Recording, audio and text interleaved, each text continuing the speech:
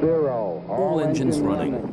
Welcome to 13 Minutes to the Moon from the BBC World Service. Liftoff.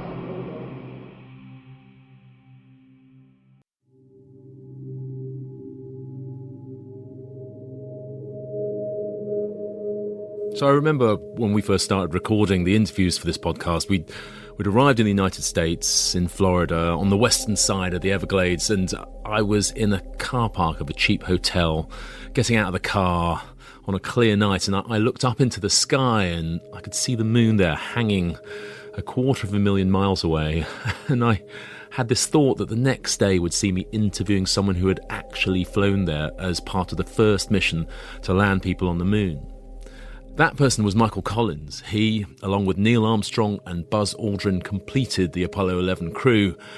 He'd been keeping watch over them in orbit around the moon as they undertook their attempt at a landing on the surface. And I was excited about meeting this 88-year-old veteran astronaut, but a little nervous too. And I spent a somewhat restless night, tossing and turning, wondering how the whole thing would go. Where are you guys coming from? London, England. So I arrived 2 days ago. Andrew arrived yesterday. But when we got to his house, he had plenty to say. I never needed to worry about that. And he was particularly clear about who and what he believed Project Apollo had been for. The subject of nationalism comes up frequently today, and it is sometimes applied to the Apolloprogram. I think that is way wrong.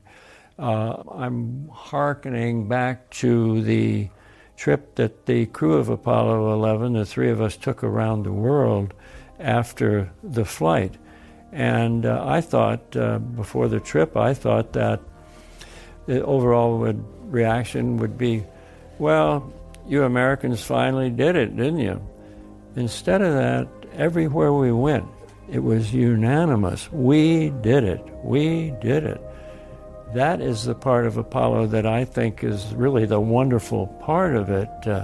No matter where your country, no matter what your religion, people everywhere, the reception we got was unanimous. We, humanity, we human beings, we did this wonderful thing.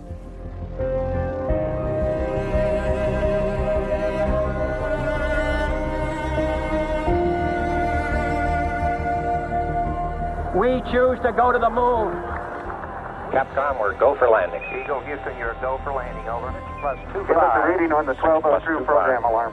Hold to that 18 foot, we're going to make it a thing. Roger. Low level. 60. 60 seconds.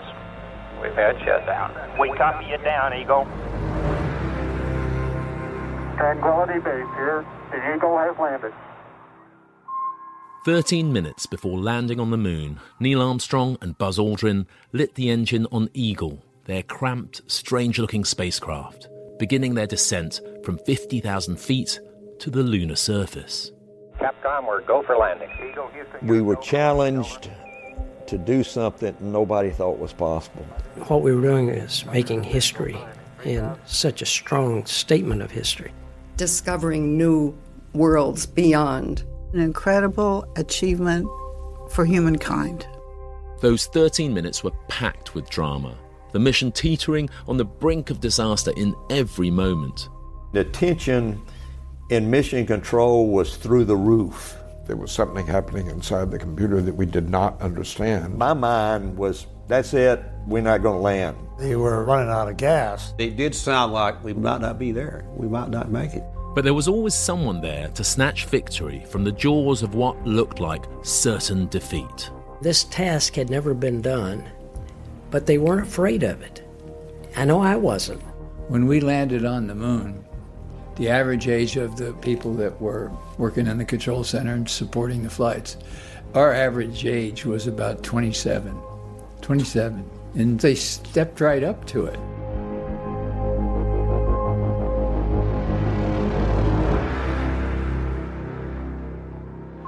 This podcast, in 12 episodes, is the story of how they stepped up and ensured that the final 13 minutes of Apollo 11's journey to the moon were a success.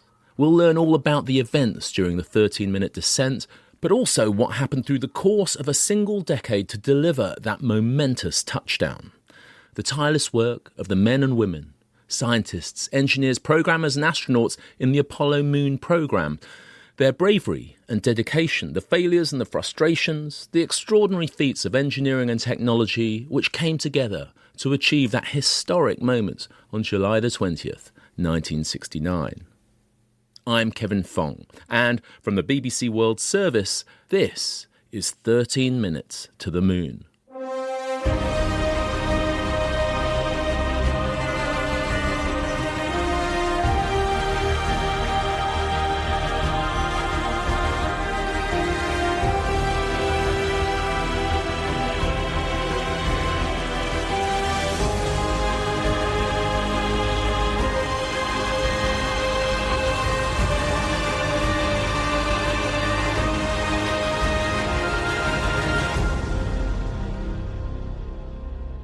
Episode 1. We choose to go. The story of Apollo begins in the early 1960s. It's a young world. When you're in love, you're in a young world. So take my hand. For young Americans of that era, entertainment was a drive-in movie and a milkshake. It was a time before digital watches, let alone home computers, a strictly analogue world where jet planes were still something of a novelty. Against this backdrop, the idea that a nation might set itself on a course to land people on the moon must have seemed like pure fantasy. But the young, visionary US President, John F. Kennedy, had committed the United States to this goal, choosing Rice University campus in Houston, Texas, to make one of the most memorable addresses of the 20th century.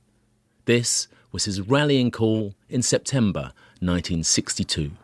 We choose to go to the moon. We choose to go to the moon. We choose to go to the moon in this decade and do the other things, not because they are easy, but because they are hard. Because that goal will serve to organize and measure the best of our energies and skills. Because that challenge is one that we're willing to accept, one we are unwilling to postpone, and one we intend to win, and the others too. They chose to go to the moon, the most ambitious feat of exploration in the history of our species, and remarkably, they got there within the decade, just as President John F. Kennedy had promised. This podcast is about how that incredible achievement was accomplished. Apollo 11 landed on the moon before I was born, but I grew up in the 1970s surrounded by stories of this amazing adventure, and to my parents it was an idea big enough for us to talk about around the dinner table. And so, like so many others, the Apollo stories set me on course for a life in science and my own adventures.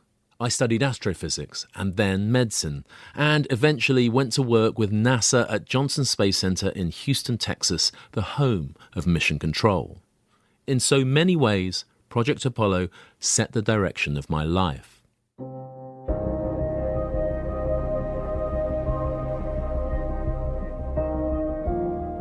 In this episode, I'm going to explore why JFK challenged his country to send people to the moon before the end of the 1960s.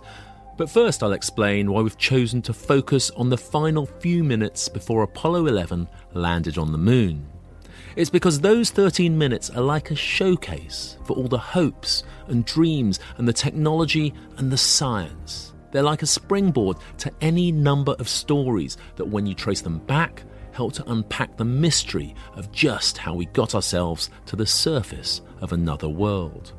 Have a listen to this, some of NASA's original recordings made during the mission. You'll hear the voices of the astronauts and the people in mission control. The drama of the 13 minutes is about to begin. 25. Eagle Houston, your alignment is go on EAX. On my mark, 3:30 till ignition. That's the voice of one of the characters you'll come to know. Charlie Duke, sitting in mission control, radioing Neil Armstrong and Buzz Aldrin, reassuring them that they're okay to proceed. At this point in the mission, the crew of Apollo 11 had been in space for just over 4 days. 2 hours earlier, their spacecraft had divided into 2 separate modules. One, with Michael Collins on board, remained in orbit, while the other, the landing craft, was crewed by Armstrong and Aldrin. In the clip you're about to hear, the mission control team is preparing for the most critical and dangerous stage of the mission, the final 13 minutes before landing. Flight controllers, 30 seconds to ignite. And now, the moment of truth. The 13 minutes begin. 50,000 feet above the moon, Armstrong and Aldrin ignite their engine. That slows Eagle, their spacecraft, down, allowing the moon's gravity to capture it, marking the start of their descent. Hi, son. Yes, sir. Eagle's engine is now armed and ready to fire. The voices you can hear belong to Aldrin and the mission control team. 0. Mission 10%. The engine is now firing at 10% of its maximum thrust. CCP. Raj, 10%. But almost immediately, things start to go wrong. There are serious problems communicating with mission control. Spacecraft communications are absolutely lousy. We can't communicate to them, they can't communicate to us. And almost as soon as they get over that problem, Armstrong spots another. Okay, we went by the 3-minute point early. Looking down at the lunar surface, still far below, Armstrong sees that the flight is not going to plan. They're travelling faster than expected, and they're going to overshoot their target landing site. And back in Houston, the flight controllers, responsible for orchestrating the mission, are getting nervous. Stephen Bales is monitoring the guidance system for the lander, and he realises that something isn't right. I am in big trouble because that vehicle is going toward the moon faster than it should be, and it doesn't know it. The turn on the 20 foot per second residual is probably due to down track air. If it grows by another 15 feet per second, I got to abort. Here's some 26-year-old kid sitting here at a console who could stop the lunar mission. Then, about 5 minutes into the descent, with 30,000 feet to go, the crew and mission control have another problem. This one with the unique computer controlling the flight, with alarm after alarm flashing up in the cabin. 1202. Stand by. We get this thing, 1202. 1202. I was totally in shock. That was the shocker for me. That only comes when it's really serious. There was something happening inside the computer that we did not understand. And for the first time, there is tension in the voice of the usually unshakable Neil Armstrong. Give us a reading on the 1202 program alarm. My mind was, that's it, we're not going to land. Let's pause it there, with 30,000 feet to go and a lot more drama still to come. But by the end of episode 10, we'll have examined the entire final descent to the moment of touchdown. And by then, you'll have got to know the people whose voices you heard in that sequence, along with many more whose efforts made Project Apollo and the first landing on the moon possible. But to understand how the story ends, we have to go further back in time to the very beginning, to the events that gave birth to the space race and the shadow of war.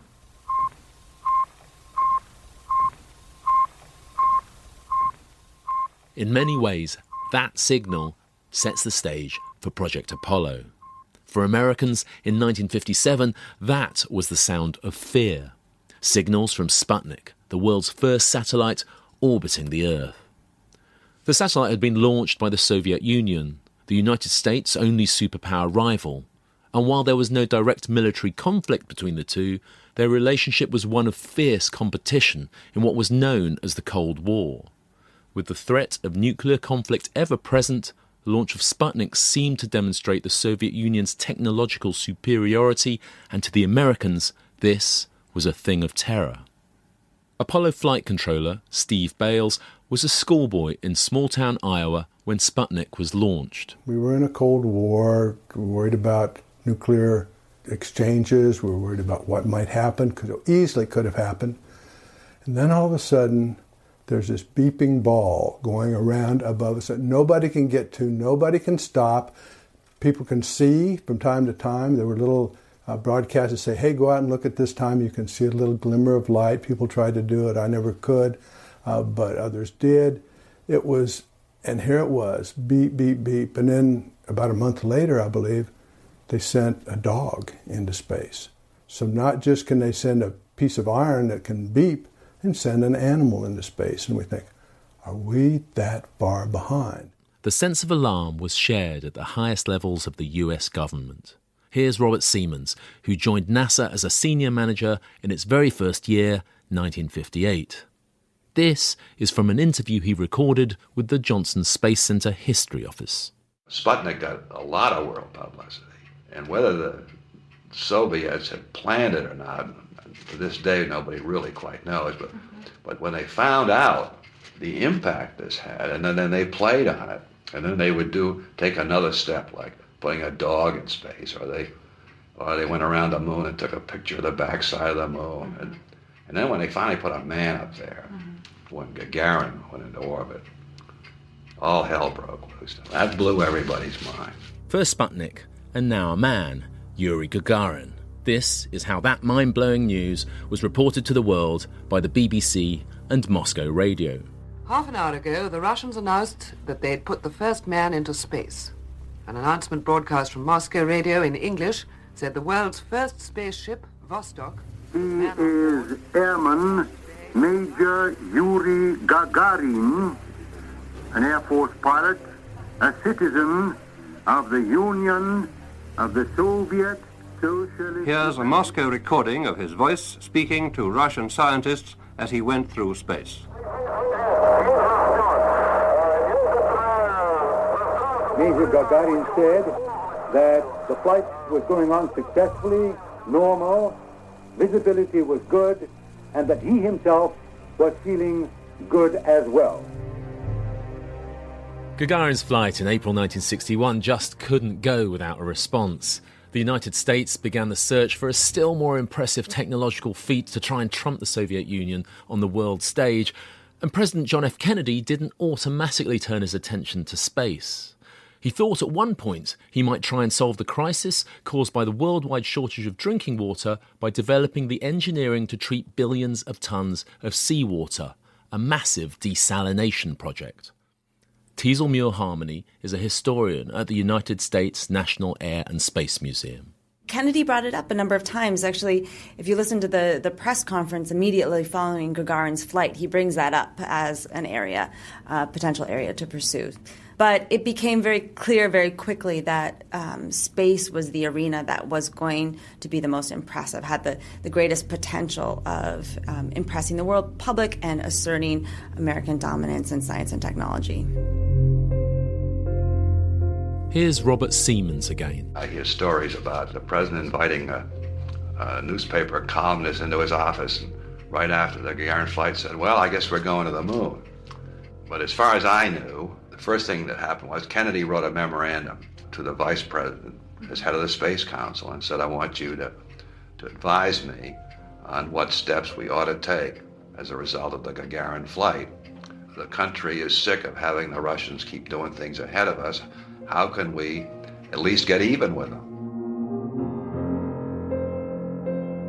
Casting around for advice, Vice President Lyndon Johnson turns to one of NASA's rocket pioneers, a German-born engineer captured at the end of World War II, the hugely influential but controversial figure of Wernher von Braun, about whom we'll hear more later. Von Braun replies to the Vice President with this decisive memo. We have a sporting chance of sending a three-man crew around the moon ahead of the Soviets by 1965 or 1966. However, the Soviets could conduct a round-the-moon voyage earlier if they are ready to waive certain emergency safety features and limit the voyage to one man. We have an excellent chance of beating the Soviets to the first landing of a crew on the moon. The reason is that the performance jump by a factor of 10 over their present rockets is necessary to accomplish this feat. While today we do not have that rocket, it is unlikely that the Soviets have it. Therefore, we would not have to enter the race toward this obvious next goal in space against hopeless odds favoring the Soviets.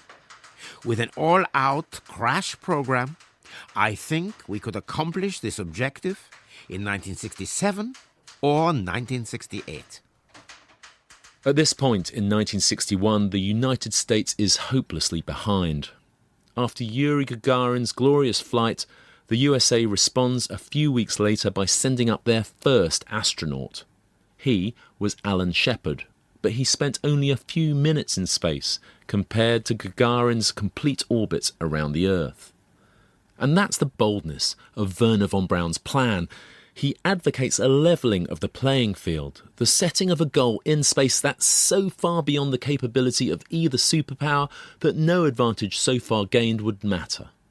And so in May of that year, JFK goes to Congress to set his nation on course for the moon.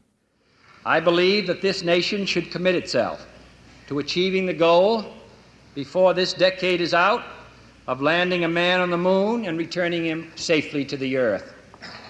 No single space project in this period will be more impressive to mankind or more important for the long-range exploration of space, and none will be so difficult or expensive to accomplish. It would certainly be expensive.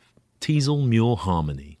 The risk of national investment, when you think at the time $25 billion, which today is just a little less than $200 billion. $200 billion in adjusted money today. That's what Apollo cost. Roughly, yeah, roughly. A little less than $200 billion. And then, over 4% of the federal budget by the mid-1960s. Hundreds of thousands of people working on this program. It was a mass mobilization of effort and resources, to an extent that it was many times the expense of the Panama Canal or the Manhattan Project. I mean, you can compare it to so many things. Largest civilian technological program in U.S. history. That level of risk, it's fascinating. And to me, it tells you a lot about U.S. grand strategy and priorities in this moment in history where soft power was seen as critical to national security and global leadership. With his speech, JFK carries along a bunch of well-informed people, like Apollo 11 crew member Michael Collins, who, back in 1961, is a test pilot for the US Air Force. He had made our task as simple as possible. It was a very difficult task, but nonetheless, he had pinpointed it by saying, what you're going to do is land a man on the moon by the end of the decade and return him safely to Earth. That narrowed down our focus and gave us an impetus. As complicated as the preparations were, he reduced them to what and when without any doubt, and he allowed us to be very efficient in our pursuit of the moon. Another cheering Kennedy's goal was Margaret Hamilton. She was soon to become a leading programmer for the Apollo spacecraft's onboard computers. Most of us were fans of Kennedy. We all thought he was great. And if it has to do with exploring, discovering, how could we not?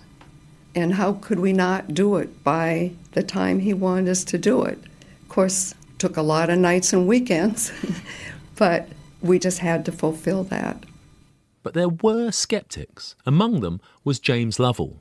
In 1961, he was a Navy pilot, but 7 years later, he'd be an astronaut on the first mission to fly to and then orbit the moon. I do remember President Kennedy making that famous announcement.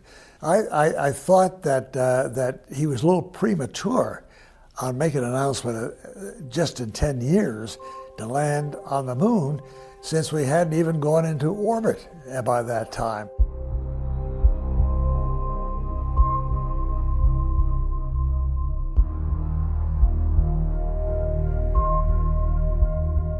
James Lovell's doubts were well founded. Amazingly, in June 1961, nobody had any firm idea how they might get to the moon. And even into 1962, NASA's space engineers and managers were still arguing about the different options. one of the chief scientists working on America's Project Apollo in the race with Russia for the moon, is Mr. George Low. A BBC TV news programme in 1962. Well, there are several ways of accomplishing this task. There were 3 options for getting to the moon, and the only thing they all had in common was they were all bad. These we've called the direct method, the Earth orbital rendezvous, and the lunar orbit rendezvous.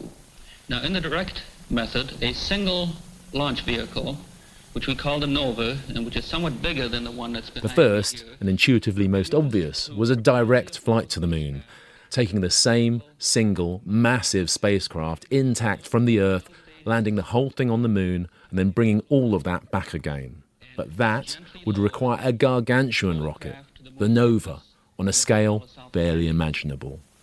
Then additional propulsion stages would be used for the takeoff from the moon and the return to Earth.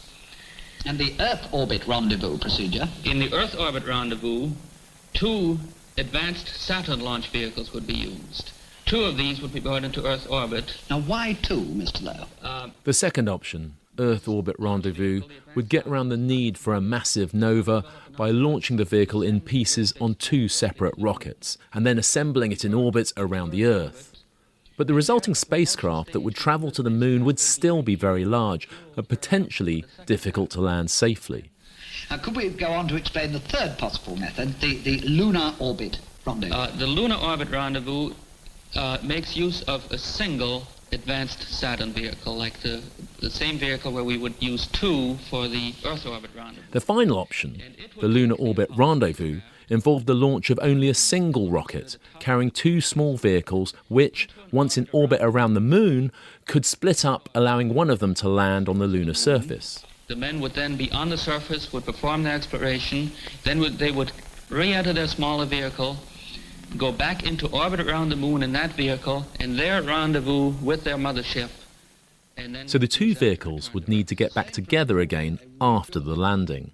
To do that, they'd have to fly together in formation around the moon and then dock before returning to Earth, performing the equivalent of an aerobatic display in space, hundreds of thousands of miles from Earth, with nowhere to go and no one to help them should something go wrong. At first, this method seemed by far the most outlandish of the 3 and had almost no supporters.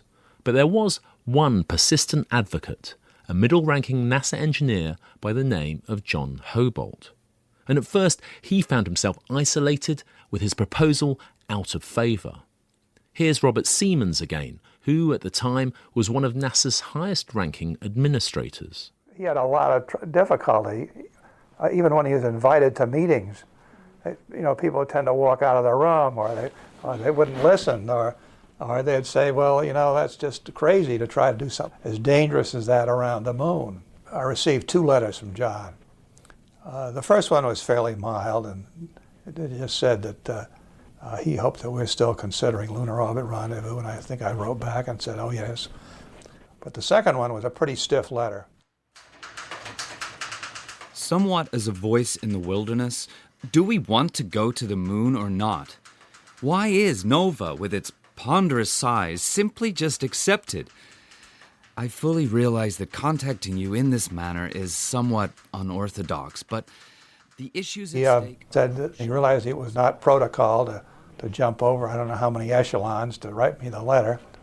But he said, then he went on to say it was just stupid for everybody to be considering these great, big, giant things like Nova, when by a much simpler process, namely lunar orbit rendezvous, you could much more easily and much more cheaply and much more quickly go to the moon. I first read it, my hackles went up. I thought, what?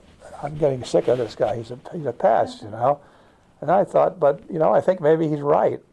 In the months that followed, the whole organisation came round to Hobolt's way of thinking. And by June 1962, NASA was finally convinced that lunar orbit rendezvous was the only way that NASA would get to the moon before the decade was out. We choose to go to the moon. We choose to go to the moon. We choose to go to the moon in this decade and do the other things, not because they are easy, but because they are hard. Because that goal... But it had taken more than 12 months to make that vital decision, eating well into Kennedy's already challenging timeline. And the hard decisions were only just beginning. Having decided how they would get to the moon, they now had to decide what it was that might get them there. And for that, the Americans had to rely upon World War II rocket science and technology derived from the darkest days of the 20th century. The first thing I knew, the floor gave way, the roof came down. I covered my head with my hands and wondered, frankly, whether this was the end. This was the aftermath of a V-2 rocket strike on London during World War II. There was no alert and we had no warning at all. The first thing we knew was the sound of the explosion. One of the problems of this type of missile is that people do not and cannot take shelter. It must have traveled a terrific height into the atmosphere in order to come down as it did without us having any prior warning by sound of its approach. It was a terrible weapon which struck without warning, causing thousands of civilian casualties. This weapon, built by scientists and engineers of the Third Reich to assist the Nazi war effort, was designed by the man we heard from earlier, advising President Kennedy on how to win the space race, Wernher von Braun. I think that when you remember von Braun, you have to remember both sides. That is the great achievements, the success, the charisma, and his compromises with the Nazi system. That's Michael Neufeld. He's a senior curator at the National Air and Space Museum in Washington, D.C., and he's also written a biography of Wernher von Braun. There's no easy answers with him. Black, white, hero, villain, and his involvement with the Third Reich is complicated. For von Braun, rockets and space travel were childhood obsessions, which, in his adult life, he pursued blindly. Here's the man himself talking in an interview in 1959, rather casually, about his part in the V-2 rocket program. Throughout 1940 and 41, the components of the V-2 were developed and captive tests were carried out. But up to the first successful flight of the V-2, we really never had any high-level support for the V-2 program. The thought was widespread, and Hitler himself felt that way about it, that this would be impossible to build a thing like the V-2. Now, after we demonstrated that the thing did work, all of a sudden we were directed to go into mass production, for which we were not ready either. Von Braun talks about mass production almost casually there. But the circumstances of the V-2 rocket's manufacture are the darkest stain on the engineer's life and career. V-2 production was, the final assembly was in an underground plant near the town of Nordhausen in north-central Germany. And it was in a former mine and included concentration camp workers who did part of the assembly work. There was several thousand deaths, at least 10,000 at Nordhausen, connected to the V-2 production. To what extent would he have known what the conditions were of the people working there? He was very well aware of that. He was inside the tunnels. He saw many of the conditions. I mean, if he was not fully aware of how many people were dying, he certainly was aware of it, of the mistreatment of the prisoners, of the threat of sabotage, and of the fact that when workers were accused of sabotage, they were hanged. So, he had to have been quite aware of many of the conditions. In 1945, with the war coming to an end and defeat of the Nazi regime imminent, von Braun chose to flee from his rocket research facility in Peenemünde in northeast Germany. At that point, it was pretty evident that if we wanted to get out there before the Russian armies moved in, we had to move fast and try to move towards the west in the direction of where the American army was moving in. But we finally managed to move about 5,000 people and 12,000 tons of equipment out of Peenemünde. And finally we were captured by the American army practically 2 days after the hostilities had ended. We virtually surrendered. We came down from the hills and said, here we are, the war is over.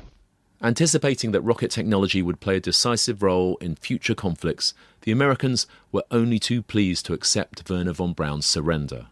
Von Braun and many engineers working under him were secretly airlifted to the United States. After World War II, the Cold War set in, and a new battle for supremacy began. Through this, von Braun once again had the chance to indulge his long-held passion for rocketry and spaceflight. During his youth and during his up to his middle age, he wanted to go to the moon himself. He wanted to lead a moon expedition. And so for him, I guess, the space race between the Soviet Union and the United States becomes a huge opportunity. What role does he play in that? Well, von Braun was, of course, important first in promoting the idea of space travel before there was a space race and before the Cold War really produced the space race. Of course, before the space race that started with Sputnik, you had a guided missile race. So the nuclear arms race was driving the development of rocket technology, and von Braun played a very important part in the development of ballistic missiles in the United States. And so when Sputnik came around, it was just an opportunity to try to make real all these ideas he'd been pushing for at least 5 years in public.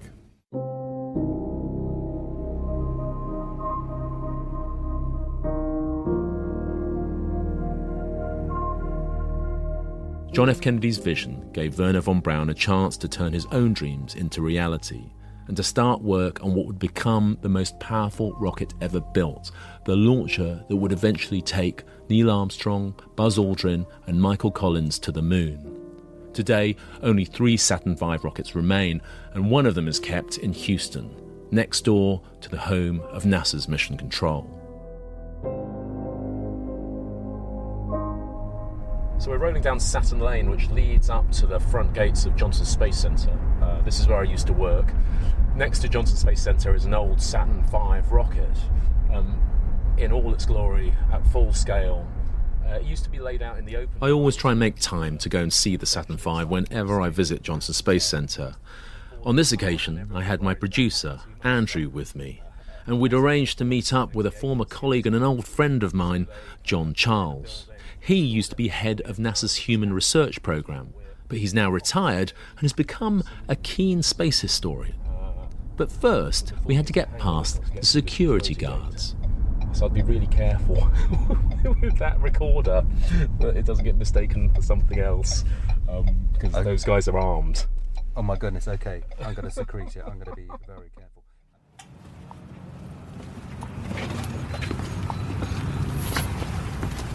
This is probably the best part of the experience, Kevin, because when you walk in from outside, you are suddenly confronted with a huge Saturn V rocket laying accessible, horizontal in front of you.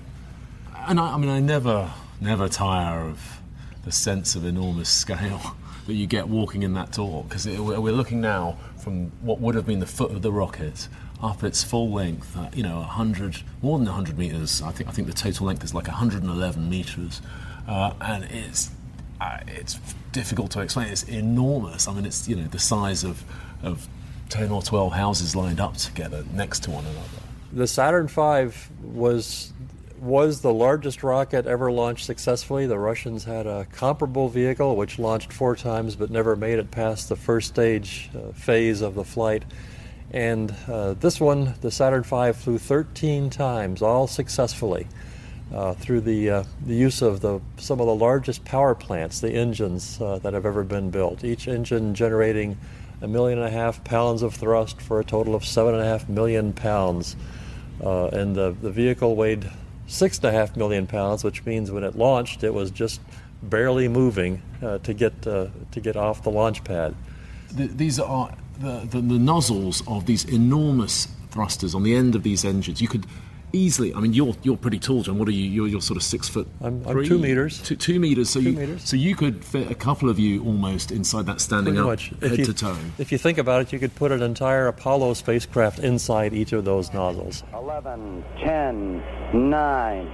Ignition. So what was the experience of a Saturn V launch for the astronauts who flew on it? 3, 2, 1. Apollo 11's Michael Collins and then Charlie Duke, who walked on the moon in 1972. 2 minutes past the hour. Liftoff on Apollo 11. If you saw one being launched from the ground, as I did one time from a vantage point of 3 miles away across a lagoon, at first it just looked like a tiny little pencil ascending in the sky, and it was no big deal.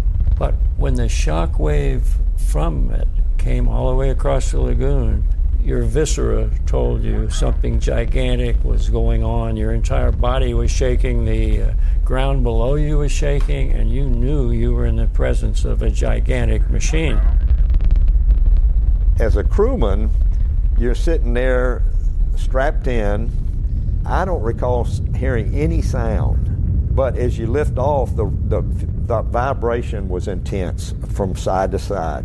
It wasn't pogo up and down, but it was a side-to-side vibration. And it would, to me, my first thought, I don't believe anybody ever told me it was supposed to shake this hard. And I'm sitting there shaking like crazy. And I said, and my thoughts are, I hope this thing holds together. When we got back, I asked the flight surgeon, I said, what was my heartbeat at liftoff? He said, you were really excited. I said, I know that. I could tell I was. He said, your heartbeat was 144. Yeah, you were psychologically or physically jogging, at 140. When Alan Shepard, America's first man in space, took off in 1961, the Mercury Redstone rocket that launched him generated a mere 78,000 pounds of thrust. By contrast, the Saturn V, which propelled the Apollo astronauts to the moon, was 100 times more powerful, delivering a staggering 7.5 million pounds of thrust. And by making this giant leap in rocket power, NASA and Wernher von Braun hoped to pull the United States ahead of their Soviet rivals. We are go. Confirmed go. Apollo 11, this is Houston. You are confirmed to go full. But to win the race to the moon, engineering, science and technology were not enough. You needed an army of people, controlling and guiding it at every instant. People who were as vital to the mission as the rocket engines themselves. Apollo 11, this is Houston. The booster is safe. In episode 2, we'll be looking at the making of Mission Control and the extraordinary team of young flight controllers barely out of college but entrusted by the astronauts and their NASA bosses to guide the spacecraft and troubleshoot their way through the perilous 13 minutes to the moon. When we landed on the moon, our average age was about 27. We didn't know what we didn't know, and we didn't know we couldn't do it, so we just did it.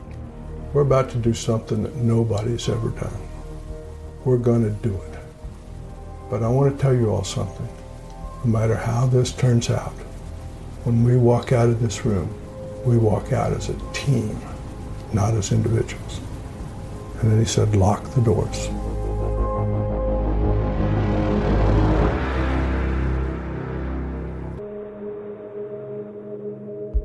"13 Minutes to the Moon" is produced by Andrew Luck Baker. Our theme music is by Hans Zimmer. Additional research and production by Sue Norton and Madeline Finley. The series editor is Rami Zabar, and the podcast editor is John Manell. Thanks to NASA and the Johnson Space Center History Office for archive material. Actor Kerry Shale read Wernher von Braun's memo, and actor Christopher Harper read the words of John Hobolt.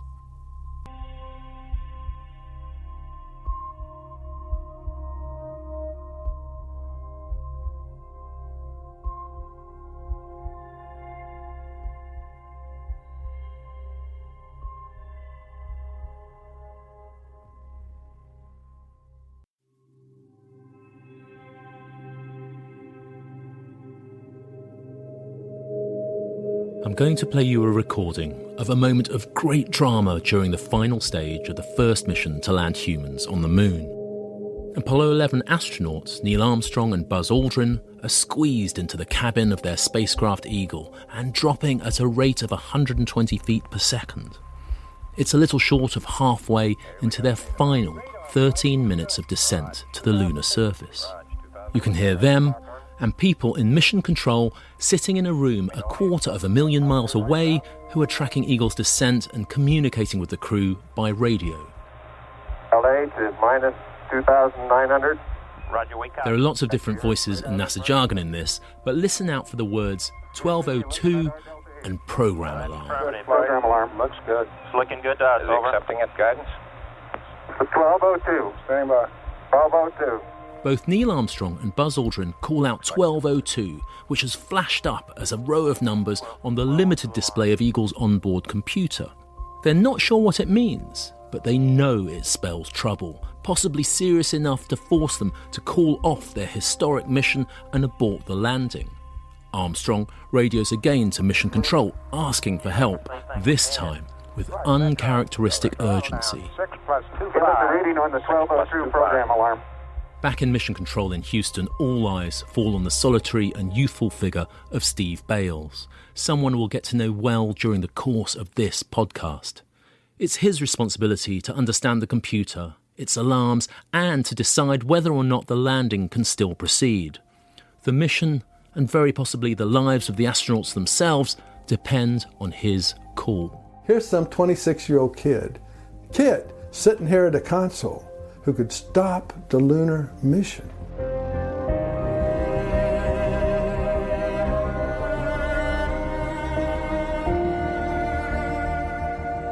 We choose to go to the moon. Capcom, we're go for landing. Eagle Houston, you're go for landing. We have radar. Give us a reading on the 1202 program alarm. Hold to that 18-foot. We're going to make it a thing. Raj. Low level. 60 seconds. We've had shutdown. We copy you down, Eagle. Tranquility Base here. The Eagle has landed. The split-second decision-making that resolved the 1202 alarm crisis is a perfect illustration of why Mission Control was essential to the success of Project Apollo, and never more so than during the final 13 minutes of descent to the moon. Over this series, we'll get to know the drama of those 13 minutes intimately, so much so that at the end we'll give you the chance to listen to NASA's audio recording of the final descent in real time without my commentary, so you can experience it the way Mission Control and the astronauts themselves would have heard it on that historic day in July 1969. That'll be episode 11. But in this episode, we're going to focus on Mission Control and the pivotal role it played in the Apollo 11 moon landing. And to do that, we need to move beyond the technology and get to know the people who underpinned it, their jobs and their personalities. We'll come to understand how a remarkable team came into being to form NASA's iconic Mission Control. Mission Control, the unsung heroes of Apollo, and that's true. When we landed on the moon, the average age of the people in the control center and supporting the flights was about 27. It was a young group in that control center. And I think it probably helped us because we didn't know what we didn't know, and we didn't know we couldn't do it. So we just did it. Mission Control saved the day on just about every Apollo mission. It's tempting to think of the Apollo spacecraft as though they were like sophisticated but conventional aircraft with a crew of gifted pilots at the controls. But the spacecraft were extraordinarily complex machines with a huge number of intricate systems: navigation, propulsion, life support and communication, to name but a few. The success of the mission and the lives of the astronauts depended on those systems, and because of that, the astronauts relied on a highly skilled team of engineers, the flight controllers, who sat at consoles in the Mission Operations Control Room in Houston, Texas. They tracked and monitored the spacecraft through every second of the mission. They passed information to the crew to keep them on course for the moon and were always ready to fix critical problems as they arose. In a sense, they were like a team of Earth-based co-pilots for the Apollo spacecraft. But who were the people in Mission Control, and what did they do to get Apollo 11 safely to the surface of the moon?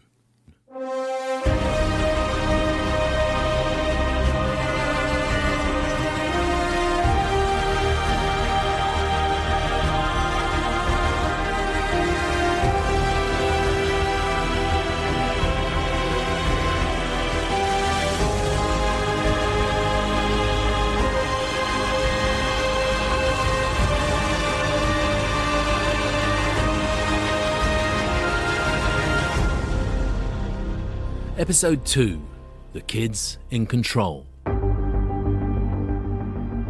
Okay, all flight controllers, gonna go for landing. Retro. Go. Fido. Go. Guidance. Go. Control. Go. Telcom. Go. GNC. Go. Ecom. Go. Surgeon. Go. Capcom, we're go for landing. Eagle Houston, you're go for landing, over.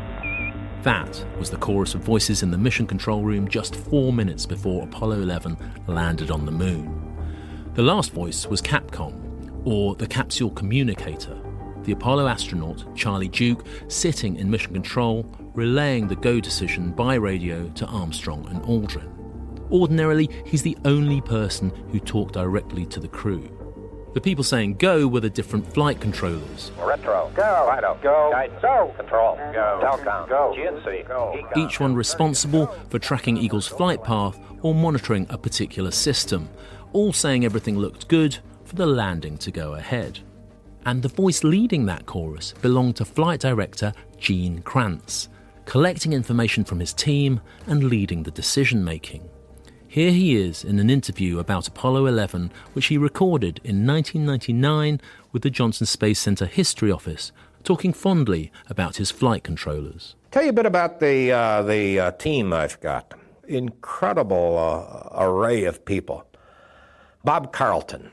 Bob is about as dry, laconic. I think he comes from Carolinas, and just a Carolina accent. This guy, if you listen to this tape of the lunar landing, Carlton, it's like he's out picking cotton. Low level. Low level. I mean, he is absolutely unperturbed. There is nothing, and yet the thing that's interesting in the tape, Carlton is counting down to seconds of fuel remaining. He's telling me when we're running out of fuel, and he's just like an everyday occurrence. 30 seconds. Down in the trench, I've got Jay Green, who's a Brooklyner, and he's got the Brooklyn accent that it almost drenches you. Flight Fido converging on Delta H. Roger. And cocky. Oh, he is so cocky, it's incredible. Flight Fido, we go, look real good. Roger, Fido. Sitting right next to him is Steve Bales. He's one of the original computer nerds. Flight guidance. Go guidance. Turn on, we have 20 foot per second residual. That is probably due to downdraft. I mean, he looks like one. He's got these big owlish type plastic rim glasses you got in there. I don't think any of them, they all look like they never needed to shave. I mean, they're baby-faced kind of people. As Gene Kranz says, one of the remarkable features of his team was their young age, and one of the youngest was Steve Bales, the computer nerd with the owl glasses. Reading about Apollo over the years, it's his story which has always caught my attention. Just 26 years old in 1969, Steve Bales was at the sharp end of one of the most critical decisions in the entire history of the moon landings. And so, when it came to making this podcast, I just had to track him down. Me and producer Andrew were heading down one of the US's busy highways in the direction of Steve Bales' home in rural New Jersey. We were running late, and so I gave him a call. Oh, hello, Steve. It's Kevin Fong from BBC. Just letting you know where we've got to. I think it looks, according to the sat nav, it looks like we're about 45 minutes away. So I'm sorry we're a bit late. Okay, cool. Well, I look forward to seeing you, and in about 45 minutes, I reckon. Cheers, Steve. Bye-bye. How did he sound? Yeah, good. Be careful, guys. Steve left NASA's Johnson Space Center, the home of Mission Control, 23 years ago, just a year before I started work there myself. Now 76, he runs a small business which has nothing to do with space, with his wife Sandra in the wooded countryside not far from Philadelphia. I hope we've got the right house. Oh, I hope so. Hello. Steve. Come in. Kevin Fong. Nice to meet you. Come in, Kevin. Hi. I'm sorry we're a bit late. Don't worry, we feel bad for you guys. Come on in. Hi. Steve, hi. Andrew. Steve's move away from his former life in Texas and the hustle and bustle of Houston was, in a way, a return to his origins. We began the interview talking about his early life and the 1950s television show that set him on course for a career in the Apollo moon program. I grew up in a small town in Iowa, 500 people. And the first thing I remember about space was when I was in high school, Walt Disney developed a 1-hour special about how we might be able to go to the moon. It was a cartoon, it's a blend of cartoon and actual people talking. That was fascinating. So I wanted to go be a space engineer. That led Steve to university to study engineering, and just before graduation in 1964, he seized an opportunity that would take him from Iowa to the heart of NASA's human space exploration activities. This was 3 years after the United States had put its first man into space, Alan Shepard, and NASA was now gearing up for more ambitious space flights. I was given an offer to go work in Houston as an intern. And they were just getting started with the Manned Spacecraft Center, just building the mission control, just building the buildings. And people were just moving in there. And my job, believe it or not, was to learn enough about the new Mission Control Center to give tours. Now, not to the big shots. They were going to let some little intern, and nor they should they have. But if you were a visitor and you were allowed to go on a tour, you had someone like me give the tour. So I had to go around and learn about what all these people were doing. I didn't know anything about what mission control was. I knew who the people were. I didn't know anything about it. And so I was given authority to go when they had a chance to break free for a couple minutes and talk to people. Like Glenn Lunny, who later became a flight director, later became my boss, hired me. I talked to Gene Kranz. I talked to people that were going to run the program in the first few missions, in the Gemini and then the first few Apollo missions. And once I did that, there wasn't any place else I wanted to go. Steve started work at Mission Control just as NASA began to launch missions in its Gemini space program. 3, 2, 1. Stand by. Liftoff 140359er. Liftoff 140359er. Gemini was essential preparation for the Apollo moon program. Looks good. These missions took astronauts into orbit around the Earth so they could learn how to fly spacecraft in formation, get them to rendezvous and dock. These were maneuvers that had to be mastered if Apollo was going to succeed. As for Steve Bales, he'd work his way up from a junior technical job in the back rooms to earn a place as a Gemini flight controller 2 years later at the age of 23. Steve's story wasn't unusual. NASA was under enormous pressure at the time. As we heard in episode 1, in 1961, President John F. Kennedy had gone to the US Congress and set his country the grand challenge of landing people on the moon by the end of that same decade. I believe that this nation should commit itself to achieving the goal, before this decade is out, of landing a man on the moon and returning him safely to the Earth. No single space. By 1964, the clock was ticking, and NASA needed a lot of people fast to work on spacecraft design, to plan missions, and to operate as flight controllers. So the space agency found people with technical backgrounds in engineering and physics. They hired quickly and then tested them out on the job. As Gene Kranz recalled, there was no other way to do it. Virtually everybody that we had was hired on a paper basis. There were never any interviews conducted. You just fired in your applications. They'd look at it and say, oh yeah, this people fit here. And they would just bring you on board. And well, it was like, you'll go to training and you'll go to operations and you're going to go to engineering. And it was that kind of a sequence. A prime example of that rapid recruitment style was flight controller John Aaron.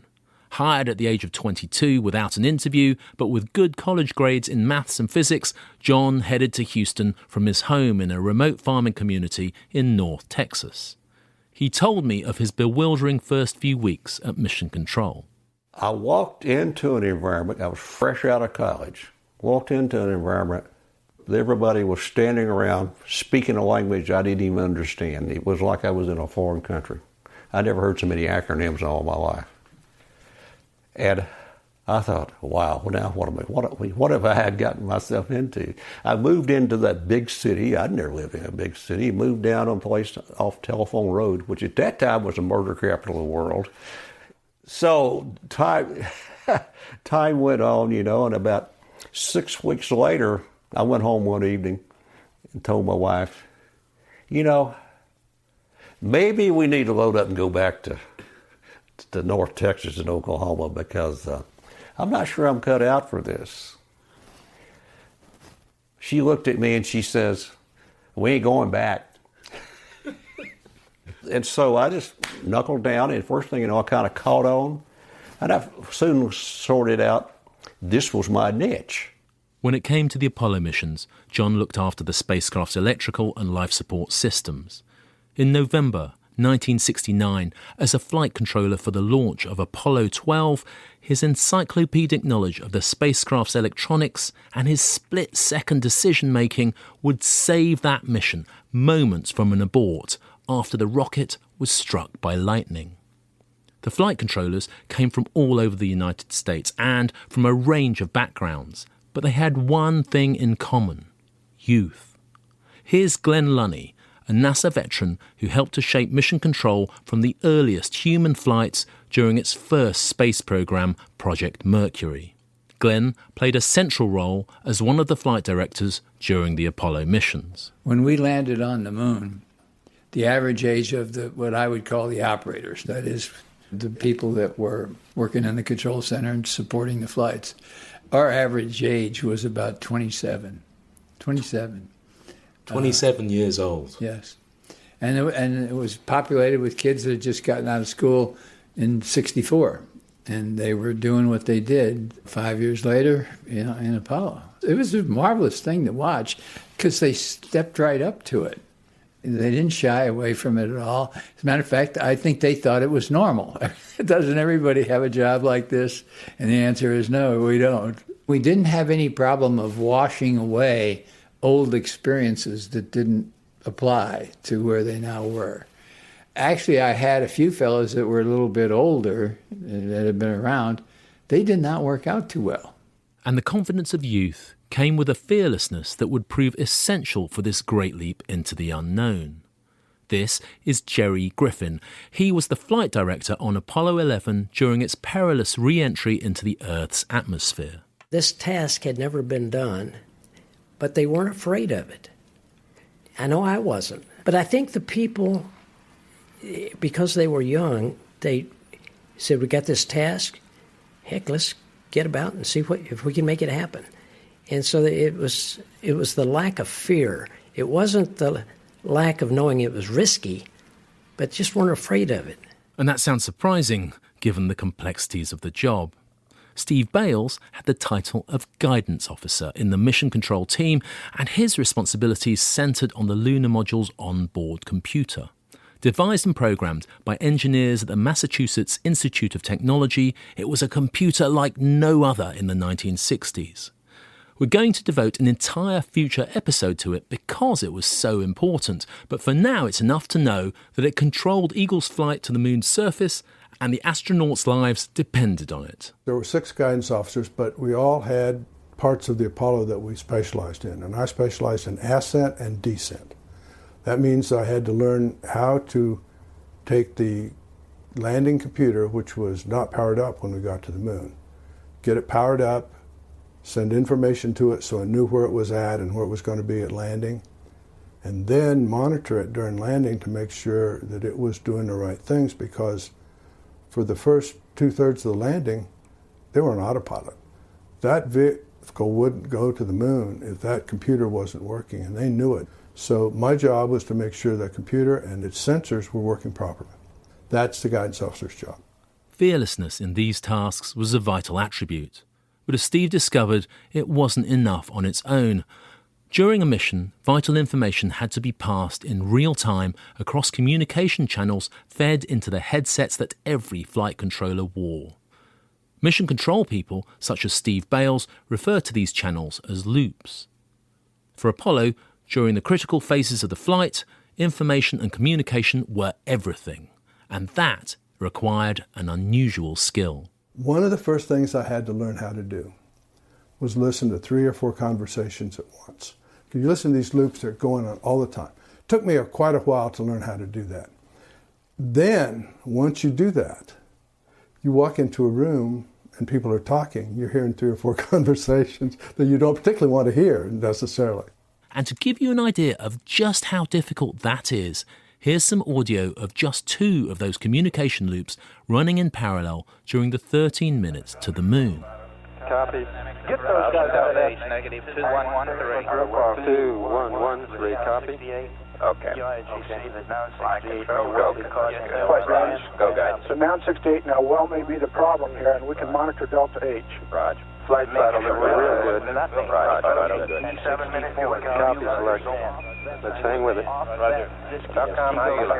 Look good, Raj. So we may tend to lose as we drive. And you could track all of those conversations at the same time. You could at least get the sense of what's going on. And if something was really important in a control center, you've got to know. You hear a few key words. Communications were so important. The words, how you said them, who said them, and you said certain words that caught your attention, and that means I'm going to go over to that loop and talk. But that was one where it was total shock. That was one of the biggest culture shocks I had, is how to do that. Here's more of Mission Control's recording during the 13 minutes to the moon. It starts with an exchange between Steve Bales, who's called guidance, and the flight director Gene Kranz, who the flight controllers refer to as flight. At this point, Steve notices that Eagle is travelling faster than expected across the moon's surface. Flight guidance. Go, guys. Turn on, we had 20 foot per second residual. That is probably due to downtrack error. Raj, about 20 foot residual due to downtrack error. I think, and it was in radio. We have data flight. Flight Fighter GTC, go. Once you get into a dynamic phase, like the landing, it's just full bore talk, because you've got seconds to make up your mind. You've got certain critical events that have to be monitored and either passed or not passed. You're talking fast, you're thinking fast, you either go or you're no-go. Flight Fighter, we have negative misspin. Raj, negative misspin. The lives of the astronauts, Neil Armstrong and Buzz Aldrin, depended on the flight controllers' fast thinking as they rapidly processed the information coming from the spacecraft systems. And as they gathered all that data, the flight controllers and the flight directors, like Jerry Griffin, had to be prepared to make decisions fast. Mission Control attracted people that kind of like to be put in a I've got to make the decision mode. Nobody, I can't turn to anybody else. I've taken all my inputs, now I've got to make a decision. So many people fumble with it. Well, I could do this or I could do that. Well, yeah, but in the meantime, you got to make it now. You got to make a decision. And I thrived on it. Fast decision-making, accurate communication, and readiness for any number of emergency situations during the final descent to the moon were tested to their limit in simulation exercises. For Apollo 11, these intense practice runs began 3 months ahead of the landing. Neil Armstrong and Buzz Aldrin would be in a lunar module simulator, while the flight director and controllers in the Mission Operations Control Room were tracking their virtual progress towards the lunar surface. Here's Gene Kranz. The training process, you have a team, a training team, led by an individual we call simulation supervisor.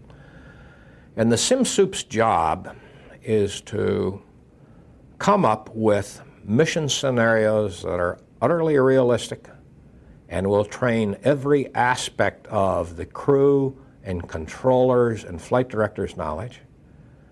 It'll test every aspect of the procedures and planning that we have put together. It'll test our ability to innovate strategies when things start to go bad. And training was now, and Apollo was about as real. I mean, you would get the sweaty palms, you would have when the pressure was on in a training episode, it no longer was training, it was real. And the same emotions, the same feelings, the same energies, the same adrenaline would flow. Apollo flight controller John Aaron remembers how grueling the simulations could be. Oh, in a day's work, we would exercise this 10 or 12 times a day. Run it, debrief it, turn it around, run another one, debrief it. You walk out of that room at the end of the day, you are drained. I used to tell people, you know, if you can survive the simulations, the mission is a piece of cake, because you're not usually working 20 problems at once, maybe one. Simulation exercises and real missions filtered out engineers who weren't suited to the intense pressures of operating on the front line in mission control. John Aaron and Jerry Griffin say those who survived formed close bonds. The team was a very, very tight team. And over time, it was molded into that team because the people who didn't feel comfortable in operations were purged out. I mean, there was a lot of turnover. So the team that was left had worked together. It was like a military unit. In some respects, it reminded me of a fighter squadron that I had been in because, we were all kind of thrown into the same risk bucket. We knew each other well. We trusted each other because you had to. Our kids knew each other. Our wives knew each other. It was very similar to that feel when people do risky things. Throughout Project Apollo, there was risk to human life, and indeed, lives were lost. In Episode 4, I'll be examining the spacecraft fire which killed the crew of Apollo 1 in 1967. But there were other costs too. Dedication to meeting President Kennedy's incredibly ambitious goal of landing on the moon before the end of the decade meant that many sacrificed their family lives. Apollo flight controller Jerry Bostick told me about the personal cost to him and many of his colleagues. A lot of divorces happened as a result of Apollo. Astronauts, flight controllers, we just didn't spend enough time with our families. My daughter was 3 years old, I guess, when we did Apollo 8. And she recently saw a documentary about Apollo 8, and she said, "Oh, now I understand why you weren't at home that Christmas." And we weren't at home a lot, and that was bad. And a lot of our wives, mine included, just said, "I'm tired of being Mrs. So-and-so, I'm a real person by myself, and I'll see you later." And that's tragic, but it happened too frequently. A lot of the astronauts and a lot of the flight controllers.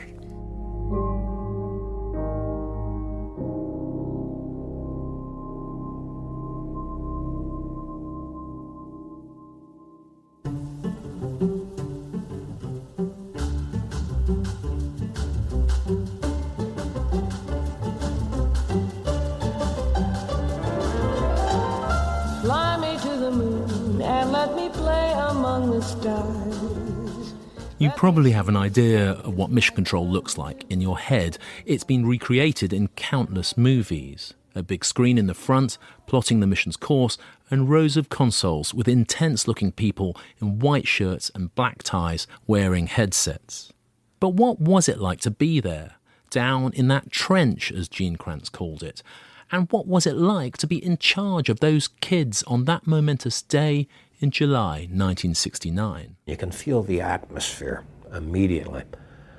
This room is bathed in this blue light from this blue-gray light that you get from the screen. So it's sort of almost like you see in the movies kind of thing. And then the rest of the room atmosphere is it's the smell of the room. And it's you can tell people been in there for a long period of time. There's enough stale pizza hanging around and stale sandwiches. Waste baskets are full. You can smell the coffee that's been burnt into the hot plate in there. But you also get this feeling that this is a place something's going to happen at. Gene Kranz is one of Apollo's best-known and best-remembered flight directors. Amongst the flight controllers, there was no shortage of talent and commitment, but somebody had to be able to pull all of that together in the moment and bring it to bear. Being a flight director is about fast-paced leadership and the ability to inspire a unique team to follow you. Gene Kranz had all these qualities and more. His former colleagues, Jerry Bostick and Jerry Griffin, have these memories of him. Well, Gene was an ex-Marine, or a Marine. He would say there's no such thing as an ex-Marine. You're always a Marine. He was always a pumped-up guy. He hardly ever sat down. He paced the floor, chain smoking cigarettes. He was that intense, We playfully called him the Prussian general. But Gene was a very, very serious, hard-working disciplinarian, and he was good. Could be pretty tough, and that was okay. We needed that sometimes. The whole system needed that toughness. And he was the right guy probably to do the landing, the first landing. He's a one-of-a-kind guy. Flight directors were a breed apart, with their own unique skill set, the need to somehow see the big picture amongst the torrent of technical detail. This is how Steve Bales saw the role of the flight director. No one person understands all the things you're going to get into. You have the flight director who's sort of like a conductor. He knows all the instruments, maybe could play one or two better maybe than some of the people in the orchestra. He can't play them all. And he doesn't know some of the subtleties. So you have a flight director and he knows all the systems to some degree. But more importantly, he knows the people under him to a better degree, I think, than the systems. You make a slight intonation. All this noise sounds like garble on those loops. You make a slight intonation differently than you normally did, and Gene or Glenn or Jerry Griffin would know instantly. With me, I was shouting almost. If one of the other controllers, like Don Putty or Jay Green, would have talked the way I talked, Gene would come out of his chair and said, "What's wrong?" With me, he knew I was going to almost scream in that loop. It didn't bother him. So, knowing Steve Bales had a tendency to scream, listen out for him in this clip. 4 minutes after the engine started firing to break Eagle's speed, Gene Kranz asks each of his flight controllers in turn if all looks good or go to continue with the descent to the lunar surface. Okay, retro, go. Fido, go. Guide, go. That's Steve Bales. And now listen closely for Gene Kranz almost giggling as he continues with the other flight controllers. Control, go. Telcom, go. GNC, go. Econ, go. Surgeon, go. Capcom, we're go to continue PDI. It was all about the people, and in mission control there was strength in depth. From the leadership of the flight director to an array of flight controllers, and beyond them to a large number of technical experts hidden away, out of sight, in back rooms, but always on communication loops, ready to provide help and detailed advice.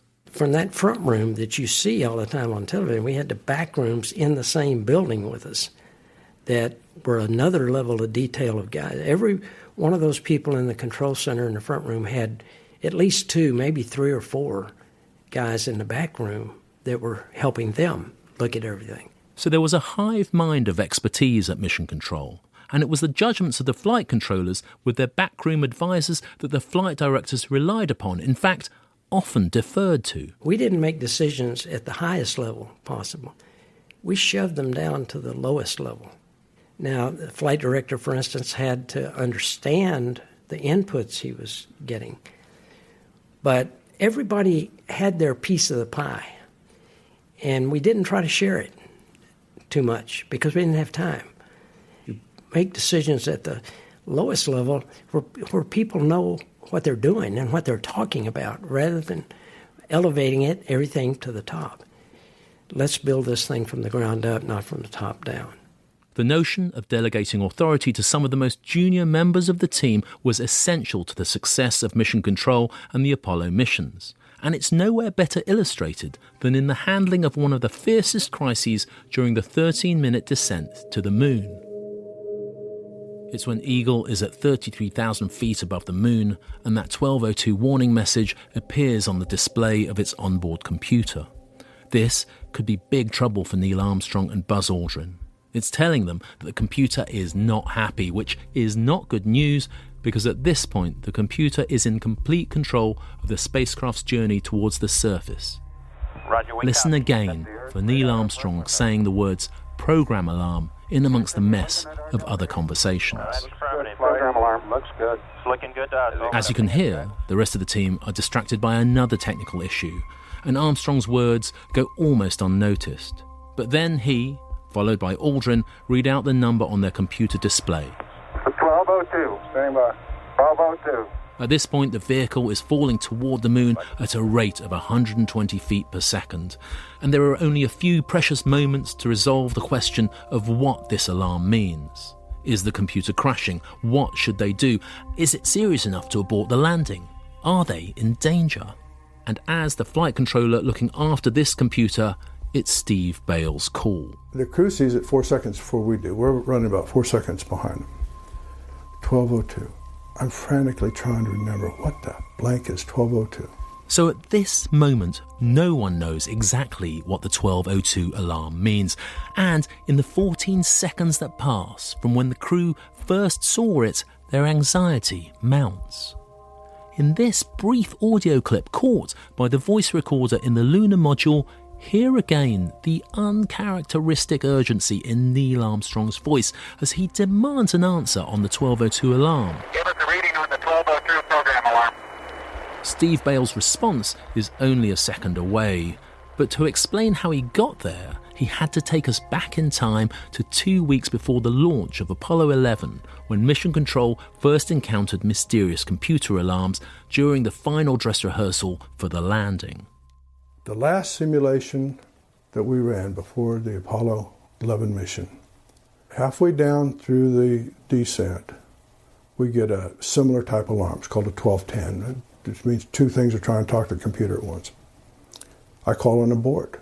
Steve called an abort because he'd never come across this or any other computer alarm before. At the debriefing we have after every simulation, we got in a big argument with the simulation supervisor. Said, I don't think you should have called that abort. I said, well, you're not right. We get in a big argument about it. Gene comes up to me and says, Steve, I want you to have a new mission rule set that covers unexpected alarms. A mission rule is like a tablet of stone for the flight controllers, telling them that if this particular thing should happen, then they must do this in response. As Gene Kranz explained, they needed to set out how they should react if any of these alarms appeared during the actual mission. We had never seen these before in training. We had never studied these before in training. I gave an action to Steve Bales to come up with a set of rules. Now we're literally about 2 weeks from launch, a set of rules. We've had our final training run.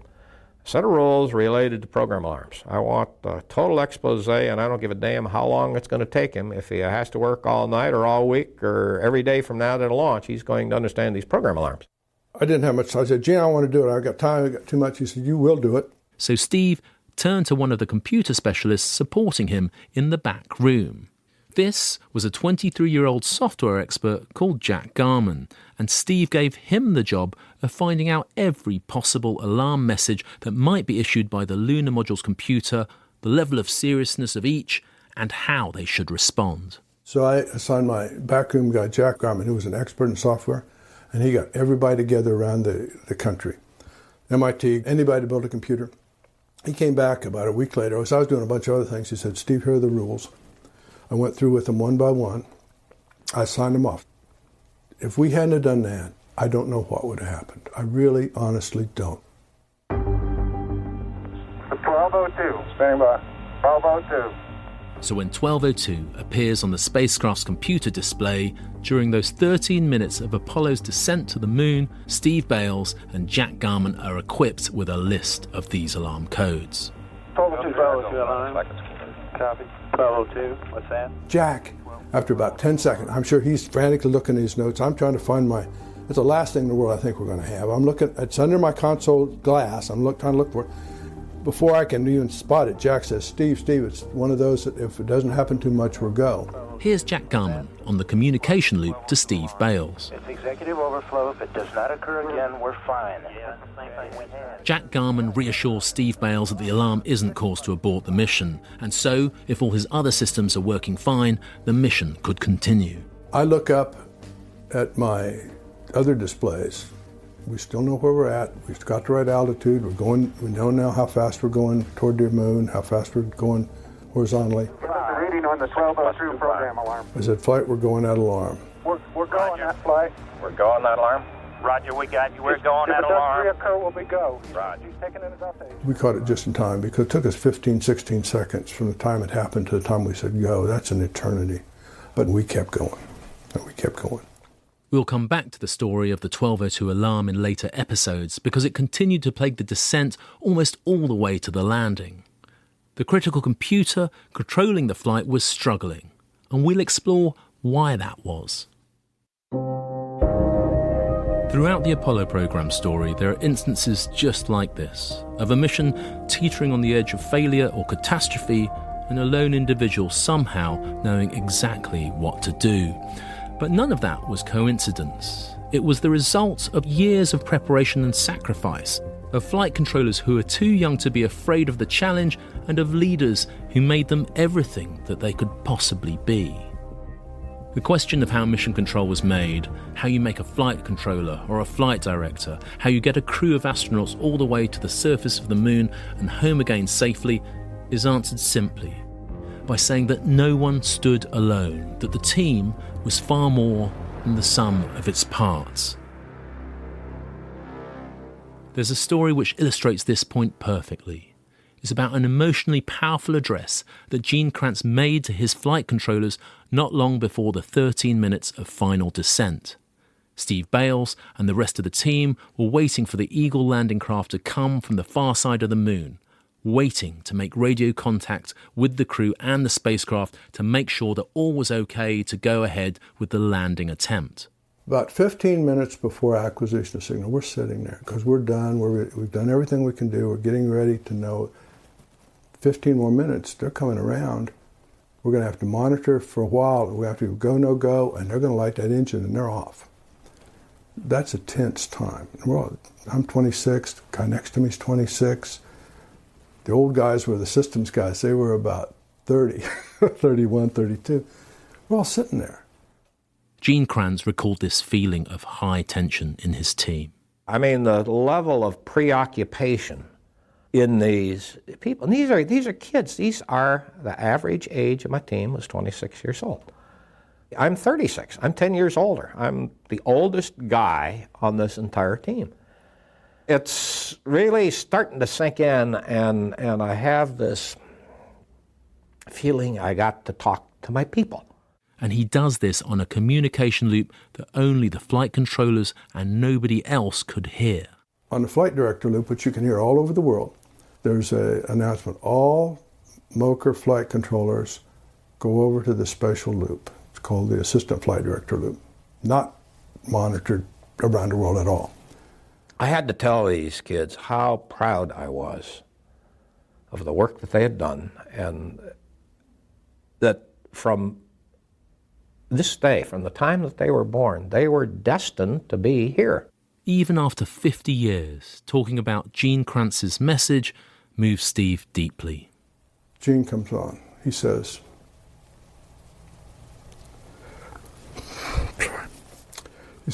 look, we're about to do something that nobody's ever done. We've trained for this all your life. We're going to do it. But I want to tell you all something. No matter how this turns out, when we walk out of this room, we walk out as a team, not as individuals. And then he said, lock the doors. And we were going to be in there until we either landed, or we aborted, or we crashed. You can't imagine what that meant. I can't even say it now.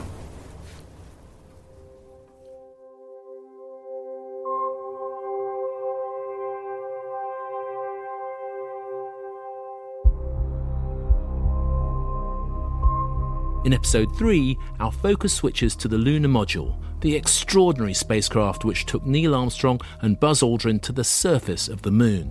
It is crazy looking. It's the weirdest looking thing that people would fly in. And it did this amazing thing. We meet an astronaut who flew it to the moon. Basically flew like a helicopter with a rocket engine instead of a rotor blade. But your first impression was, man, how did this thing ever come about? And an engineer who worried it might not be ready for the Apollo 11 mission. We had a lot of doubts about it. We were always behind. I mean, we had a schedule that says we were going to land at somewhere around July '69. But I think we're wondering if we're ever going to be able to complete it on time.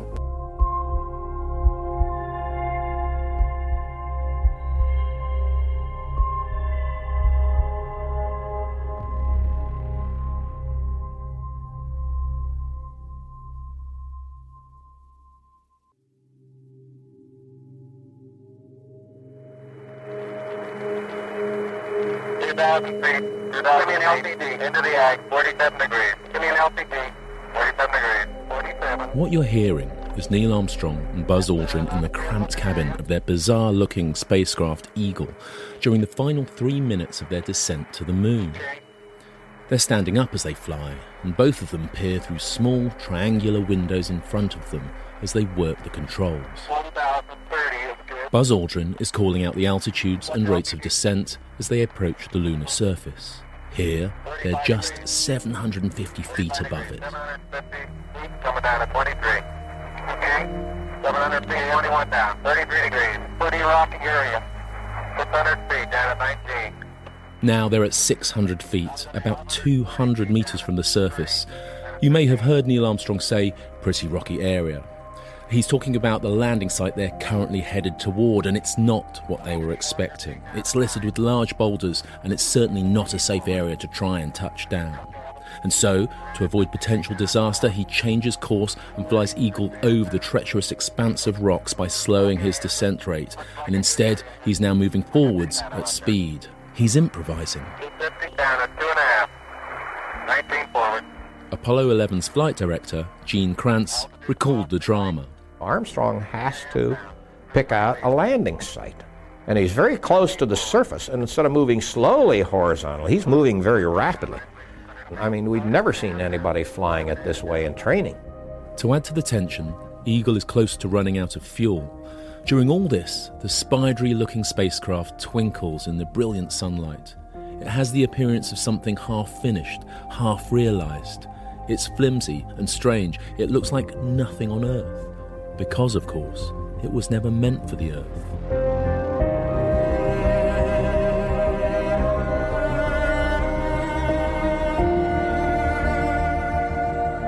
We choose to go to the moon. Capcom, we're go for landing. Eagle, Houston, you're go for landing, over. Give us a reading on the 1202 program alarm. Hold to that 18 foot, we're going to make it a thing. Roger. Low level. 60 seconds. We've had shutdown. We copy you down, Eagle. Tranquility Base here. The Eagle has landed.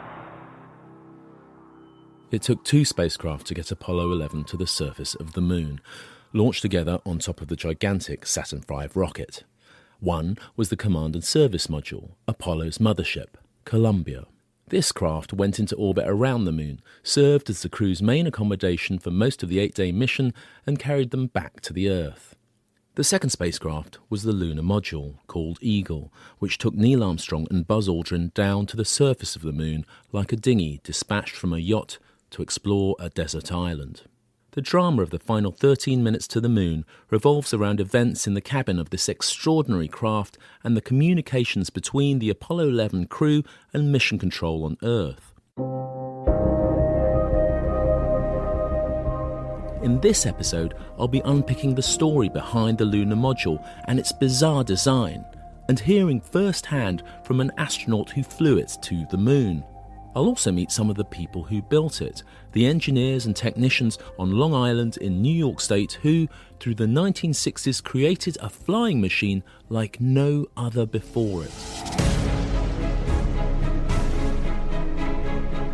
Was it the best job in the world? Oh yeah, absolutely. And I had it at 22 years of age, so I peaked, as they say, at an early age. I was 34 when we landed on the moon. It's funny, I tell people this was like my second engineering job. I said it was all downhill after that, even though I worked on the shuttle and I worked on the space station. But it's true, though. That was the highlight of our career. For them, it was a labour of love and pride. But as President Kennedy's 1969 deadline loomed ever closer, the pressure was intense. The engineers worked round the clock. Everyone worried that the spacecraft wouldn't be ready and that the United States would lose the race to the moon.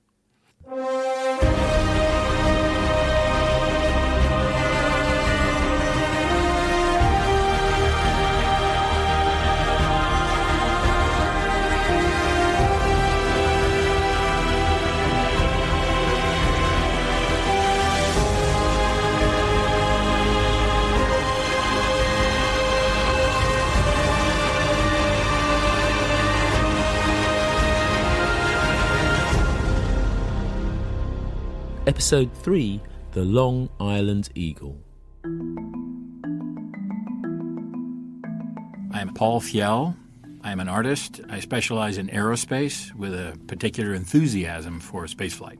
So I began when I was 16, took a bus down to Kennedy Space Center because I was a space nut and saw Apollo 15 and got addicted because once you've seen a Saturday... As a spaceflight artist and self-confessed space nut, Paul has a unique perspective on the Apollo lunar module.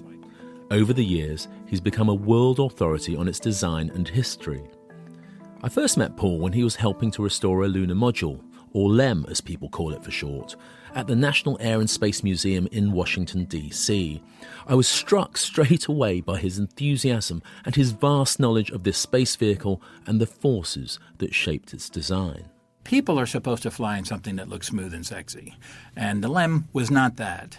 And I was trying to draw it, and if you look at the facets and, I mean, it really would make your head explode. So I took that as a challenge to try and understand why is everything the way that it is.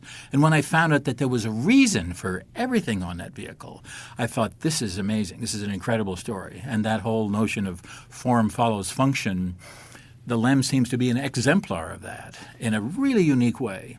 Unlike the command module, the lunar module didn't have to have an aerodynamic shape because it never had to fly directly through the Earth's atmosphere. It's almost impossible to describe the LEM. There's nothing to compare it to. For some people, the word ugly is one of the first words that comes to mind. Paul Fiel puts it like this. It looks like an angry creature with four legs staring at you, daring you to call it ugly. It has kind of a big mouth, which is the hatch the crew comes out, two eyes that look quite angry where the two crew look out through. Originally, it was going to be a nice kind of bubble helicopter-type design, but that would cost too much in weight, and so they ended up with little tiny triangular windows, which gives it kind of an angry shape. It's kind of a cylinder where the crew sits, and then a couple of bulges that are asymmetrical. This weird asymmetrical thing that looks like it has bumps. So looking at, and it's multifaceted on the top, on the bottom, it's pretty straightforward, just kind of an octagon with four legs popping out the sides. But it's covered with strange materials, very crinkly gold, looks very pretty like a Christmas wrapping gone bad. I'm going to unwrap the LEM and explore it in all its glory. Now, the astronauts who flew the lunar module also came to love it, even if their first impressions were less than favourable. Here's Charlie Duke, who piloted one to the surface of the moon on Apollo 16 in 1972. Your first impression was, man, how did this thing ever come about? Basically flew like a helicopter with a rocket engine instead of a rotor blade. But it was a great bunch of folks working on it, technicians and engineers, people from all the Long Island area, and they knew what they were doing. On the 20th anniversary of Apollo 11, Grumman, the Long Island company that built the lunar module, released this film celebrating their most famous product. This unearthly device is a Grumman lunar module, the most specialized yet most broadly capable manned space vehicle ever built. On July 20th, 1969, a sister ship of this one... Before the lunar module, Grumman had never built anything to fly in space, let alone something to land people in one piece on the moon and return them safely. No one had ever done that before. But the company had a successful track record of making military aircraft dating back to the Second World War, and after a competition with other aviation companies, NASA awarded Grumman the contract to design and build the lunar module. That was at the end of 1962. As we'll hear later, this great challenge, a giant leap into the unknown, turned out to be much harder than anyone at Grumman had imagined, including the chief architect of the LEM, engineer Tom Kelly. Here he is in 1966 on an American TV science program called MIT Science Reporter, showing its host their latest work in the plant on Long Island. This is a full-scale mock-up of the lunar excursion module. Well, if this will never fly, why do you have to build such a full-scale model? Well, we need an accurate model in order to check the fit and installation characteristics of all our equipment and also to practice all the operations with the spacesuited astronauts. The vehicle, as you can see, is a two-stage spacecraft. The lower stage is called the descent stage and is primarily used during the lunar landing. The descent stage contains the descent propulsion system, which consists of the descent rocket engine and the tanks and pressurization equipment that supply it with propellants. Right. In addition to that, the descent stage, equipped with a revolutionary rocket system, was central to the drama of the last 13 minutes before touchdown.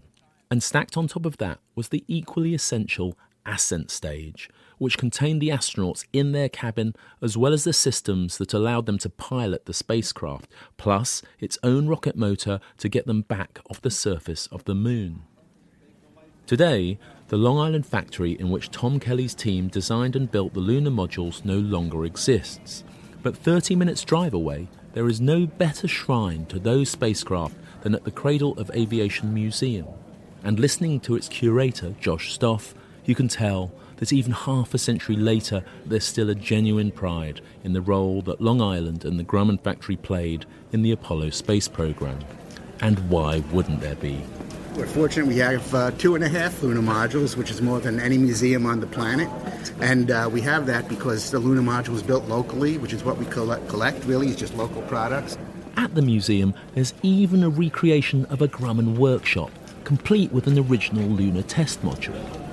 Here we are. We're walking into a recreation of the clean room at Grumman so people can kind of get the impression how they were built. So this is an original lunar module, LTA-1, lunar test article. It was the first one ever built. And obviously after the engineers designed it, they put one together to make sure everything fit properly and worked. And all the changes and upgrades they made, they would try them out on this first and run through all sorts of electrical tests and pressure tests. This exhibit is done up as it would have been in a clean room when it was being assembled in a nice high bay with scaffolding around the exhibit. And on that scaffolding, and indeed inside the vehicle itself, are mannequins of people wearing clean room suits and hats. And when the lunar modules were built, it was cleaner than the surgical room. The room was kept at a higher pressure than the other rooms around it, so if there was any dust or dirt, it would blow out, because there was a great concern over dust and dirt and contamination in the spacecraft for a variety of reasons. Tiny bits of metal or something could short out the electrical system, and they were worried about what astronauts would breathe in zero gravity, so it was built in a very pure environment, as clean as an operating room. The fantastic thing about this particular exhibit is you can see inside the module itself and its inner workings. The extremely thin outer metal panelling, the skin of the spacecraft, has been removed. The whole thing stands at nearly 7 meters tall. This is the only lunar module where you can kind of see the guts of it. You can see all the fuel tanks and pressure tanks and where the engines are. It's kind of strangely beautiful to see it like this. You'd have trouble immediately recognizing it as a lunar module with wires exposed and none of the paneling of the final article. Kind of without the skin on it, you could really see how flimsy it was, how it was built, because weight was so critical, lightweight. The skins on it are so thin. There was only 2/1000ths of an inch of metal between the astronauts in vacuum. That's like a soda can. It's 2/1000ths of an inch? Buzz Aldrin in his memoirs wrote that he could have taken a pen and jammed it through the side of the spacecraft. But it had to be super light, because when you're landing on the moon, the heavier you are, the more fuel you have to burn. They needed to make it so light so they would have more hover time over the moon so they could land safely. So it was built as light as possible, but the engineers worked it out. Yes, it's very light and flimsy, but it'll work, and they all did. It's astonishing to think that they flew to the moon inside a metal can that was so thin you could, as Buzz Aldrin once remarked, puncture a hole in it using a pen. But making the vehicle as light as possible maximised its fuel efficiency, and when you're hovering over the moon, desperately looking for somewhere to land, fuel efficiency is what keeps you alive. And the engine that the precious fuel supplied was one of the true state-of-the-art technologies of the Apollo program. Taller than a man, the descent engine had to deliver powerful thrust, but uniquely for its time, that thrust had to be controlled, the way a driver might control the engine of their car with an accelerator pedal. That was kind of a unique engine. It was the first rocket engine ever made that was throttleable, because the astronauts had to, when they were coming into land, they were steering it and they had to use the throttle to slow their speed or to pick up speed to clear an obstacle or something. So it was the first one ever made that had a throttle. Before that, all rocket engines were either on or off. So it was a unique engine and heavily tested, and they worked perfectly on every mission. It's easy to overlook that because you see an awful lot of rocket engines in the space program, but that is a true bleeding-edge, state-of-the-art technology for the 1960s. It was the first one ever built like that. And how was that engine ignited? They used what was called hypergolic propellants, because reliability had to be everything, because they only had one shot. Everything had to work. So to make the engines as simple as possible, they used 2 propellants that exploded upon contact. So you didn't need any electrical system with igniters to set off the fuel. It's just they would open a valve and they would go into the combustion chamber and just explode right away. All the engines on the lunar module is just designed for simplicity and reliability more than anything else. And reliable they had to be. The descent engine had to be ignited twice to get Neil Armstrong and Buzz Aldrin to the lunar surface. The first time was after they'd undocked Eagle from the command module Columbia, leaving their crewmate Michael Collins in lunar orbit. This took them out of lunar orbit and on a gently sloping trajectory towards the moon. Just under an hour later, they fired the engine one more time, and this marked the start of their controlled, powered descent, their final 13 minutes to the moon. Here's the somewhat scratchy NASA recording from the cabin at that moment.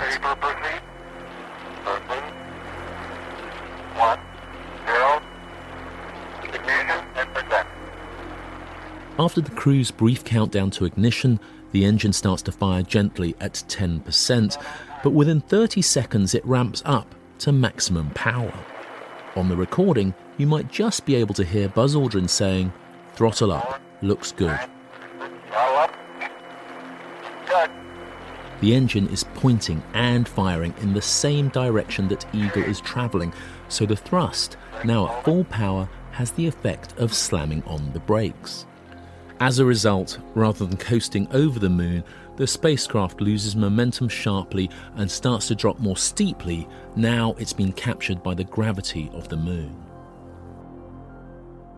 There are only 4 people left alive who know what it's like to pilot a lunar module to the surface of the moon, and one of them is Charlie Duke, who also served as Capcom or capsule communicator during Apollo 11's final 13 minutes of descent. Here he is in mission control, talking to Buzz Aldrin in the tense moments as they began their final approach to the lunar surface. Give us an estimated switchover time, please. Roger, stand by. You're looking great at 8 minutes. You got an estimated, what's our T-go guidance? 30 seconds to P64. Roger, about 30 Eagle, seconds. you got 30 seconds to P64. Eagle Houston coming up 8:30. You're looking great. For all manned Apollo missions, Capcom was always another astronaut. Neil Armstrong had specifically asked that Charlie Duke be the Capcom for Apollo 11's landing because he thought Charlie understood the lunar module systems better than anyone else. So I just had to meet Charlie Duke to find out firsthand what it was really like to fly an Apollo lander on a trip that took us to his home just outside the city of San Antonio in Texas. Morning, guys. Charlie, I'm Kevin Fong. Very nice to meet you. Nice to see you. Andrew, great to meet you, Charlie. Good to see you. Come on in, guys. You have any trouble finding this place? Oh, no, it was really easy. We were just staying. Once we'd sat down, Charlie explained that the first challenge in flying the LEM was making sure that you descended toward the moon at the right speed. This was done with the descent engine's throttle, which was a bit like the lunar module's accelerator pedal, and the use of a switch that fine-tuned its control. But the astronauts also had to be able to rotate and tilt the lunar module in the vacuum of space. This was done with clusters of smaller rockets or thrusters mounted on the outside of the cabin, which allowed the astronauts to point the spacecraft in any direction they chose. Altogether, this was how you flew the lunar module, constantly adjusting both your speed and your attitude or angle as you headed to the surface. Next to the throttle, there was called a rate of descent switch, I guess. And if you flipped it up, it gave you 1 foot per second up. If you flipped it down, it gave you 1 foot per second down. And we used it a lot in the final stages of the landing. And in the final stages, it's like flying a helicopter, except you're using a rocket engine to hold you up rather than a rotor blade. Because with your attitude control, you could put down pressure and you'd go forward. You could pull back and you'd go backwards. And you could roll left, you'd roll left. So you could go up, down, right, left, forward, back, anything you want, or hover, just like a helicopter.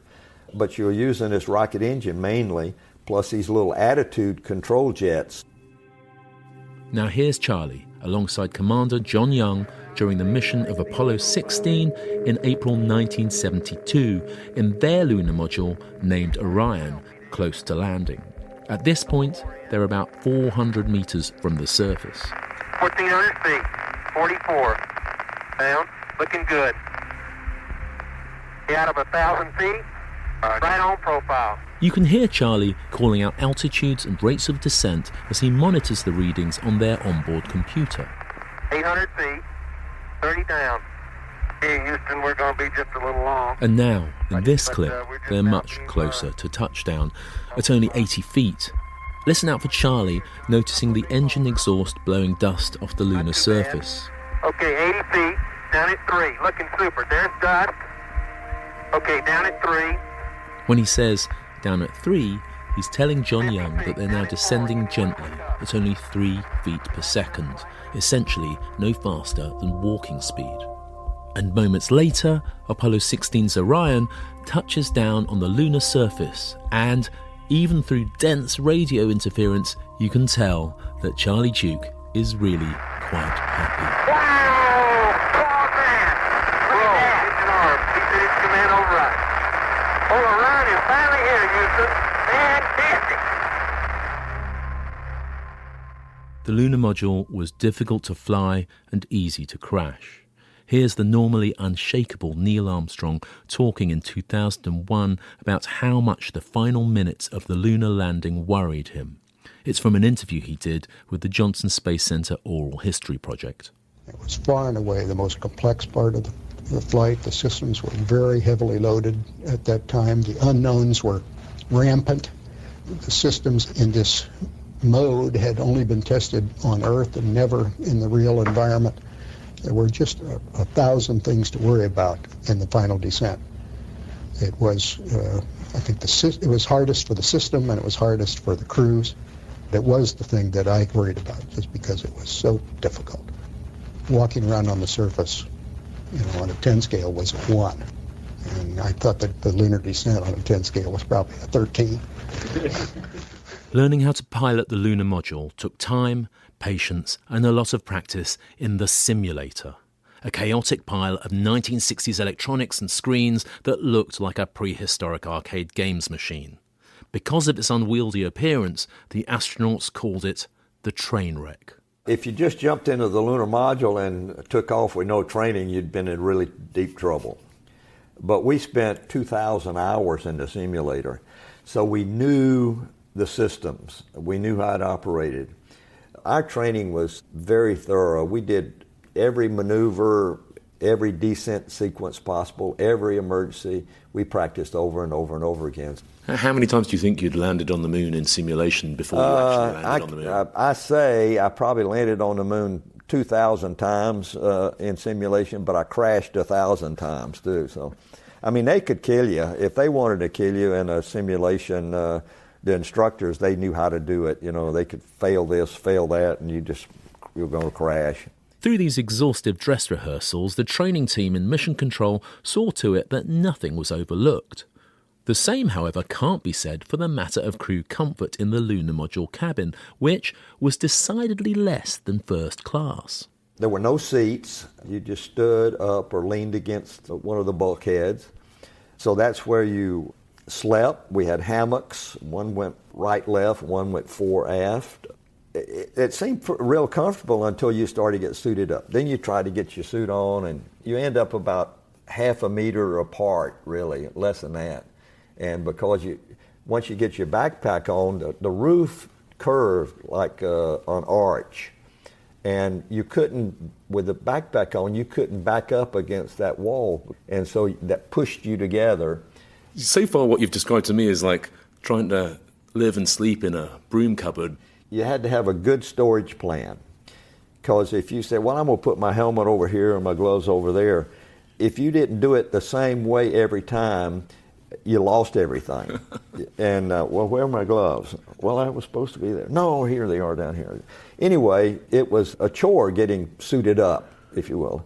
And I remember 2.5, 3 hours maybe until we got ready. 3 hours? Yeah, until we got, it was a long process. It's just incredible to hear Charlie Duke describe sleeping in a hammock in the lunar module on the moon in 1972, when less than a decade earlier the basic design for the vehicle hadn't even been agreed upon. According to LEM historian Paul Fiel, it seems Grumman didn't fully understand how to go about the task. At the beginning of the program, Grumman came up with these notional designs that would help them think through the problem. How do we land on the moon? The design they came up with was very simple, about 22,000 pounds, had a nice, glorious bubble canopy with window seats. And when they won the contract, they thought, okay, we're going to get to build this thing. And they go to NASA, and NASA said, no, you haven't taken into consideration the redundancy. We need redundant systems all the way through here. There's all these secondary things, backups on backups, to make sure that we get there. Mission success is important. Crew survival is absolutely critical. And so, the levels of backups that you have depend on whether or not it's a line straight through the crew coming out alive or the mission succeeding. So Grumman had to go back to the drawing board. To meet NASA's stringent demands for reliability, safety and weight, they had to get themselves out of the mindset of aircraft manufacturers and into the space business. Here's Dick Dunn, who was Grumman's public affairs man for its lunar module project. You have to remember that the lunar module was designed by aeronautical engineers. And aeronautical engineers at that time were more concerned with streamlining than they were of anything else. So the first models of the lunar module were very aerodynamic. They were very smooth. It had a lot of glass in it. And as the design evolved, the glass is very, very heavy. It had to go. So the glass went. And along with large heavy windows, out went the seats for the astronauts. Here's Josh Stoff at the Cradle of Aviation Museum.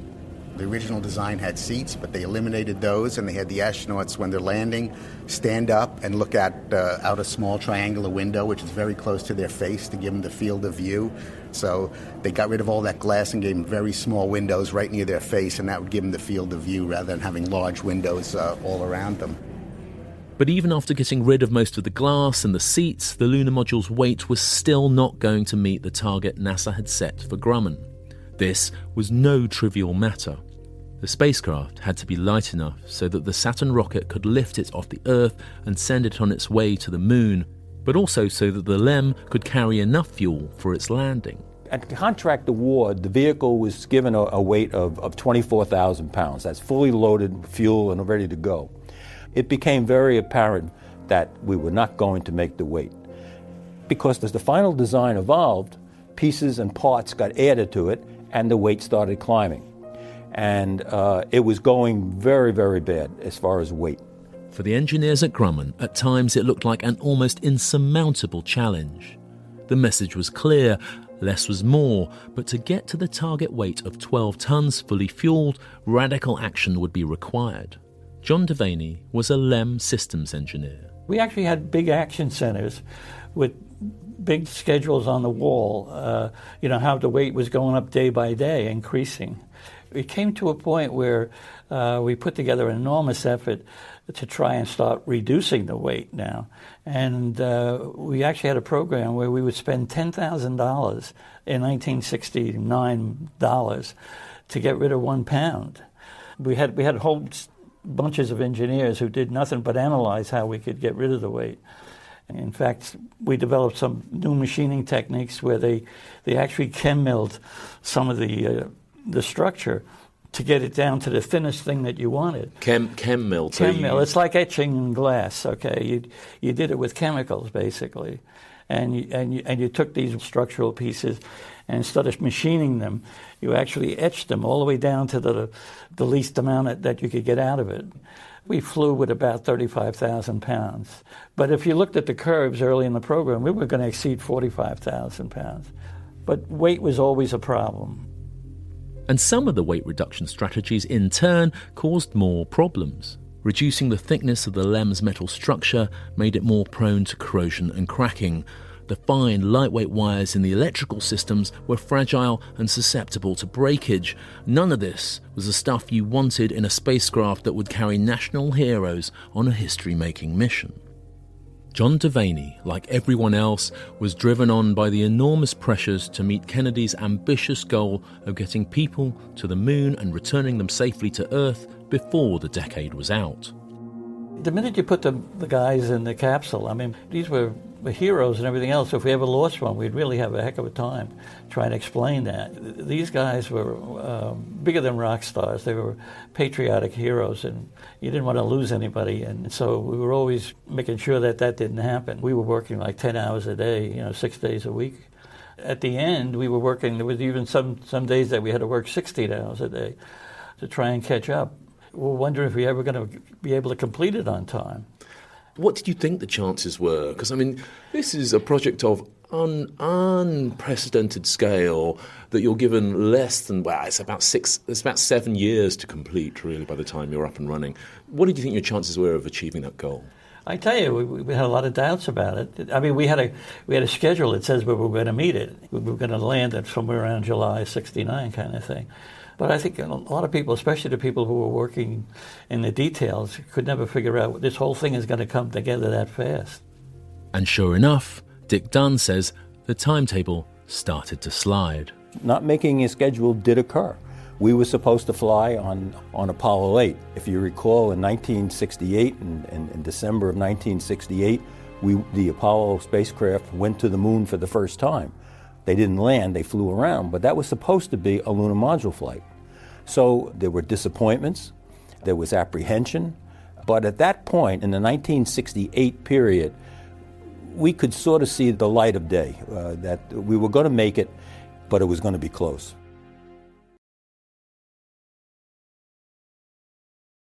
The lunar modules were ready for flight testing with astronauts on board only a few months before Armstrong and Aldrin actually landed on the moon. The crew of Apollo 9 in March 1969 put the spacecraft through its paces in orbit around the Earth. 2 months later, Apollo 10 carried a module around the moon for the first time, flying it to 50,000 feet above the lunar surface, and 2 months after that, on Apollo 11, Neil Armstrong and Buzz Aldrin completed the journey, adding the final 13 minutes that took them to touchdown.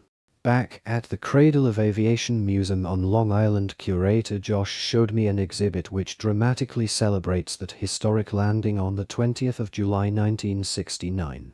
Well, we'll come into this pretty atmospheric dark room with spotlights on, looking at a tableau that is a recreation of the Apollo 11 landing, a figure representing Neil Armstrong standing at the foot of the ladder there, and next to a real lunar module. Yes, this is a real lunar module, LM-13, but actually would have gone to the moon on Apollo 18 or 19. But NASA got their budget cut, and they had to cut the last 3 missions. And we have it exhibited on a recreation of the Apollo 11 landing site. So this is taken from photographs. We've sculpted the surface the same way. So we try to recreate that setting and some of the lunar lighting setting in this room. I mean, it is incredible, really, to see a real lunar module up close like this. Not least because as you move around it, you see how the panels cover, try to cover up for the awkwardness of its shape. I mean, it really does look like the sort of way I wrap Christmas presents. But it's the appearance of Christmas wrapping paper comes from blankets of crumpled gold-coloured material wrapped around most of the lower section of the lunar module. And like everything else, it wasn't there just to make the module look pretty. It played an essential role, protecting the spacecraft and its crew from the extreme temperatures out in space. When you're in space, the side of your spacecraft facing the sun is 250 degrees, and the side away from the sun is 250 degrees below the zero. So you had to super insulate the spacecraft so that bad things wouldn't happen on the inside. You don't want it to warp or deform or fuel to heat up or things to overheat and short out. So it's super well insulated. But basically this gold foil is aluminized mylar called Kapton, and it's about 25 layers thick. They build it in blankets and attach it, and they don't want the layers right next to each other. They actually want a little air in there to give it more insulation. But obviously when the spacecraft was completed, the last thing done was attaching all the various thermal blankets all over it. The blankets also protected the spacecraft against the extreme heat from its own engine exhaust, so the job of insulating the LEM needed great care and attention. And of course, like just about everything else on Apollo, that responsibility was handed to some of the youngest members of the team, people who were only in their 20s. My name is Alan Contessa, and during the Apollo program I worked for Grumman. I was a thermal insulation technician, which sounds lofty, but it's basically we insulated the vehicle. We made the insulation. Alan normally installed the blankets before the spacecraft were transported to the launch pad in Florida.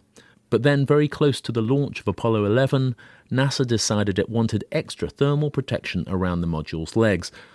By that time, Eagle had been securely stowed inside the Saturn V rocket, more than 300 feet above the ground. For Alan, then just 22 years old, this assignment was literally the highlight of his career. I was fortunate enough to work on top of the Apollo 11 rocket about 3 weeks before the launch, putting this stuff on. And it was also very hectic because everybody, all the different crafts were trying to finish up their particular tasks. And you were crawling into the vehicle to install this insulation, really quite late on in the day. Just tell me what it was like. Well, it was almost like a out-of-body experience. If you've ever seen a construction elevator on a construction site, they're like a wire cage. So here we got into this little wire cage, about 4 people could fit into it. And then you start from the bottom of a huge monster of a rocket, and you get up, and it gets thinner as it gets up. And the first time we went on it was at night, so it was lit up, and all this white surface was reflecting. It's huge. It was 35 stories tall. I don't mind heights as long as it's safe, and this, to me, looked about as safe as you could get, except for the fact that about a week later they had the rocket fueled up, and we were up there, so... We used to joke saying that if something happens, we could be the first people on the moon if this thing blows. But going on the rocket was probably one of the most exciting things. If you're working in a space program, this was the top of the world. So you're up there to install this insulation around the legs of the lunar lander. And the foot pads. And here's a picture of you here. I guess, is that a Polaroid? It's a Polaroid. Some guy came. Yeah, I was working, just looking out the hatch. And you can see the landing gear is not covered, and there's a plastic bag around the top part of the landing gear to protect it. And I guess that's like a clean suit, right? Smock to make sure you don't get debris onto the Actually, the I have a hood on this guy caught me with the hood on improperly. That was supposed to be over my face. Because I had a mustache, you can see, and my sideburns were about a quarter of an inch too long, so they had these requirements. So I just took it. I wasn't doing anything at that point, so I just took it back off my face. And this is you in June '69 putting this insulation material around those legs, the legs of the lunar lander, to make sure Armstrong and Aldrin. And I'm 22 years old.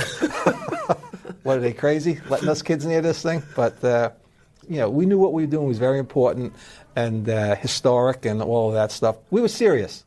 Serious, dedicated, and proud to be part of the monumental challenge to get the astronauts to the moon and back again, people like Alan Contessa found themselves doing things they couldn't possibly have dreamt of doing in any other walk of life. But there's no doubting the intense pressure everyone was under. Paul Fiel has talked to many in the course of his research. One thing I should say that's always shocked me in talking to the people who work the program, landing on the moon by itself as a job, however long it takes, is really, really difficult, especially using the technology of 50 years ago. What's remarkable is they did it under this extreme time pressure. It literally felt like a war. They were working around the clock. Everybody took personal responsibility for their part of the job. One of the managers at Grumman said he thought America got the program for 70% of its true cost, the rest being unpaid overtime because everybody took this challenge personally. And at the end of the program, almost to an individual, people say, I'm glad I was part of it. It was the most dramatic, exciting thing in my life. I would never want to do it again. In episode 4, I'll be jumping back in time to the beginning of 1967, to a terrible event that threatened to stop the United States' bid for the moon in its tracks. I'll be back at the launch pad at Cape Canaveral to tell the story of the Apollo program's darkest hour, the fire that erupted inside the command module, killing 3 astronauts who were due to fly on Apollo 1. My first shift on the Apollo program was the night of the fire. Just sitting there's quiet, not much going on, and all at once you heard something like, fire! And then you heard a scream. Then it was over. I'd be surprised if anybody thought we were ever going to make all the flights and make the first landing on the moon without having lost a crew and a spacecraft. But it was a shock to have the accident on the ground. The tragedy exposed deep flaws in the Apollo program. This crummy spacecraft that we're faced with in the beginning of 1967 shoddy workmanship, poorly designed. We thought that we were infallible, that we couldn't make a mistake like that. But we did have go fever. The schedule was just tremendous. But the Apollo 1 fire, as tragic as it was and as awful as it was, may have saved the program.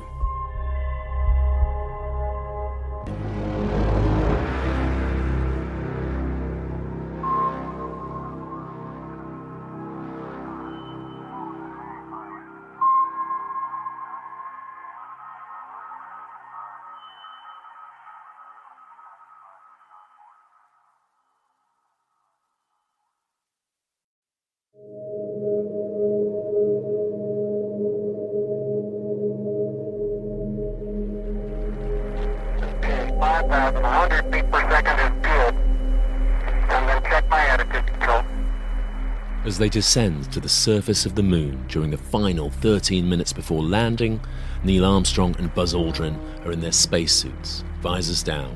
Surrounding them in their cramped cabin is an atmosphere of pure oxygen. Attitude control is good. Manual attitude control is good. The Apollo spacecraft's life support systems were a critical link in the chain of survival for the astronauts. Failures here could lead to deadly consequences, something NASA discovered at terrible cost in January 1967. Here's Neil Armstrong talking in 2001 with some emotion about the darkest moment in the Apollo program. The disaster that struck Apollo 1, a fire in pure oxygen during testing of the command module capsule on the ground at the launch pad in Florida. A catastrophe that killed his astronaut colleagues Gus Grissom, Roger Chaffee, and Ed White. Ed White and I, we were good friends, neighbors. Very traumatic times. You're much more likely to accept loss of a friend in flight, but it really hurt to lose him in a ground test. That was indictment of ourselves. I mean, we didn't do the right thing somehow. And that's doubly traumatic.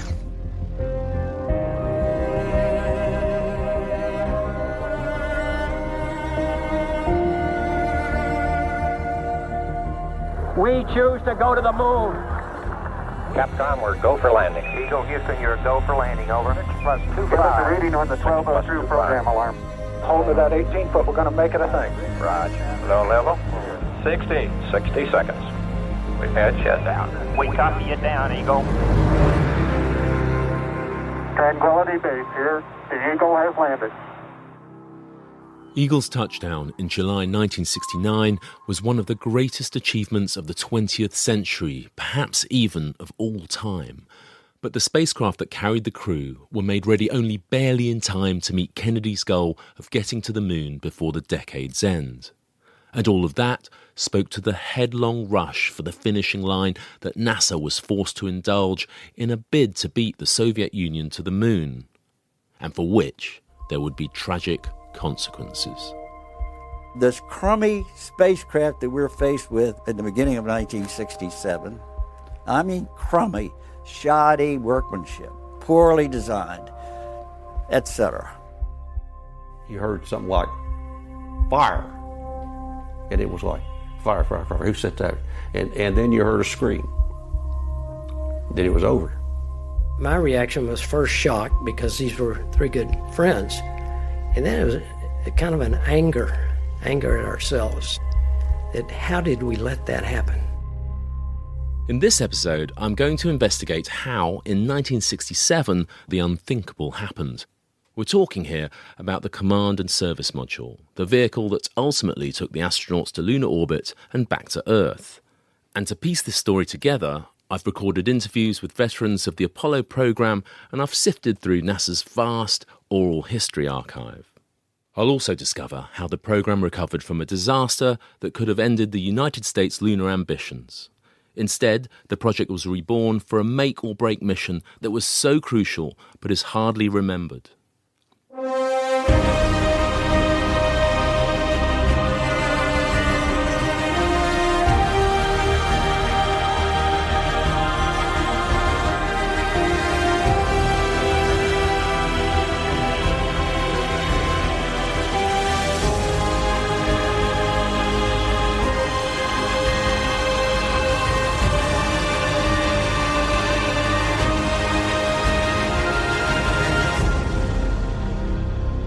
Episode 4, The Fire to the Phoenix. The 3 astronauts lying in their spacecraft 200 feet above the launch pad did know in the final seconds that they faced disaster. One of them was able to call over the intercom, "Fire in the spacecraft." This news came from Major General Sam Phillips, the Apolloprogram. The BBC's report of the Apollo 1 fire on the night of the 27th of January 1967. It was shocking news for the world and a shattering national tragedy for the United States. The country had lost 3 heroes: 31-year-old Roger Chaffee, a rookie astronaut whose first flight would have been on Apollo 1; Ed White, the first American to walk in space during NASA's Gemini program; and Gus Grissom, who had 2 claims to fame. He'd commanded the first crewed Gemini flight, and he'd been the United States' second astronaut to leave the Earth's atmosphere during its first space program, Project Mercury. This is Gus Grissom in July 1961, at the moment of launch in his tiny Mercury capsule, the Liberty Bell. Ignition. Liftoff. Roger, this is Liberty Bell 7. The clock is operating. Loud and clear, Jose. Don't cry too much. Okie doke. Gus Grissom's 15-minute flight in space came less than a month after President Kennedy set the goal of landing astronauts on the moon. And so in the early years of the Apollo program, NASA had a lot on its hands. Between 1961 and 1966, there were 7 Mercury flights and 12 Gemini missions. During this period, the space agency was more heavily focused on those programs than it was on the design and planning of the hugely ambitious challenge of the lunar landing. The seeds of the Apollo 1 disaster were sown at this time. We had a whole group of people in the Apollo program office who were inexperienced in manned spaceflight. This is Chris Kraft, one of the giant figures in the history of America's human spaceflight operations. He created the whole concept of mission control for NASA. In an interview he recorded for the Johnson Space Center Oral History Project in 2008, he talked about the Apollo program's less than ideal start. We had everybody working on Mercury and Gemini. The president said we're going to the moon, and we had about maybe, at that time, maybe 350 to 400 people at most working on the program as far as government concerned. At the height of the Apollo program, we had 400,000 people working on Apollo and a tremendous number of unknowns. Hell of a difference between going from Alan Shepard, which was a 15-minute flight, to leaving Earth's gravity and landing on the moon. So there was a tremendous management challenge to build this monster program. On a recent visit to Houston, I was told a story that graphically illustrates the difficulties the Apollo program was having in its first few years. It came from George Abbey. Well, my full name is George William Samuel Abbey. During the Apollo program, I was involved with system engineering in the program office, and then I became... George is another titan in the world of spaceflight, who for decades shaped NASA's human spaceflight strategy and its astronaut corps. In late 1964, George joined the Apollo program from the US Air Force as an engineer aged 32. For one of his first jobs, he was told to visit the aircraft company North American, which was building the command and service module for NASA. It was the corporation's first spacecraft, so NASA was also heavily involved in its design.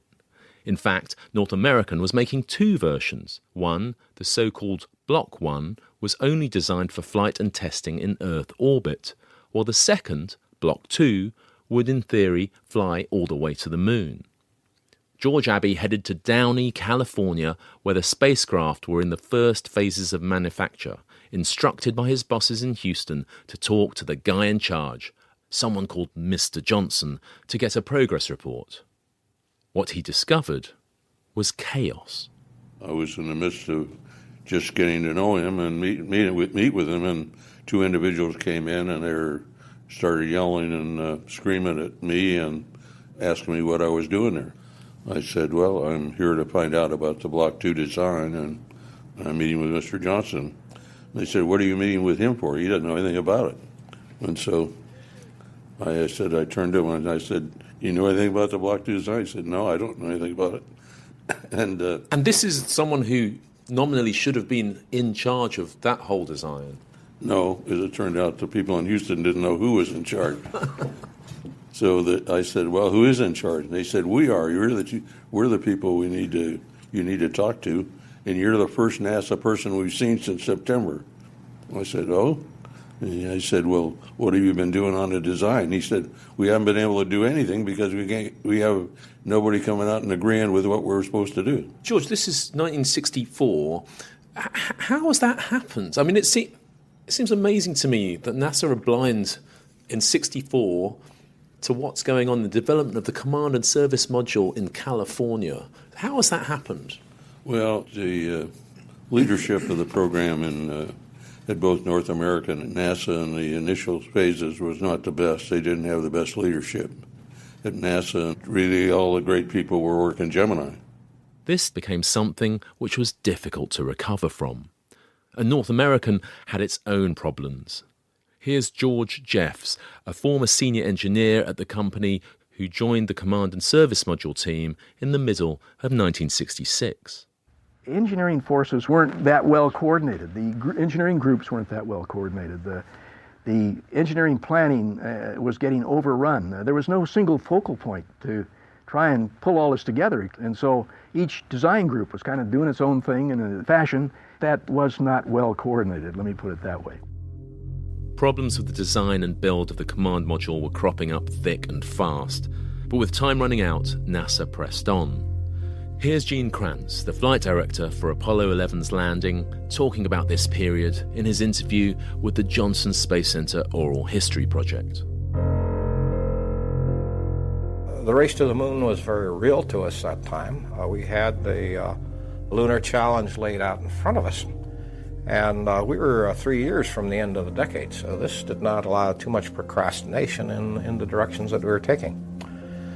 So we elected to fly our first spacecraft, first the Block 1 spacecraft in a manned fashion with Gus Grissom, Ed White, and Roger Chaffee. It always seemed that every time we'd turn a corner, there were things that were left undone, or answers that we didn't have, or we were moving down a wrong path. But we had the confidence that we'd been through this before. We'd been through it in Mercury, we'd been through it in Gemini. So we had the confidence that by the time that we got to launch day, all the pieces would fit together. Behind schedule and rife with problems, the first Command and Service Module was nevertheless delivered to NASA in August 1966 to prepare for flight testing, with astronauts Gus Grissom, Roger Chaffee and Ed White as the prime crew. Wally Schirra would lead their backup crew. Like Gus Grissom, he had flown on Mercury and Gemini missions. He'd also been a pilot for the US Navy and was well known for being outspoken. This is Wally in 1998 on the haste to get the Apollo spacecraft ready for its first mission. What became Apollo 1 was not finished. It was what they call a lot of uncompleted work or incomplete tests and work done on it. So it was shipped to the Cape with a bunch of spare parts and things to finish it out. And that, of course, caused this whole atmosphere of developing. I would almost call it a first case of bad go fever. Go fever meaning we've got to keep going, got to keep going, got to keep going. The problems with the spacecraft kept coming. Pipes leaked water and coolant. Tanks ruptured. Faulty components were returned to the manufacturers only to reveal still further flaws. The astronauts were privately concerned about the state and safety of the vehicle, particularly the large amount of flammable material, pads of nylon and pieces of Velcro that lined the walls of the cabin. Risk remained very much part of the equation, but they were nevertheless impatient to fly. The crew were interviewed by America's CBS News just weeks before the fire. First, Gus Grissom. There's always a possibility that you can have a catastrophic failure, of course. This can happen on any flight. It can happen on the last one as well as the first one. So you just plan as best you can to take care of all of these eventualities. And you get a well-trained crew and you go fly. Ed White.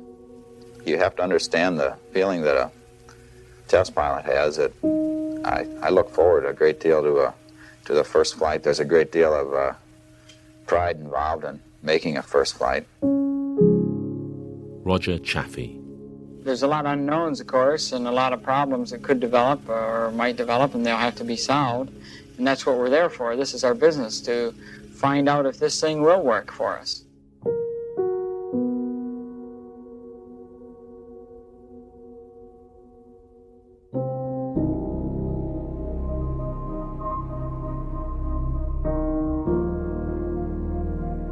Kennedy Space Center in Florida, Apollo's launch site, January 26, 1967. With the Command and Service Module finally perched on top of a Saturn rocket, NASA prepared to start tests with the crews aboard. That day, it was the turn of backup crew Wally Schirra, Don Isley and Walt Cunningham. NASA was still hoping to launch Apollo 1 the following month. In Houston, where he still lives, I got the chance to talk to Walt Cunningham about that test and NASA's apparent optimism.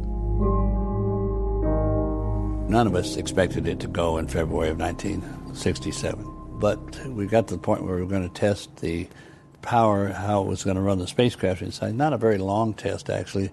We did that test, but we didn't do it with the hatch closed. We were operating on external power. The hatch was open, and we didn't think of it as a really big deal. But we were all aware of the spacecraft as coming along. The wiring was not protected well enough, in our opinion. Some of the switches, there was a variety of things that was not perfect. In his NASA oral history interview, Wally Schirra said that he'd been extremely concerned about how that test had gone, particularly for the crew that would follow his the next day under the command of Gus Grissom. Grissom's crew would have an added risk. The door would be closed and the astronauts would be sitting in a cabin filled with an atmosphere of pure oxygen, a highly flammable environment. All of this made Wally Schirra feel distinctly uneasy. When my crew did the test, we were in the sea level atmosphere, no pure oxygen. We were in shirt sleeves, and there were things going on I didn't like at all. I was no longer annoyed. I was really pretty goddamn mad. There were glitches, electronic things that just didn't come out right. That evening, I debriefed with Gus. I said, if there are any things that go wrong, like a glitch in the electronic circuit, some bad sounds, scrub.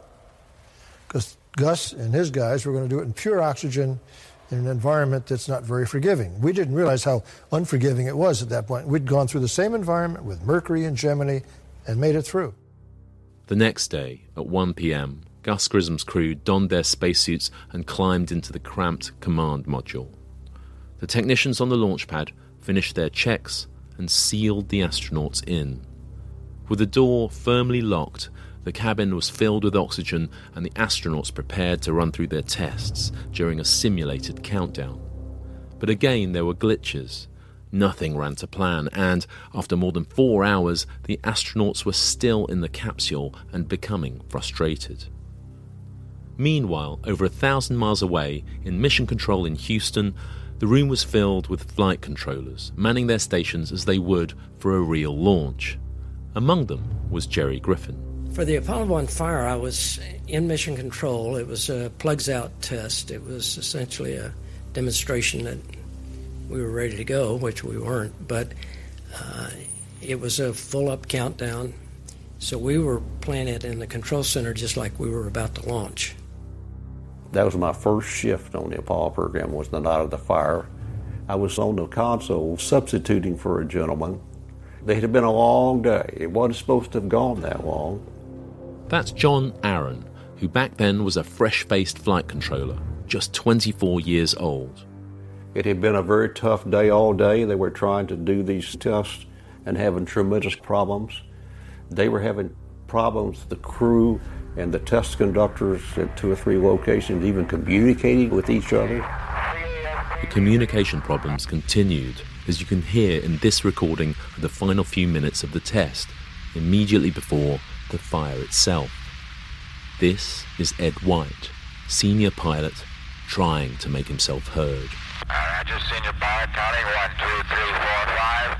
5, 4, 3, 2, 1, senior pilot. and this is Roger Chaffee testing the radio link. Pilot, hadn't talked to you yet. How's this? 1, 2, 3, 4, 5, 4, 3, 2, 1. The commander, Gus Grissom, got extremely frustrated. Hey, how are we going to get to the moon if we can't talk between 3 buildings? I can't hear that thing you're saying. Jesus Christ. How are we going to get to the moon if we can't talk between 2 or 3 buildings? Asked Gus Grissom a second time. This was 1 minute before disaster struck. All of a sudden I heard something that didn't sound right, a bunch of static first. And then, all at once, wow, you heard something like, fire. And it was like, fire, fire, fire, who said that? And then you heard a scream. Then it was over. Didn't take long we got the report from the Cape that there had been a fire. And not too long after that, we got the word that they didn't make it. Apollo flight director Gene Kranz heard the news at home and raced into mission control. I've never seen a group of people, a group of men, so shaken in their entire lives. The majority of the controllers were kids fresh out of college in their early 20s. And everyone had gone through this agony of listening to this crew over the 16 seconds while they, at first we thought they had burned to death, but actually they suffocated. But it was very fresh, very real. And there were many of the controllers who just couldn't seem to cope with this disaster that had occurred.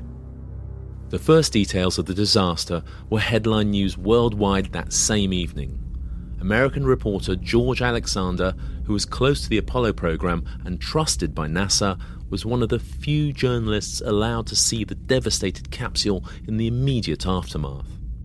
When he opened the door, there was a bitter smell of smoke. There's no other way to describe it. And as we crouched at the entrance of the hatch to the command module, it became even more pronounced. It smelled like an electrical fire too, by the way. You could smell burned insulation. It was just a gutted shell. It looked like a bunker from World War II or the Korean War that had taken a direct hit. NASA's investigation began immediately. Ultimately, it would conclude that the fire was started by a spark from poorly protected wiring somewhere in the command module, which, in the pure oxygen environment, rapidly became an inferno. To make matters worse, it's likely that one of the reasons the crew weren't able to escape was the complicated design of the command module's inner hatch. It opened inward and took 1.5 minutes to fully unlock. Walt Cunningham was one of 3 astronauts assigned to the investigation. One of his first tasks was to listen carefully and repeatedly to the voice recording from the accident. Don Isley and I and Frank Borman, we spent, an hour, must have been around 11:30 at night that night, listening to the tape to make sure we could get the words right on what they were saying. They were still trying to determine the cause of the fire. So it must have been pretty harrowing, because you're not just listening to that tape once, you're listening to it over and over again. Yeah, we did. Yeah. It's not very nice to hear, I've got a fire in the cockpit, And to this day, we still don't know exactly where it started, but it was pretty obvious it was wiring near the bottom. But when that happened, they couldn't get the hatch open because of the pressure. When you had the fire, the pressure went up, 100% oxygen, and so the fire moved just immediately. They were out of it very, very quickly. So actually, I guess I can speak for myself, but I think others felt the same way. We were glad they passed out before they got killed. But Walt, may I ask, Roger Chaffee selected with you, he was in your selection class, and then you had worked closely with this crew, you were their backups. Yeah. What was it like for you that your prime crew had been killed? I would say that the general attitude amongst our crews working on Apollo, I'd be surprised if anybody thought we were ever going to make all the flights and make the first landing on the moon without having lost a crew and a spacecraft. But it was a shock to have the accident on the ground. For NASA, it was a time to pause and take stock, to ask how and why this horrific accident had happened. But for Flight Director Gene Kranz, the problem ran deeper than the design of the hatch or the wiring. The root of the problem lay in the organisation's attitudes and culture. 3 days after the fire, he assembled his flight controllers in the auditorium at Mission Control and delivered a speech. A remarkable rallying call of searing honesty and conviction. It's read for us by actor Kerry Shale. Space flight is terribly unforgiving of carelessness, incapacity, or neglect. I don't know what the Thompson Committee will find as the cause of this accident, but I know what I find. We were the cause. The simulators weren't ready. Our software and mission control didn't function. Procedures weren't complete. Nothing we did had any shelf life. And no one stood up and said, "Damn it, stop." Now from this day forward, mission control will be known by 2 words, tough and competent. Tough, meaning we will never again shirk from our responsibility, because we're forever accountable for what we do or what we fail to do. Competent, we will never again take anything for granted. We'll never stop learning. When you leave here today, you will write these 2 words, tough and competent, on your blackboard, and they will never be erased. They will serve as a constant reminder to the sacrifice of Grissom, White, and Chaffee.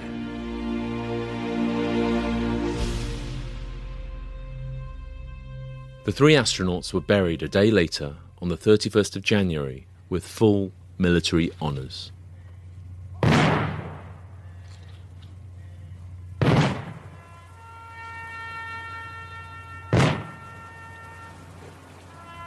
After the fire and the investigation, there was no national clamour for the Apollo program to be shut down, but NASA's reputation was damaged. The space agency would have to reset its culture and intensify its efforts. The accident had been an awful wake-up call. If they still intended to get to the moon before the end of the decade, things were going to have to change.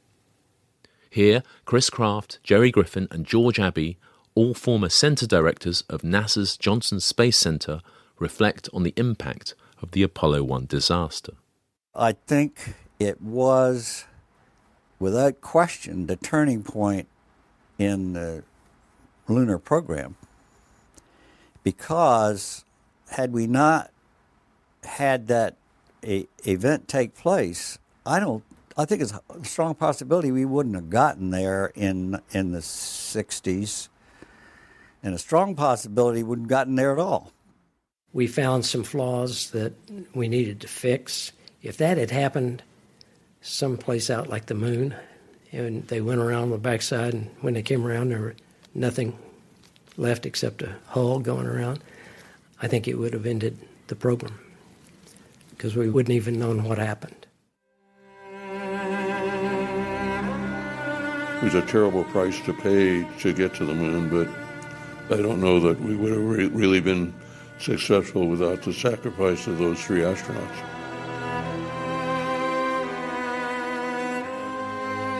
I think the people in the control center and the people in the engineering, the contractors, everyone sharpened their tools and said, we're not going to let that happen again.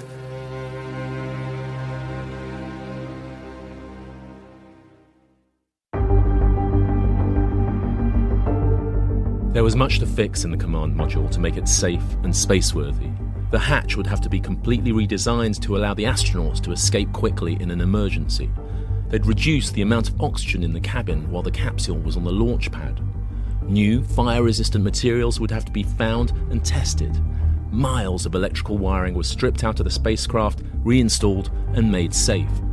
At the same time, a series of flights without astronauts on board took place in Earth orbit. Apollos 4, 5 and 6, which tested the Saturn V rocket, the new command module, its heat shield and the lunar module. Apollo 2 had been cancelled. And all of that had to happen before NASA was ready for its first flight of the Apollo command module with astronauts on board. That flight was designated Apollo 7, and would launch 21 months after the fire and less than a year before Apollo 11. I think that 21 months was NASA's finest hour. Here's Senior Flight Controller Jerry Bostick. We went from, having this horrible fire to total redesign of the command and service module, testing it, and then flying Apollo 7, which was the most jam-packed flight plan that we had ever flown. That period seemed like it just flew by. One thing was because we were so busy, I guess. But all of a sudden we were ready for Apollo 7, and I had been named flight director. And here I was getting ready for a first manned flight of the command and service module.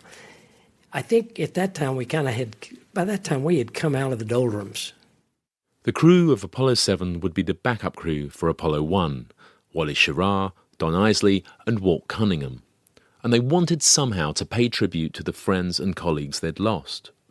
Every mission had a patch or emblem designed by its crew to be worn on their spacesuits.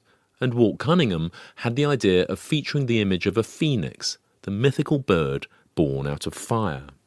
But as he told me, that proved controversial. Yes. Tell us that story. Yeah.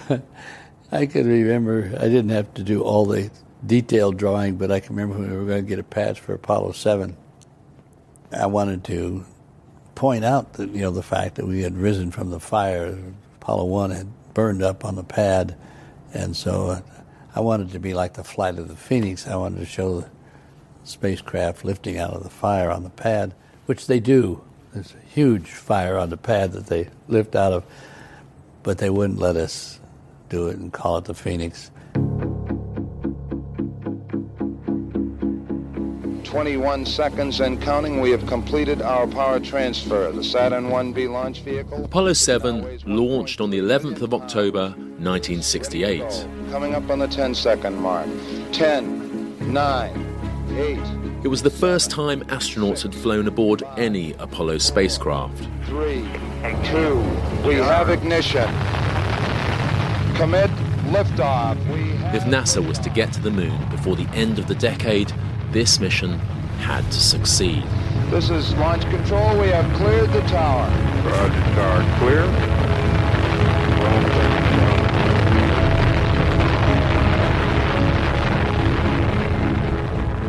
Apollo 7 was the longest, the most ambitious, most successful first flight of any new flying machine ever. What we were trying to prove and trying to do with Apollo 7 was to have a spacecraft that looked like it was developed well enough that we could send it out around the moon. Apollo 7 would spend 11 days in space, exhaustively testing all of the spacecraft systems, from its main engine to its navigation. They also practiced vital rendezvous techniques that would need to be perfected for a lunar mission. In this brief clip, they're attempting a docking maneuver, trying to line up their vehicle with the discarded upper stage of their Saturn rocket, now tumbling in space just 70 feet away. Apollo 7, Houston, how close are you now? We're close to about 70 feet. It's tumbling rather wildly, so we try to stay away from it. Roger, I understand. Glenn Lunny was the lead flight director for the mission. From a technical point of view, he told me Apollo 7 was a resounding success. The spacecraft performed admirably. I mean, I don't think we hardly have any problems with the spacecraft. Probably a couple trivial things, but the flight showed that what was being done to the spacecraft was sound. There were a lot of changes made to the spacecraft. So we were flying a vehicle that had been resurrected sort of from the ashes. And my wife makes the point that, the crew that flew didn't get credit for the newness of the vehicle. So, here they were going out. When they went out to fly the first flight, they were going out and the fire had to be on their mind. So, what have we missed? What have we missed? What have we not got done right? On top of all the testing of the spacecraft's capabilities, another task for the crew was to film the first live television broadcasts from space. Roger, good morning to everyone in television land. You're looking at the right-hand portion of the main display console.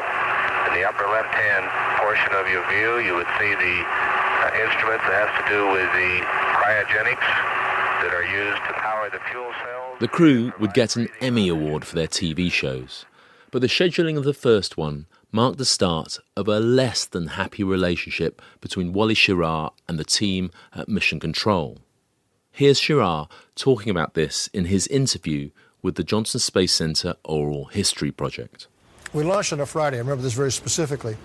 In orbit, our so-called Friday night, Don Isley's on watch, and Cunningham and I are supposed to be sleeping. And I hear Don saying, "Wally won't like that."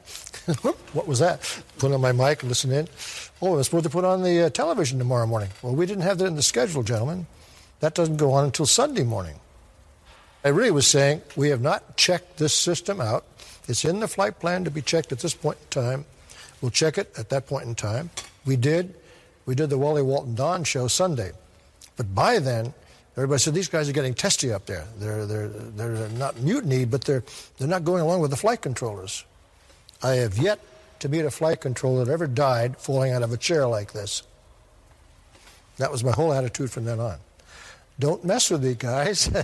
This is my command, and I wasn't kidding. And I'll take all the advice, all the information you can give me, but don't push us around. We're still worried about whether this is a safe spacecraft or not. And we had even got to a point where they're going to shave all the hair off in case there was a fire. Now, why am I going to start running a TV show for somebody if I haven't checked the camera out, all electrical circuits, piece by piece? Aha, it works. Now I'll show you TV. Walt Cunningham is the only surviving member of the Apollo 7 crew. He admitted to me that he'd been perturbed sometimes by his commander's combative manner with the people on the ground in Mission Control, but that he understood it. Wally was, of course, wanted to make sure we were safe and all that, and he was the most experienced one on board. Wally, his dad was an admiral, and Wally was, at the time, he was a captain, and he felt like he should be operating the command module like the captains of the ships. And so the ground was working with us on schedules and doing some of these things, and that imposed on Wally's thinking. Now, there's very little publicly available audio from the Apollo 7 mission, so we can't hear the tense, sometimes angry exchanges between Wally Schirra and Mission Control. But there were more than just a few. Jerry Griffin. We did load them up. They started doing things per the flight plan, and they were doing so well, we just kept adding new things in. And I think that frustrated them.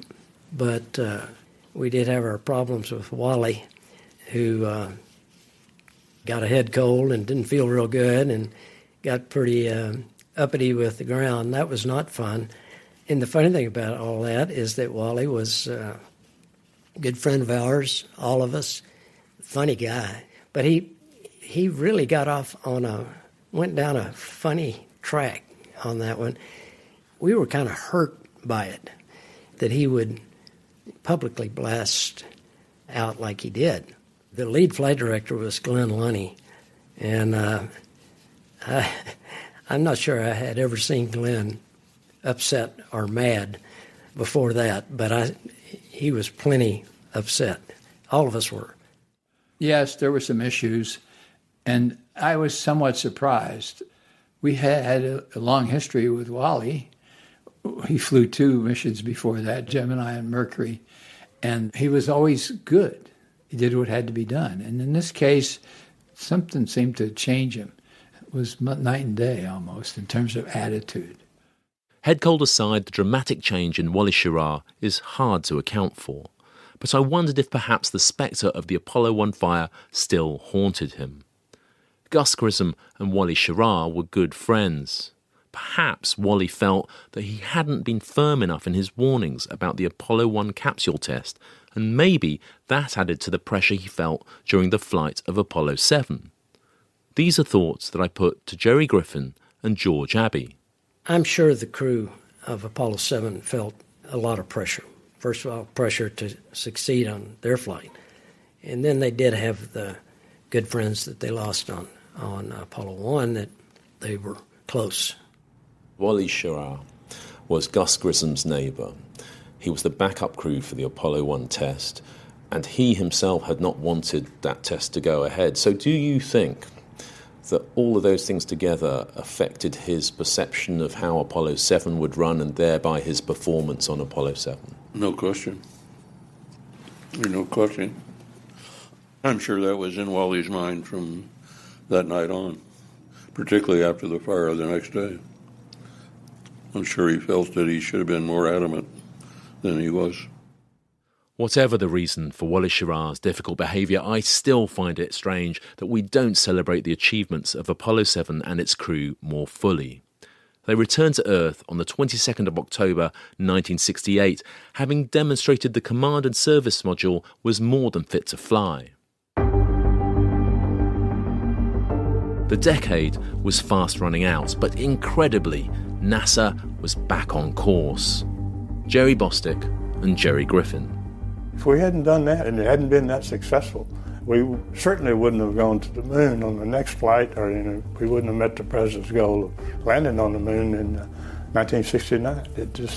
It was a good mission, very important mission. It's funny because it's almost a forgotten mission. People don't really see it the way that you've just described. Well, other NASA management people have said if it hadn't been for the fire, make us take a step back and look at what we're doing, we probably wouldn't have met the president's goal. Well, that's true, but I say also, if it hadn't been for the success of Apollo 7, we wouldn't have met the president's goal at all.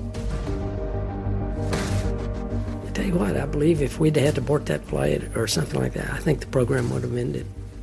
I really think it would have. And those guys never got much credit because it was only Earth orbit, but they checked everything out on there that was going to be required to go to the moon and back.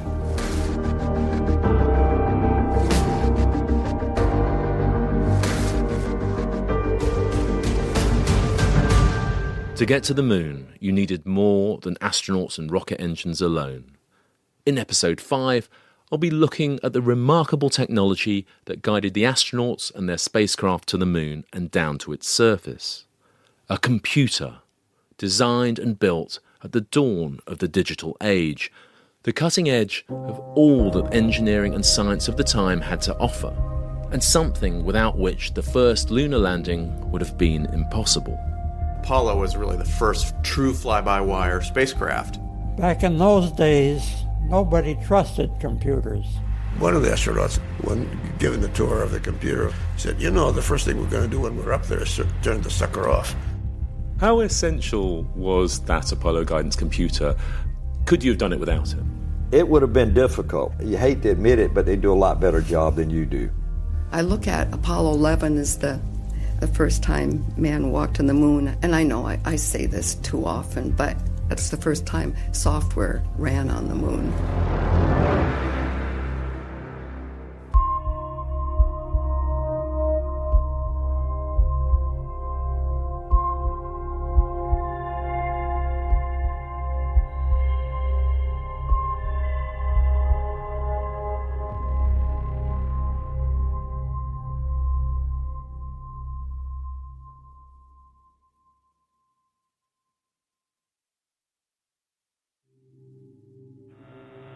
Okay, everybody, hang tight. 7.5 minutes. Flight guidance, landing radar is fixed. The velocity's beautiful. Roger. You're about to hear a crucial moment in the 13 minutes before the landing of Apollo 11. Right now, Eagle, carrying Armstrong and Aldrin, is coming up on 8 minutes into its powered descent, taking them towards the surface of the moon. At this point, Armstrong and Aldrin can't actually see the moon, because the lunar module is flying sideways across the lunar surface. And inside, the astronauts are lying on their backs, looking through a pair of small triangular windows at the star-filled skies above. Right now, someone else, or rather something else, is in the driving seat. 30 seconds to P64. Roger, about 30 seconds. When they say P64, they're talking about a program that's running on the lunar module's remarkable onboard computer, which at this point is doing all the flying. Has it converged? Yes. Here's Charlie Duke telling us what that felt like during his landing on Apollo 16. You're coming down, this computer's flying it, but you don't see the moon because the windows are pointed up at space. So at 2,000 meters, 7,000 feet, the vehicle pitches over into landing program, and you can see the landing spot for the first time. And the computer told you, if you don't do anything, you're going to land at this spot. 64. Okay, they got 64. The astronauts were amongst the best pilots of their age. But without the lunar module's unique computer and elegant programs, landing on the moon would have been impossible. Roger, position 2, all flight controllers, 20 seconds to go, no go for landing.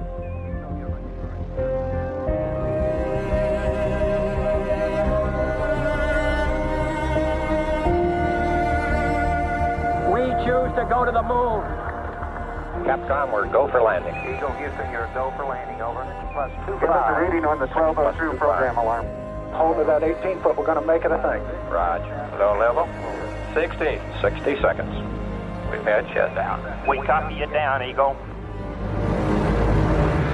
Tranquility Base here. The Eagle has landed.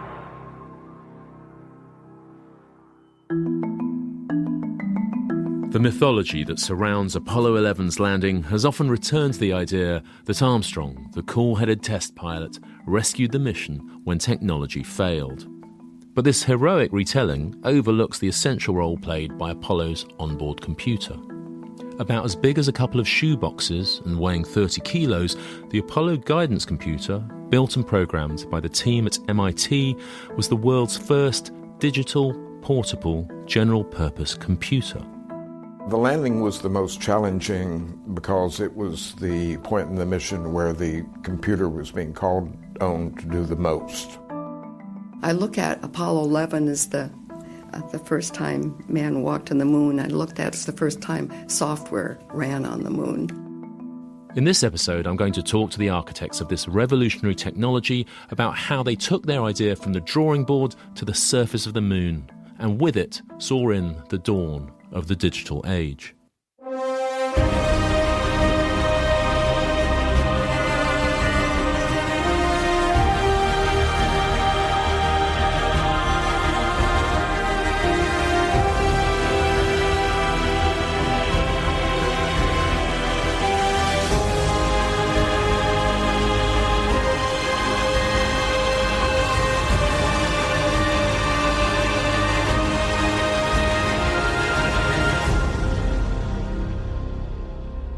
Episode 5, The Fourth Astronaut. I therefore ask the Congress, above and beyond the increase... Let's jump back briefly to 1961, to the beginning of Project Apollo and Kennedy's momentous speech to Congress, declaring his ambitious intent to set sail on this new ocean of space. We propose to accelerate the development of the appropriate lunar spacecraft. We propose to develop alternate liquid and solid fuel boosters, much larger than any now being developed. Rockets and spacecraft alone aren't enough to get you to the moon. You first have to know where to point them. David Mindell is the author of Digital Apollo and a professor of aeronautics and astronautics at MIT. The basic enabler for Apollo was the Saturn rocket. Without that, Kennedy never would have made his famous goal-setting statement. And in some way, one of the crucial, as yet undeveloped pieces was the guidance, navigation, and control. Getting it to orbit was more or less understood, but how you fly it to the moon, people had thought about the basic physics of it. They seemed like that pretty much worked. But getting from a kind of basic architecture to actually how are you going to do it was very much still up for debate, and how you navigate, just like ships crossing the ocean, was a huge challenge and a very important part of kind of tying all of that together. The first contract let for the whole Apollo program was the contract to do the guidance navigation system. It was only a month or two after Kennedy's speech. And so there's a recognition there that guidance is critical. But how do you find your way to the moon across uncharted, featureless space, without magnetic poles or recognisable landmarks or maps to guide you? You're in a place where there isn't even a sense of up or down, let alone north or south. So how do you do all of that with only 1960s technology at your disposal? This was the challenge laid down by NASA's Contract 1, the first contract of the whole Apollo program, and it would be met by the team at the MIT Instrumentation Lab in Cambridge, Massachusetts, who featured in this 1965 TV show, Science Reporter. These test engineers are checking out a sophisticated collection of telescopes, gyroscopes, and electronics for Project Apollo. This guidance and navigation system will be mounted in an Apollo spacecraft to aid our 3 astronauts on their voyage to the moon and return. The miniaturized computer at the very heart of this system... Most navigation systems rely entirely on making observations of the world outside. But there's an alternative, a method for finding your way by precisely measuring time and sensing your acceleration. That technique is known as inertial navigation. Inertial navigation is a technology that says if you know where you start and you know how fast you're moving and what direction you're moving, then you always know where you are. Deborah Douglas is the Director of Collections at the MIT Museum. She's going to explain how inertial navigation works. Now grab your popcorn.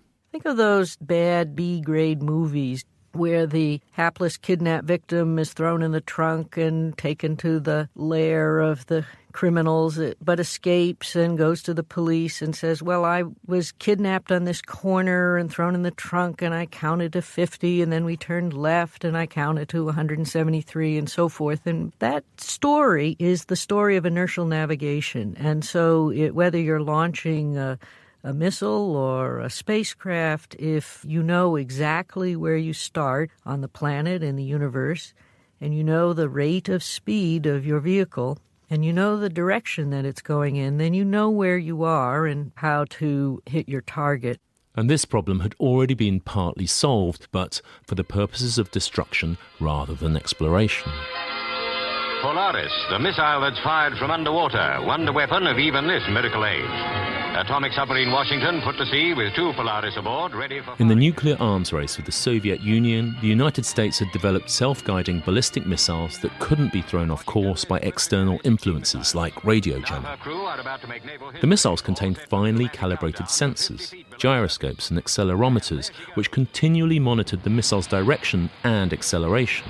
So at any moment in time, the missile knew precisely where it was headed, and how fast it was travelling.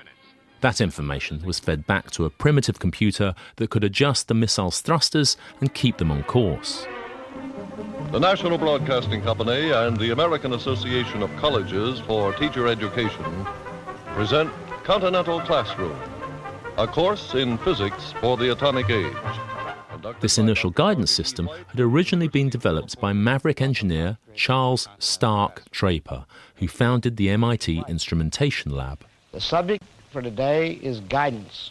It's inertial guidance in particular, but before we get into the particular end of the game, I would like to define the subject before us.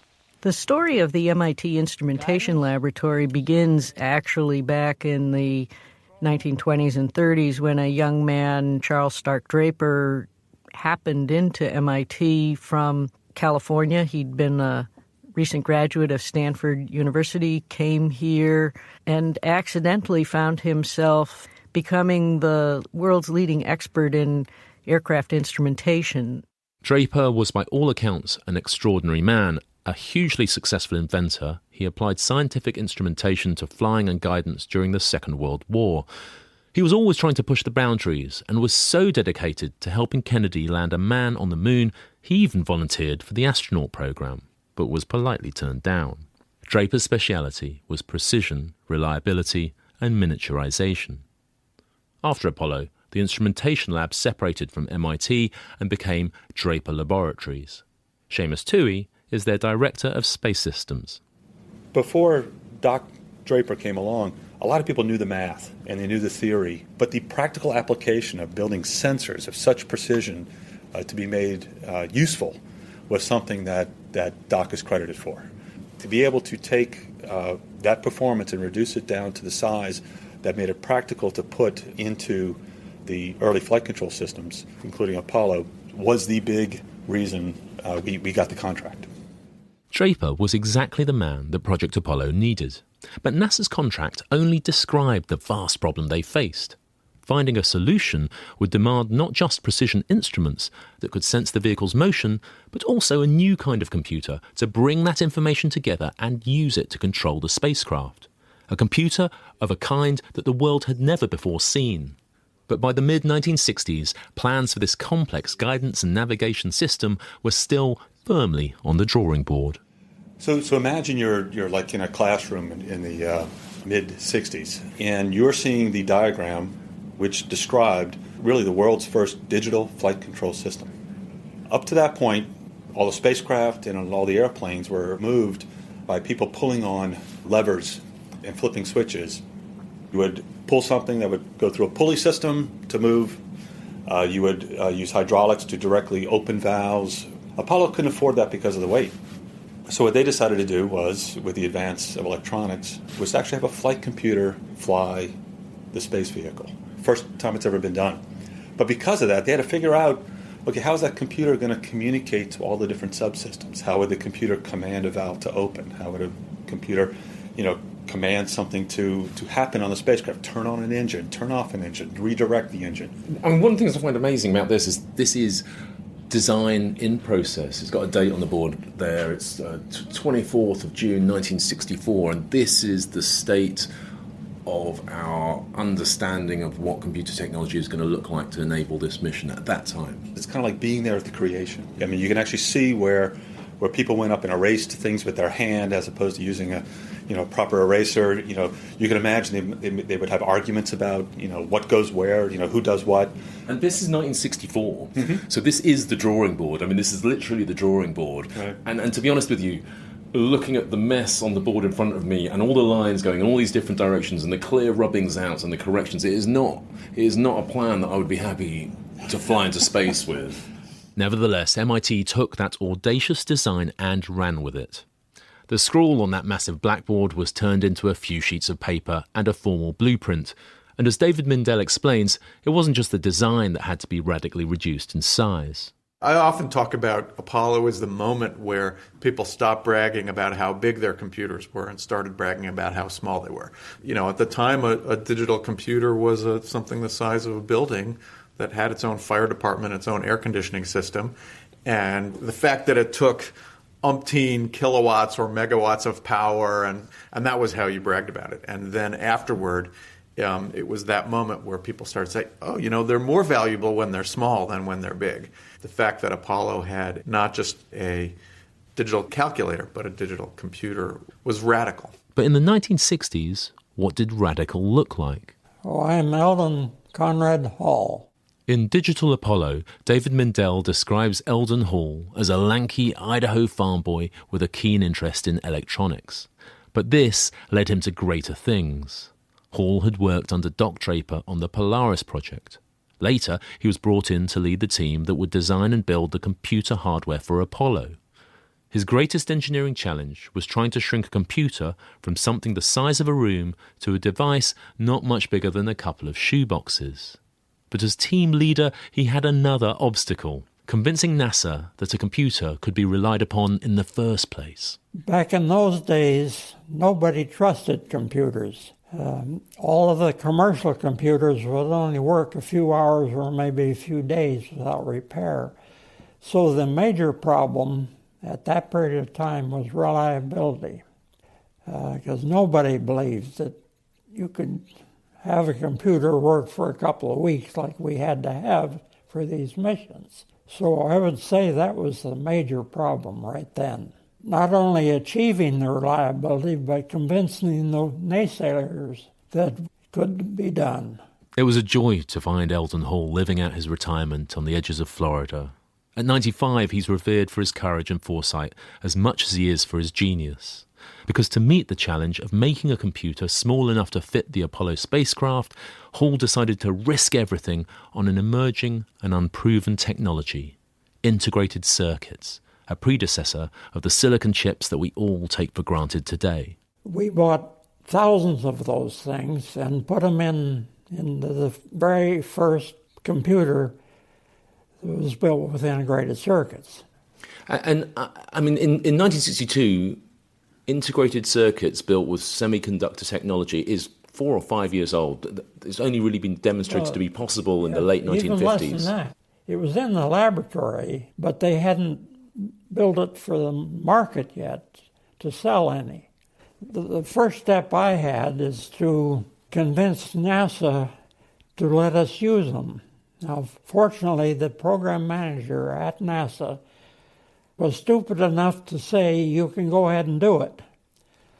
He was probably the only program manager in NASA that would have said that, but he gave me permission to do it. And now, looking back, does it not strike you as stupendous, really, that they would take a risk on this uncertain, brand new technology? Right. I couldn't believe, sitting here now, I couldn't believe anybody would wanted to take that risk. And did you, at the time, feel the enormity of that decision, that you were committing Project Apollo to a decision that would ensure the success or the failure of that mission? Well, yes, but I felt also there was no alternative. We wouldn't be able to get a computer with enough computing capacity without that technology. If anything happened that this computer with integrated circuits fell on its face, then they just wouldn't be there. We wouldn't get to the moon. If you're looking for a legacy from Apollo, there are many to choose from, but I've come to think of this as one of its most significant, with NASA poised to incorporate a digital computer as an integral part of their mission design. Apollo bought 60% of the total output of chips made in the U.S. during the peak of the program. 60%. So that's an enormous boost to a kind of new and unproven technology. It was a key moment where the companies that were making chips were able to show, look, the most important, most life-critical, most difficult, challenging program in the whole United States is using our stuff. That's an enormous boost to what then became the basis for the entire computer industry in this country. But the hardware was nothing without a set of instructions to tell it what to do. Good hardware needs good software. But if you examine NASA's original contract, astonishingly, software appears to have been an afterthought. You know, one of the amazing things about the Apollo guidance contract, which again is the first contract let for the whole Apollo program, is that, A, it's only 10 pages long. Today it would be 10,000 pages long. But it actually doesn't even mention the word software. It's not invented yet. And there's one line that says, of course, the MIT Instrumentation Lab will create the programs necessary for this computer to work well. By 1967, they're at a point where, oh my goodness, this software thing is really complicated, it's really expensive, there's a lot of bugs in it, and we might not make the end of the decade deadline because of the software. And we didn't even know what software was when the program started. And so it really is the kind of first time that software rears its head as something in and of itself that's worthy of paying attention to, that's complicated, that's expensive, that can make something happen that can't happen otherwise, and can kill you if it goes wrong.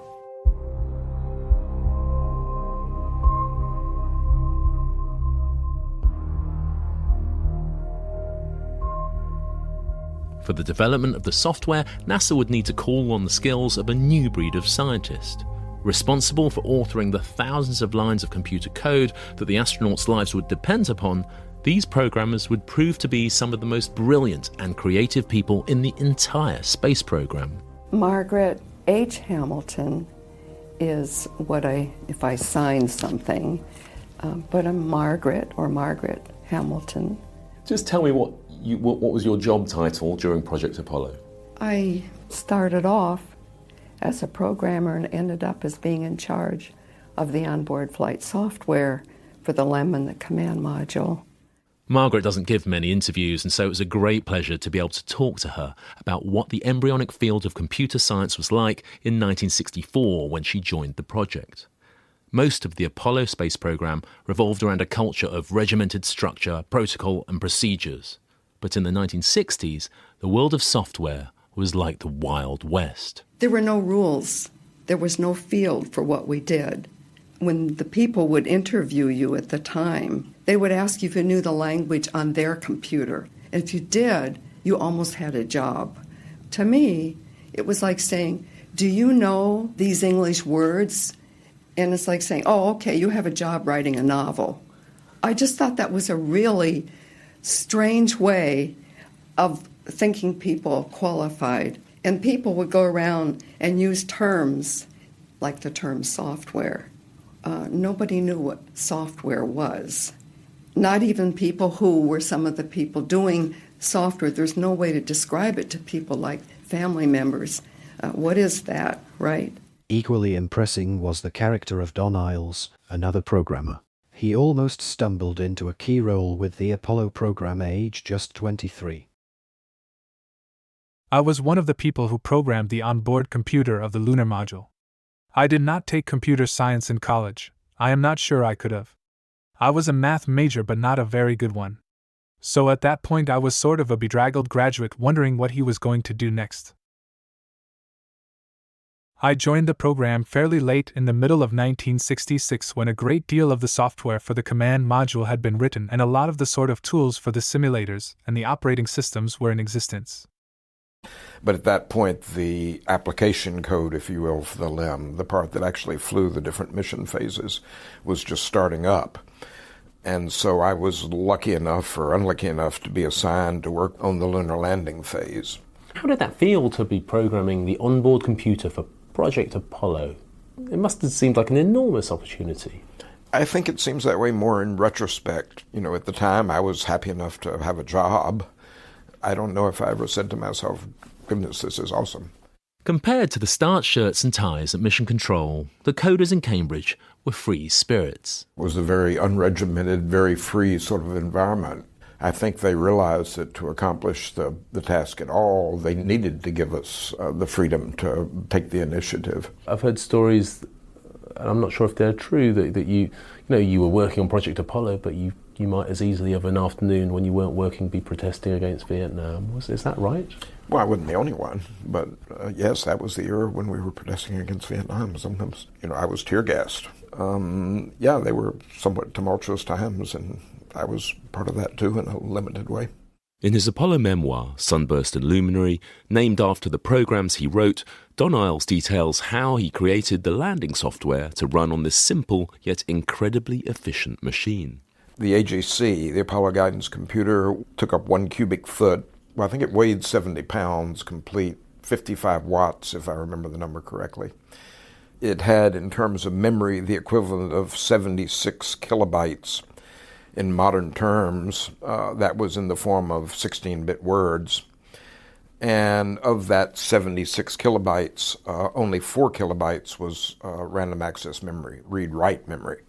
The rest was a very durable, reliable form of hardwired memory. It's fashionable for us today to marvel at how incredible our modern computers are and how puny the Apollo guidance computer was in comparison. But it's not a fair comparison. If you plugged your laptop or phone into an Apollo vehicle on the way to the moon, for any number of reasons, it probably wouldn't be up to the task. Mission success depended directly on every single person involved in the Apollo program, from computer architects and programmers to the people firmly on the front line, managing the more mundane task of turning these grand ideas into physical reality. It was the mid-1960s, and computing was still a laborious process. Once written, the code was printed out onto reams of paper and then translated into punch cards that could be read directly by huge mainframe computers on the ground. All of this had to happen before the programs could be tested and made ready to be incorporated into the compact Apollo guidance computer on board the spacecraft. Dan Likely was a senior programmer in this long chain of production. We got to the moon using punch cards. People today can't believe it. It was all done with punch cards and key punches, and put a batch of cards and ran it through a card reader into those big IBM computers. And there were over 100 people working at it on the end. They had to all integrate their cards and put them together and submit it in one big run overnight. And then we'd run the simulations the next day, see whether it's good or not. And there were 2 women who worked on them. My name is Elaine Denniston. I went there as a temp. a temporary employee. In those days, we had a company called Kelly Services, so I was a, quote, Kelly girl. And I was hired to key punch. And then after a certain period of time, and I have no idea when, they kept me on and hired me as a full-time employee. Elaine Deniston's job was to turn the printed lines of computer code into punched cards. These were literally stiff cards about the size of a standard business envelope with a series of holes punched into them. It was my job to type what the programmers gave me, type it into these cards.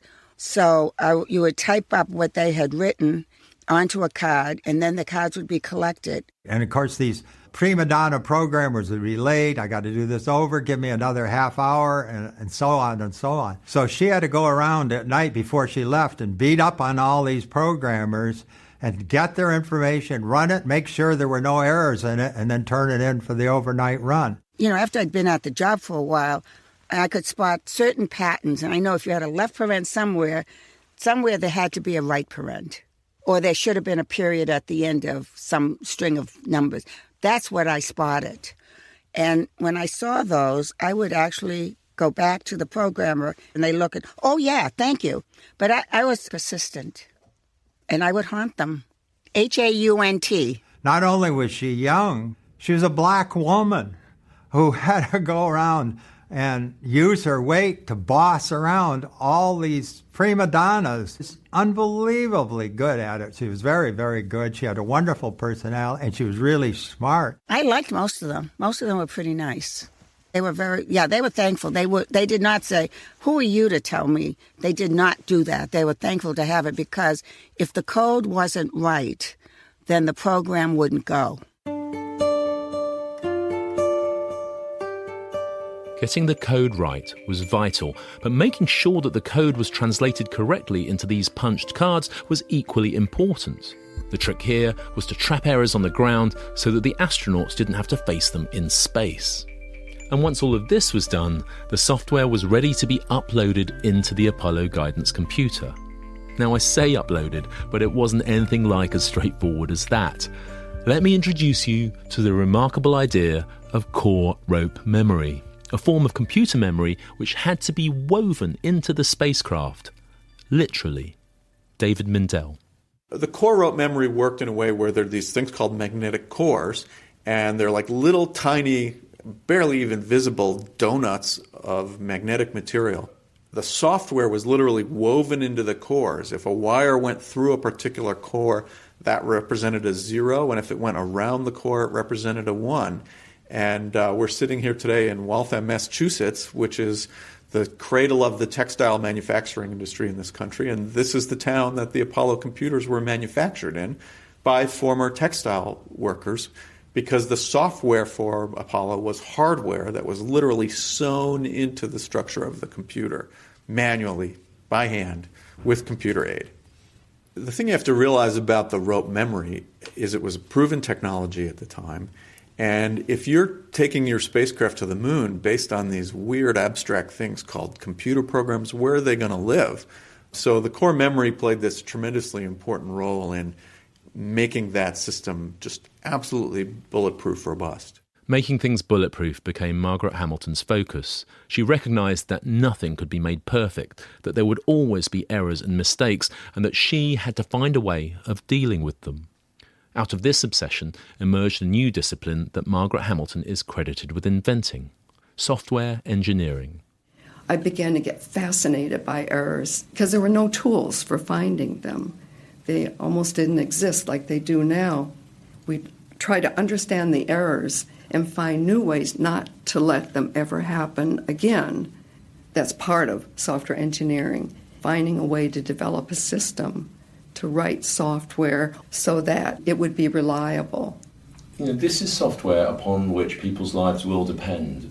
And so as a coder, you're sort of slightly abstracted from, the business of flying the vehicle, but did you get a sense of that, people's lives are in my hands, or at least in the hands of my code? Absolutely, especially when it came to worrying about the manned missions. A person's life was at stake. The astronauts' lives were at stake. And that's when I began to worry about everything working together and what the astronaut might do by mistake, what would happen as a result of hooking up the wrong radar, the radar in the wrong position, could affect the software. How do you let him know it when he's busy doing his stuff and he doesn't even notice that there's a problem? So it became a mission. So was your role a little bit like, the conductor of an orchestra to make sure? Yes, it was like that. And it's just bringing all the pieces together at the right time so they Mm-mm. have their function. Otherwise, if they come in at the wrong time, it can just wreck the whole piece. Wrong time, wrong priority, wrong data, interface errors. Those are the big three. The interface on a modern computer is so seamless that you barely notice it. We take for granted our keyboards and touchscreens. Today we can even talk to our computers. But 50 years ago, none of that existed. To see the Apollo guidance and navigation system in operation, we visited the systems test laboratory and talked with Mr. Ramon Alonso, Assistant Director of the Instrumentation Laboratory. One of the interesting aspects of the guidance system is the way in which the astronaut controls the guidance equipment through the computer. Back then, no one was sure how humans should interact with a computer in a real-time application until Ramon Alonso, a gifted mathematician at MIT, came up with a surprisingly simple scheme he called verb and noun. Without leaving their couches. The system of codes used is reasonably simple. It consists of a numeric verb and a numerical noun. These are little sentences made of numbers, then? Essentially, I'll give you straight a bit. An example of it might be... It's nice to see the old horse again. When was the last time you saw this, Ramon? Oh, Lord. Maybe in the early 70s, there were still some around. The interface resembled a giant calculator with huge buttons. But as Ramon Alonso told me, when we reunited him with the computer he'd worked on 50 years ago in the basement of the MIT Museum, there was a reason for that. We had a problem, we had to solve it. The astronaut had to be able to see the lettering on the computer, whatever they had to interact with, through the visor. And the buttons had to be big enough so you could push them with enormous gloves. There were all kinds of constraints like that. One day coming into work, it occurred to me that if I wanted to say do something, how would I say that? Do something, all right, verb and noun. It couldn't have been simpler. Verb, what do you want to do? Noun, what do you want to do it to? With this crude vocabulary, users could give the Apollo guidance computer different instructions and run a range of programs. And pretty soon, a funny thing began to happen. People were saying, very interesting, yes, we're good. Are you going to leave this verb and noun the way it is? Not up to us. There's another group that's going to do that. Yeah, but you can't leave verb and noun. Why not? Well, it's not military enough. It's not serious enough. It's not scientific enough. You had a lot to do with the astronauts through this project. What did you think of them? What did you make of them? I thought one group was very, very, very smart. I didn't think so much of the other one. I thought they were dumb, frankly. However, they were all charismatic and surviving test pilots, 40-year-old surviving test pilots. You don't get to be a surviving test pilot at age 40 without having done a lot of things right, or being so lucky that you're off the chart. And one of the astronauts, when given a tour of the computer, said, the first thing we're going to do when we're up there is turn the sucker off. We're pilots. We fly things. We don't have things fly us. But at the same time, it was also the fact that they wanted to go to the moon, and they didn't care what they had to do so. And so they were the right warriors. There's no question that they were the right people. One of those warriors was astronaut Charlie Duke. Well, it was a simple little keyboard. We had 3 digital readouts, but no text. It was all just numbers, 3 sets of numbers. And you had to know what P64 verb 1092 was. That noun-verb combination is rate of descent, forward velocity, and altitude. It was a crude little system, but it worked. So here we've got the keypad, which is just numbers 0 through 9, plus and a minus. And then on the left... Back at Draper Labs, Seamus Toohey let me have a go at playing astronaut on one of the original DSKY interfaces that Ramon Alonso had designed. So let's say you were in lunar orbit and you're safely there and you want to start initiating the lunar landing guidance algorithm, which was 63. That was the noun number attached to it. So what you would do is you would press noun, 63, enter. So that tells it that's the program you want to run. Well, when do you want to start? You want to start in 15 seconds? Yeah, why not? 15 seconds sounds Then you good. would say verb. Verb. 15. Enter. And then a clock would start tick, tick, tick, tick, tick. Start ticking down, and when it ran to 0, the computer would then initiate program 63, which would, in this case, do a very large braking burn to slow you down, so you start dropping down to the surface of the moon. And that's the beginning of powered descent. That's the beginning of powered descent. So noun, enter, verb, 15 for that, enter. Look, I'm so overrated, this flying the Apollo capsule thing. Right? Minus 0.2, minus 0.7. And we used the things, noun 86 for delta BZ, which was 9.5. And this is how the astronauts flew to the moon. In the final 13 minutes of descent, Armstrong and Aldrin were very often in the hands of Alonso, Isles, Hamilton and their co-workers, dependent on programs that fired thrusters and rocket engines, precisely controlling their speed and direction of travel right until the moment of touchdown. Here's Charlie Duke talking about what that was really like. Okay, we're off to a good start. Play it cool. We were almost on target, a little west and a little north, and the computer told you if you don't do anything, you're going to land at this spot. 54 LPD, dropping out the bottom now. 800 feet, 30 down. Hey, Houston, we're going to be just a little long. Roger. But we're just now beam double spot. But all it knew was how high you were above the moon.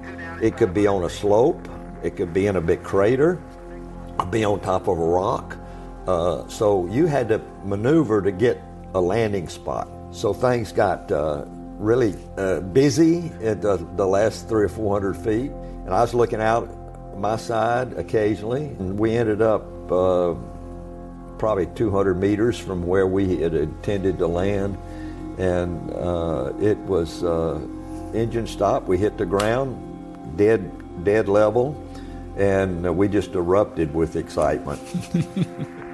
And I could see all the way to the ground, just like flying the LTV. Piece of cake.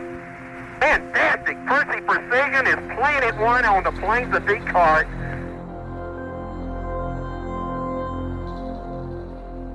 How essential was that Apollo guidance computer to your landing on the moon? Could you have done it without it? It would have been difficult. We practiced that. It took a lot more fuel, but we knew that the computer was really essential.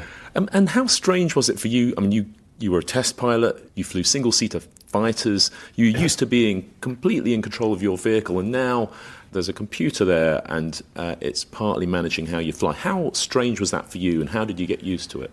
I liked it, actually. It's so proficient with these automatic systems. They're so sensitive and so precise.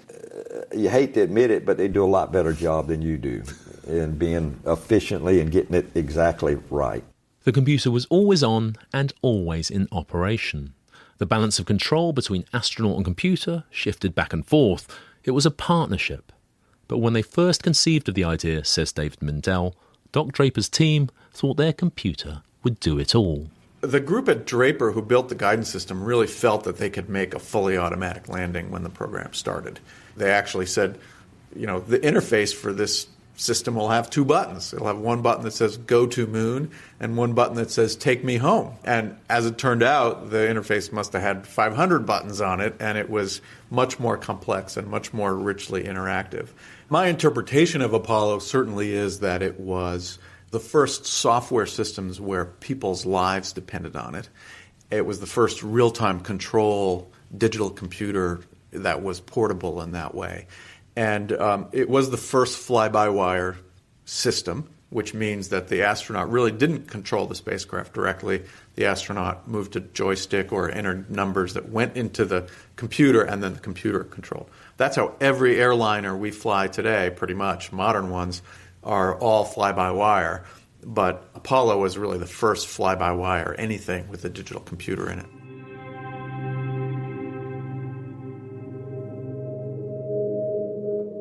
The achievements of the team at MIT echo on into the present day. And it's left its impression on all of us, not least the people who worked on the mission, built those computers and wrote those lines of code. People like Eldon Hall, Margaret Hamilton and Don Iles. 300 feet down, 3.5. Did you feel the weight of the responsibility? Because so many people were involved in this, but at that moment, with the computer so firmly embedded in these last few seconds. Last few seconds of the landing, yes. Yes, I was very nervous, yes. Did it ever enter your mind that, if it doesn't go to plan, people are actually going to perhaps look back to my hardware and say it was my fault? Yes. That always worried me, yes. And so, when they eventually landed, once they finally confirmed they were safely on the surface, how did that feel for you? Very relaxing. When they touched down, announced the end, shut the engines down. Do you think, under ideal conditions, the guidance system, controlled by your computer, could have landed the lunar module on its own? Well, we thought so. 100 feet, 3.5 down, 9 forward. 5%. One of the good things that happened from Apollo 11 is people knew something called software existed, and it made it seem more interesting. They don't have to be astronauts, but they can be involved in many different ways. Down 2.5. I think in some larger sense we felt we were there with them, that we were there more intimately, we thought, in our own heads than anybody else was, because it wasn't just something we made was there, it was something where we had programmed the thoughts, if you will, of this computer were there. And by the way, that information may still exist. Those limbs ended up crashing on the moon. Whether that memory would have been durable enough to survive the crash with the information intact, I don't know. But, in a sense, I can say my work is on the moon. Tranquility Base here. The Eagle has landed. Roger, Tranquility. We copy you on the ground. You got a bunch of guys. In episode 6, we'll tell the story of what Apollo insiders regard as the gutsiest mission of the entire program, one that took humans away from Earth orbit and around the moon for the very first time, faster and further than anyone had ever traveled, Apollo 8. This to me was looking at new territory, new exploration, especially on the far side of the moon. We don't want to just go to the moon, we want to go in orbit around the moon. Now, frankly, that's an order of magnitude difference in risk. There's no way that's happening. We were a mission-critical program, and we were not ready.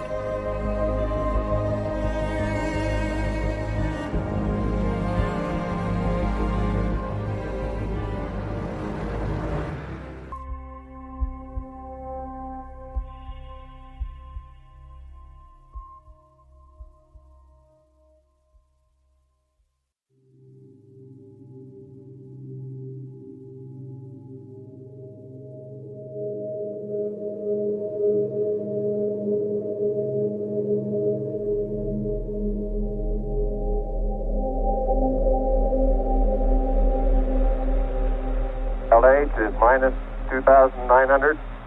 Neil Armstrong and Buzz Aldrin are deep into their 13-minute descent to the surface of the moon. Their attention is focused firmly inside the cabin of their lunar module Eagle as they monitor the vast array of readouts and controls. But just for a moment, seconds before the 12:02 computer alarm crisis that will threaten their landing, Aldrin's eyes are drawn, briefly, back home. Roger, we copy. That's the Earth right out our front window. The Earth, outside their window, rising majestically above the lunar surface. An arresting sight. But they're not the first people to witness it. That honour had been taken 7 months previously by the crew of the most daring mission of the whole Apollo program. Apollo 8. We've got it. We've got it. Apollo 8 now in lunar orbit. There's a cheer in this room. This is Apollo Control Houston, switching now to the voice of Jim Lovell. The Earth from here is a grand oasis of the big vastness of space. I could completely hide the Earth behind my thumb. Everything I ever knew, I could hide behind my thumb.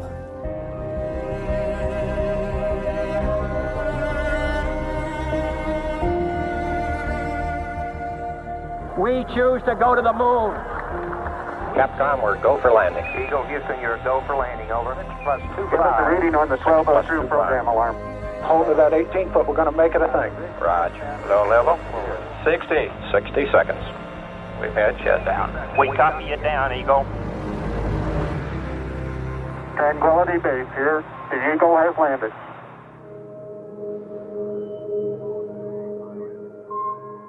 We celebrate Apollo 11 for making that historic first landing on the moon, but without Apollo 8 as pathfinder and pioneer, it could never have happened. The first mission to cross the 250,000 miles between Earth and Moon, to NASA insiders, Apollo 8 is viewed as the gutsiest mission in the agency's history. This to me was looking at new territory, new exploration, especially on the far side of the moon. We don't want to just go to the moon, we want to go in orbit around the moon. Now, frankly, that's an order of magnitude difference in risk right there. I remember hearing rumors that, they're going to fly 8, before the end of the year. And when I would hear those rumors, I would think, well, that's absurd. There's no way that's happening. We were not ready. In this episode, I'll be talking to Captain Jim Lovell, a member of the crew that travelled further and faster than anyone had ever gone before. Apollo 8, the giant leap that made Neil Armstrong's small step possible.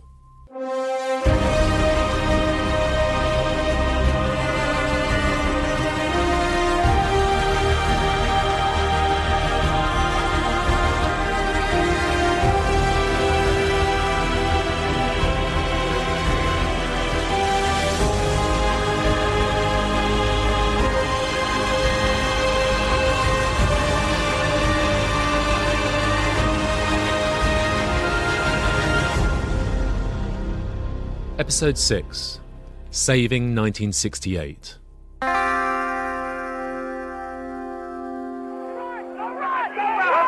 they come. They're charging into it. They're just swinging into this crowd. They're pushing the crowd. It's a stampede. There goes a big blast of tear gas. I can't see. He got me in the face. Oh, man. 1968 has been described as the year that shattered America. There were violent clashes between the authorities and demonstrators against the United States war in Vietnam. Americans had been told that their soldiers were winning the war, but in '68 the Viet Cong fought back, launching surprise attacks across the south of Vietnam, which turned the tide of the conflict. This is the main South Vietnamese language radio station of Saigon, and right now some of the Viet Cong are inside occupying the station. There's a Viet Cong machine gun in there, about 100 yards away. And on US soil, the country was rocked by the political assassinations of civil rights campaigner Martin Luther King and Senator Robert F. Kennedy. I have some very sad news for all of you. Martin Luther King was shot and was killed tonight in Memphis, Tennessee.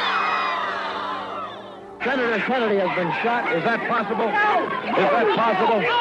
It could. Is it possible, ladies and gentlemen? It is possible. He has. Not only Senator Kennedy. Oh my God. Senator Kennedy has been shot. And another man. The two deaths traumatized the nation and caused outrage. In the week that followed King's murder in April, there were riots in more than 100 cities nationwide. 39 people were killed.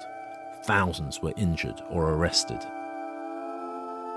The United States was in turmoil.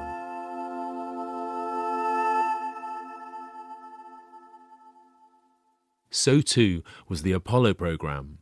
In 1968, still recovering from the Apollo 1 fire, NASA's goal of getting a man onto the surface of the moon before the end of the decade looked to be slipping beyond their grasp. To make matters worse, the Saturn V rocket NASA had chosen to use for the Apollo program was malfunctioning. In a 2008 NASA interview, Chris Kraft, who was in charge of NASA's human spaceflight program, remembers a troubled test flight of the Saturn V rocket in April 1968. It was a disaster. I want to emphasize that. It was a disaster. That doesn't come out anywhere, but it was, I want to emphasize, a disaster. The Saturn V had 3 rocket stages, and to get a crew to the moon, all of them had to function perfectly. But in April 1968, the only thing they all had in common was that none of them worked. The first stage failed so badly that it nearly shook the entire rocket to pieces.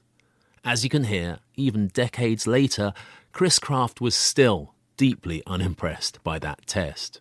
Here's the Saturn rocket that everybody thinks is a wonderful piece of hardware that almost busted itself into pieces in all 3 stages the last time it flew.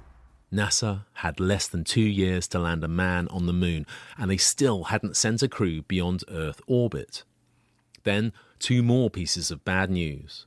Construction of the lunar module had fallen way behind schedule, and it wouldn't be ready for the first test flight. Worse still, the CIA passed on intelligence suggesting that the Soviet Union were planning to jump ahead with their efforts and put a cosmonaut in orbit around the moon in the next few months. NASA had to do something.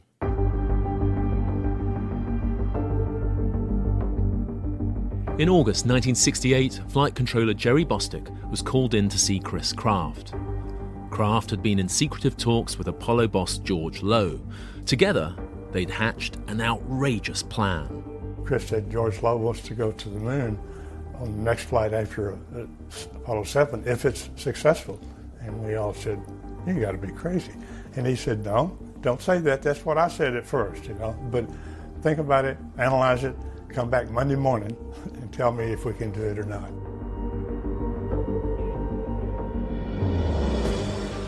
Once again, NASA had trusted some of its youngest people to make a momentous decision, and the kids in control, like 29-year-old Jerry Bostick, embraced the opportunity.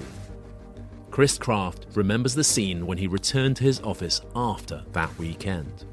I couldn't get into my office, and they were there.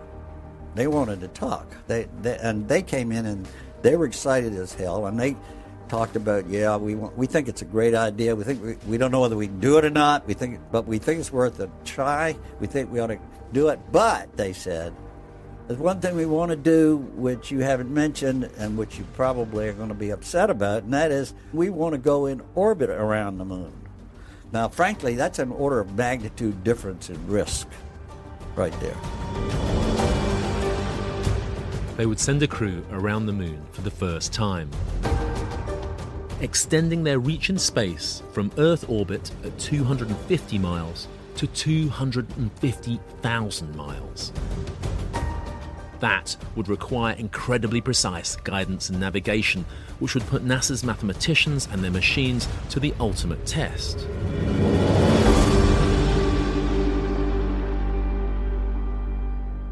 But although this was a truly bold mission, some members of Apollo 8's crew admit to being a little underwhelmed, at least at first. The commander would be Frank Borman. As a fighter pilot, he'd flown combat missions in Korea and regarded space as another battlefield. I was a Cold War warrior, and the whole program, the whole Apollo program, was far from just a demonstration of technology. It was really a battle in the Cold War. And that's why I was there. I had really no interest in picking up rocks. Bill Anders had been hoping for more. He'd trained alongside Neil Armstrong to land the lunar module on the moon.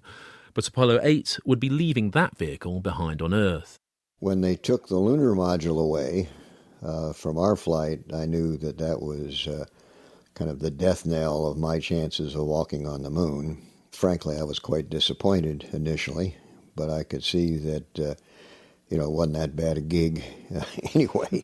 But then there was Jim Lovell, a former Navy test pilot for whom Apollo 8 represented an opportunity for pure adventure. I was absolutely delighted. This to me was a mini Lewis and Clark expedition, looking at new territory, new exploration, especially on the far side of the moon. Apollo 8 was really the most audacious of the Apollo project missions. So many firsts. Did that not factor into the way you felt about it? I mean, the risk was enormous. We understood the risk, but this was a chance where you trade off risk for reward. And this certainly was, at least to me, the reason why I was at NASA in the first place. Commander Frank Borman compared training for Apollo 8 to drinking from a fire hose, because they had to learn so much so quickly. Ordinarily, crews and engineers had 6 months to plan for a mission. For Apollo 8, they had just 4. The astronauts were amongst the first to learn of the secretive mission, leaving the engineers and scientists on the ground to play catch-up. Among the people who initially weren't in on the big secret was Poppy Northcutt. I remember hearing rumors that, they're going to fly 8, before the end of the year. And when I would hear those rumors, I would think, well, that's absurd. There's no way that's happening. In the summer of 1968, Poppy was a 25-year-old mathematician. She was the first woman to work in mission control as an engineer. The precise path the spacecraft needed to take to get back from the moon depended directly upon Poppy's calculations and computation.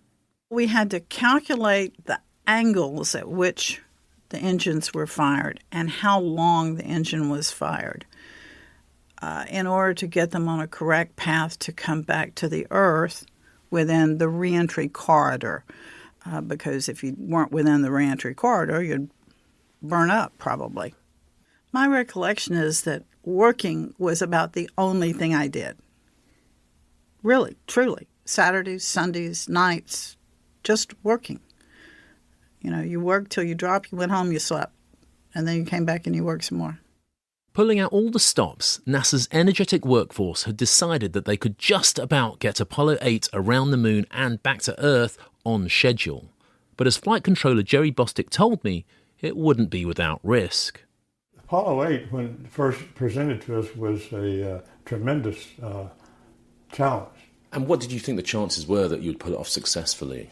I didn't ever put any odds on it. I didn't accept anything except, no question, we're going to do it. For the astronauts, the risks were all too real. Privately, Bill Anders did think there was a good chance he wouldn't be coming home, something he shared with his wife, Valerie. I told her quite frankly that this was an extremely important flight. I was really lucky to have it, even without a lunar module. We, the crew, had one chance in 3 of a successful mission. We had one chance in 3. The mission wasn't successful, but at least we didn't crash. And then one chance of 3 of not coming back, which is probably as good odds as I would have had in Vietnam. She accepted that, and we focused on getting the job done, she raising the kids and me learning how the spacecraft worked. The media were grimly fascinated at the idea that the crew might end up lost in space.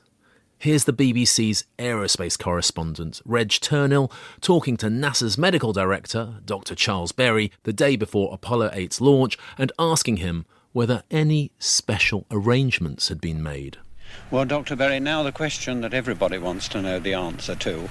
If these men do get stuck in lunar orbit, have they got a death pill to take so they can die painlessly? No, and I suppose somebody'd bring up the sleeping pills that we have aboard, and there aren't even enough of those to kill anyone, and so we've never felt that such a pill was necessary. The death would normally occur when the oxygen ran out. And when you lost your oxygen, hypoxia, or lack of oxygen, is a very painless death.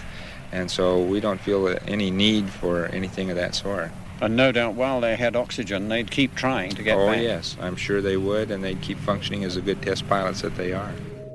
On December the 21st, 1968, Astronauts Frank Borman, Bill Anders and Jim Lovell were strapped into the command module on top of their Saturn V. This was the rocket we heard Chris Kraft describe earlier as a disaster. Assured that all the flaws had been fixed, this was the first time it would be launched with a crew on board. The first all-up test of the vehicles and equipment that would be needed to cross the void of space between the Earth and Moon. T-minus 15, 14, 13, 12, 11, 10, 9. We have ignition sequence start. The engines are on. 4, 3, 2, 1, 0. We have commit. We have liftoff.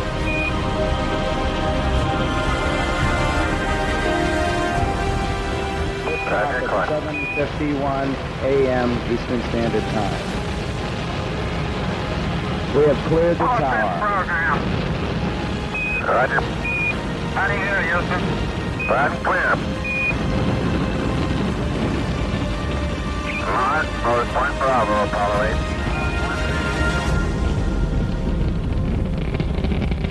Apollo 8, you're looking good. On board, Bill Anders was experiencing the genuinely awesome power of the Saturn V. The launch was a big surprise. It was violent. And I thought to myself, what the hell? If we thought we trained for everything, but we missed this one, what else did we miss? It was so loud we couldn't communicate with each other. It was so violent. Apollo 8, Houston, you are go for staging, over. And then when the first stage burned out, suddenly we went from 6 Gs to slightly negative G, and I felt like I was being catapulted through the instrument panel. Threw my hands up inadvertently, and when the second stage cut in, my wrist ring came back and gashed my helmet visor, and I thought, uh-oh, here I am, the rookie, and I'll have this cut on my visor. Well, when we got into space, I collected the helmets. I found that the other two guys each had scratches on their visors. So when you're riding the Saturn V, everybody's a rookie. The Saturn V had successfully launched the astronauts into Earth orbit, but now the rocket's upper stage had to fire its engine and put them on course for the Moon. And this would take them into uncharted territory. NASA called this trans-lunar injection, or TLI, but flight controller Jerry Bostick has a slightly more straightforward way of describing it. Shooting for the moon is like duck hunting. You don't shoot at the duck. You shoot out front and let the duck, fly in. But in this case, we were shooting for a distance of 60 miles in front of where the moon would be when we got there. And so, it took us hitting the right spot in space and God bringing the moon in at the right time to all match up. The spacecraft had to arrive at the right altitude above the moon, at the right speed, the right angle, and at the right moment. TLI would put them on course for that point in space. The precise trajectory was worked out before the mission, and the launch date chosen to give the spacecraft the shortest possible journey to the moon. This hugely important calculation was done by a team of NASA mathematicians, including the woman nicknamed the human computer, Katherine Johnson. She turned 100 in 2018, but here she is talking to public service TV station WHRO in 2011. Equally important, when we were going to the moon, we had to know the location of the moon and where it was when you took off and where it was when you got there. See, the moon is going that way and you were going this way because you wanted to intersect the moon in a certain place. It was intricate, but it was possible. Catherine's maths are a thing of legend, immortalised in the Hollywood film Hidden Figures, and the basis for TLI, Translunar Injection, a landmark moment in the history of human exploration, the first time any human being had ever left the confines of Earth orbit, and in retrospect, perhaps it should have been accompanied by a bit more ceremony. Apollo 8, Houston. Go ahead, Houston. Apollo 8, you are go for TLI. Over. That's Mike Collins, who 7 months later would be the command module pilot for Apollo 11. But for Apollo 8, he was on duty as Capcom in mission control, tasked with passing instructions to its crew. And he wishes that he hadn't let that moment in history pass by quite so casually. When the time came for it to be the first craft ever to reach escape velocity, the first craft ever to go so high with people on board, the first craft that was going to go to the moon, what did I do? I said, Apollo 8, you are go for TLI. Over. There ought to be bugles. The President of the United States should be here. The Pope should issue a writ. There should be rejoicing worldwide. And instead of that, I say, Apollo 8, you're go for TLI. And Frank, he was no better than I was. He said, Roger, Houston. Roger, understand. We're go for TLI. And I thought that was a terrible way to treat such a historic event, but that's what I was stuck with. The Pope may not have been there, but with the rocket engines burning and accelerating them to 25,000 miles per hour, Borman, Lovell and Anders were on their way to the moon. Apollo 8, Houston, you're looking good here, right down the center line. Roger, Apollo 8. They were travelling faster and further from home than anyone before them.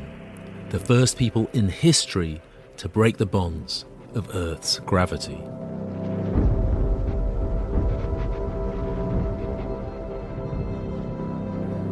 Apollo 8 had begun its 3-day, 250,000-mile journey to the moon.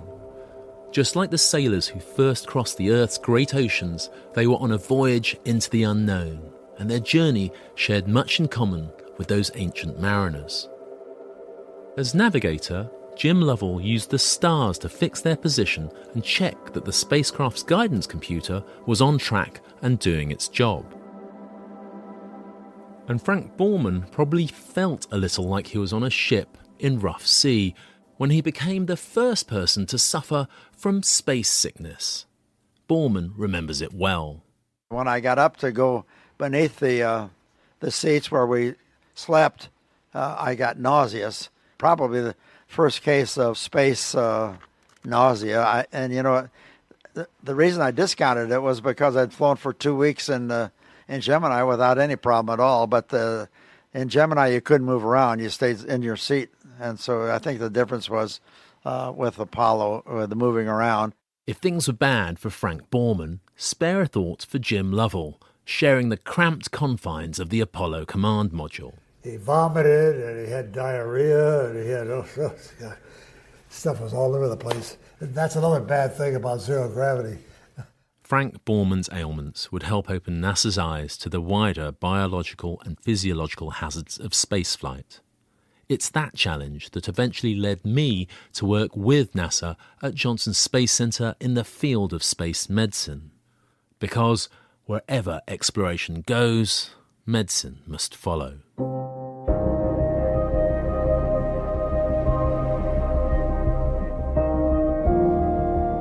Three days after launch, Apollo 8 was approaching its destination and about to face one of the riskiest maneuvers of the mission. Apollo 8, this is Houston at 6804, your go for LOI. Okay, Apollo 8 is go. You're riding the best bird we can find, over. Thank you.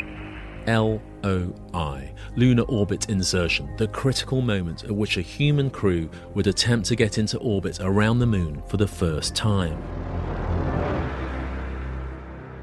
To do that, Borman, Lovell and Anders would have to fire their rocket engine at exactly the right moment, to slow down by exactly the right amount, at exactly the right time.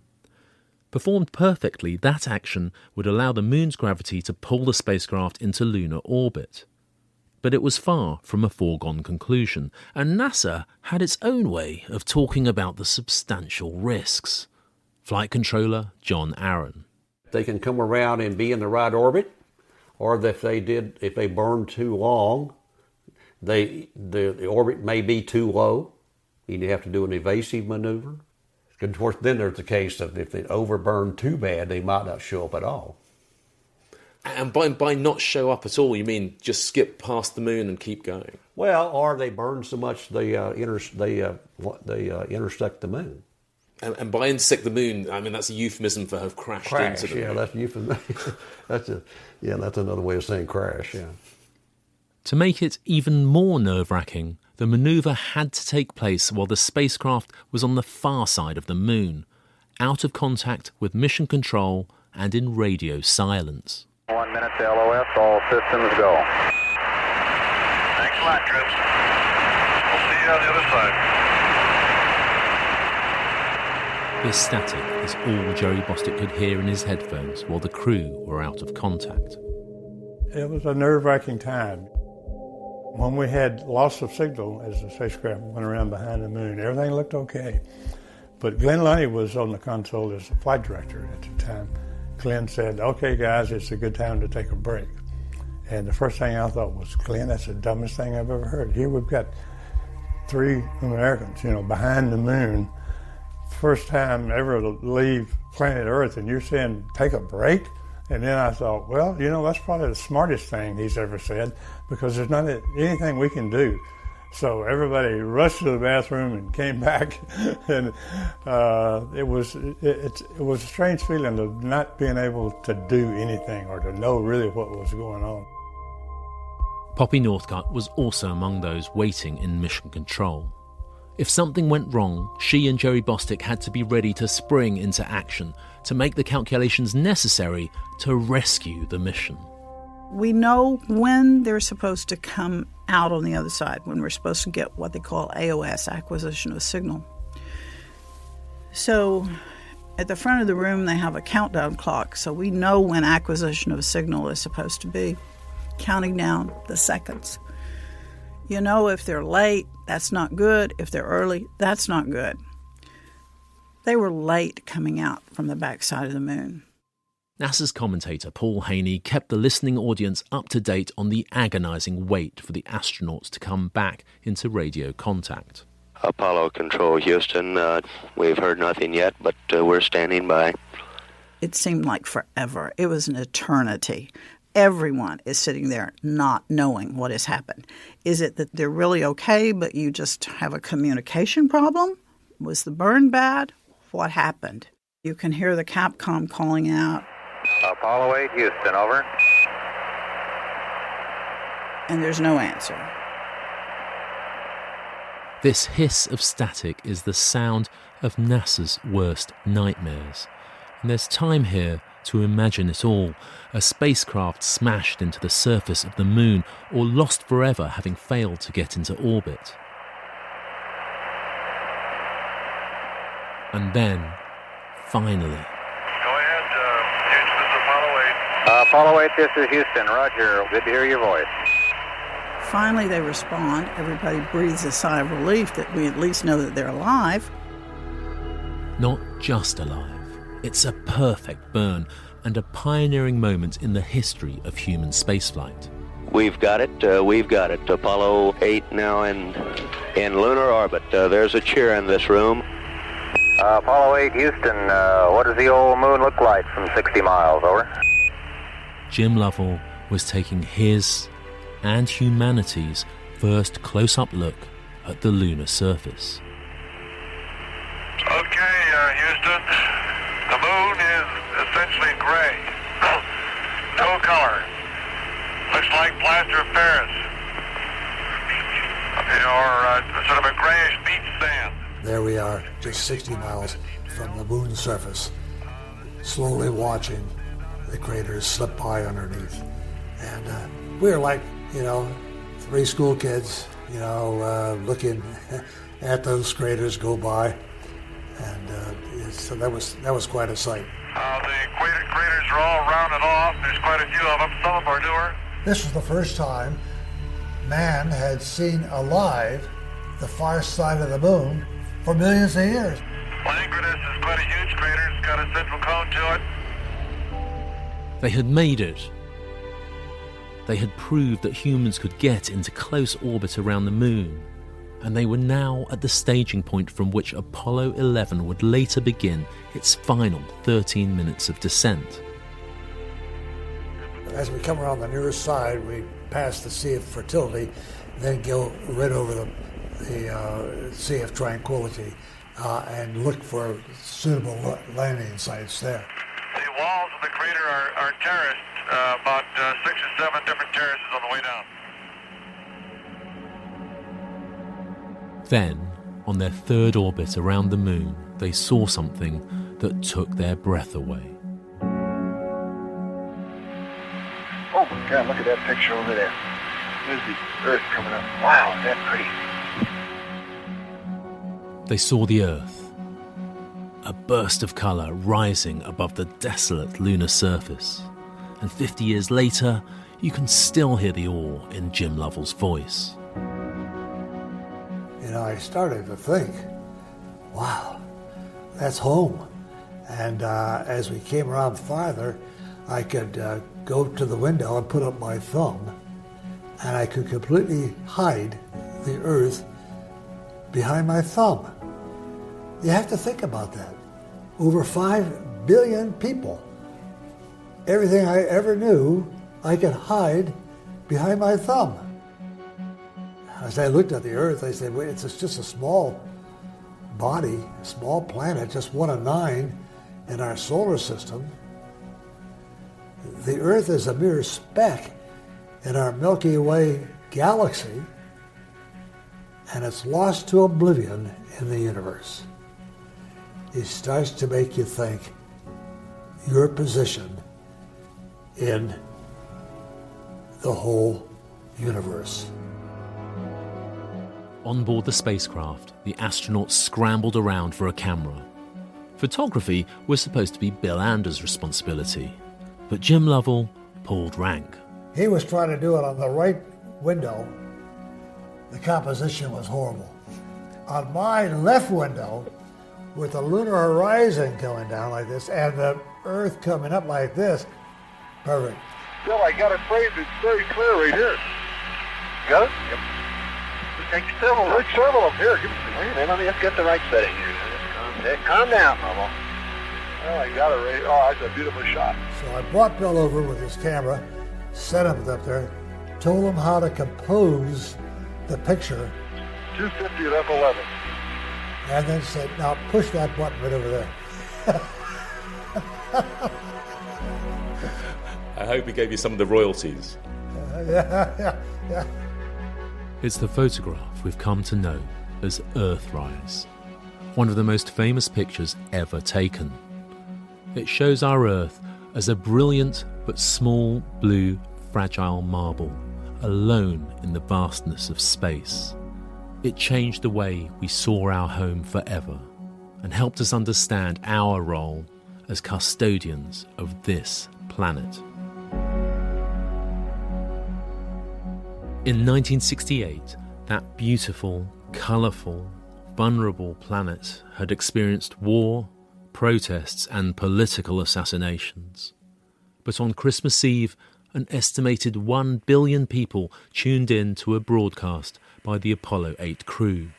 The moon is a different thing to each one of us. I know my own impression is that it's a vast, lonely, forbidding type existence. It makes you realize just what you have back there on Earth. The Earth from here is a grand oasis in the big vastness of space. I think the thing that impressed me the most were the lunar sunrises and sunsets. Then, with the world listening, the astronauts did something that no one back on Earth was expecting. Now you can see the long shadows of the lunar sunrise. And for all the people back on Earth, the crew of Apollo 8 has a message that we would like to send to you. In the beginning, God created the heaven and the earth. And the earth was without form and void, and darkness was upon the face of the deep. And the Spirit of God moved upon the face of the waters. And God said, "Let there be light." And there was light. And God saw the light, that it was good. And God divided the light from the darkness. It was like, wow, where'd that come from? The hair stood up on the back of my neck. And God called the light day, and the darkness he called night, and the evening and the morning. Nobody on the ground or in the control center that I don't think knew anything about it, and it was just mind-boggling. You know, they brought tears to my eyes, and most of the people in the control center to think, okay, here it's Christmas Eve, and we have Americans circling the moon, and they're reading about the creation of Earth and the universe by God, and it's just overwhelming. And God called the dry land earth, and the gathering together of the waters called he seas.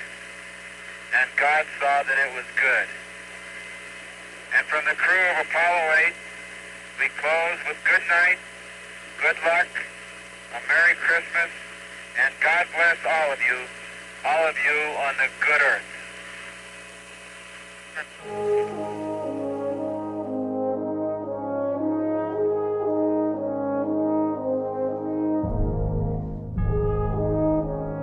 Shortly after they'd spoken those words, the Apollo 8 astronauts began their preparations to come home. On Christmas Day, they fired their engine, and once again, Mission Control waited nervously. Apollo 8, Houston. Apollo 8, Houston. Houston, Apollo 8, over. Hello, Apollo 8. Loud and clear. Roger. Please be informed there is a Santa Claus. That's affirmative. You're the best ones to know. They were on their way home, back towards the beautiful but imperfect world they had left behind at the end of a troubled year. But only as the messages of congratulations poured into NASA did flight controllers like John Aaron start to realise how important the mission had been. As we came around the moon and we were sailing downwind toward the Earth, telegrams started coming in. Congratulations, telegrams and telegrams. But the one I remember the most, it was the one from a woman from somewhere, and I forget where she was from. She wrote this little telegram. She said, "Dear NASA, all of these things have happened so far this year to this country. You took us around the moon on Christmas. Thank you for saving 1968. Apollo 8 was a turning point in NASA's fortunes, a mission undertaken at huge risk, but one which put the Apollo 1 fire firmly behind them. The courageous decision to push on and chance everything on Apollo 8's flight to the moon had paid off.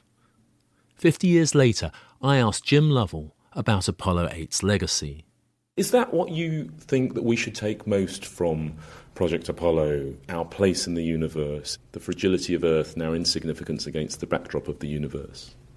I kind of think that, there's a reason why we're here. I'm not a very religious person, but when I looked at the Earth itself, and I started to wonder why I was here, what's my purpose here?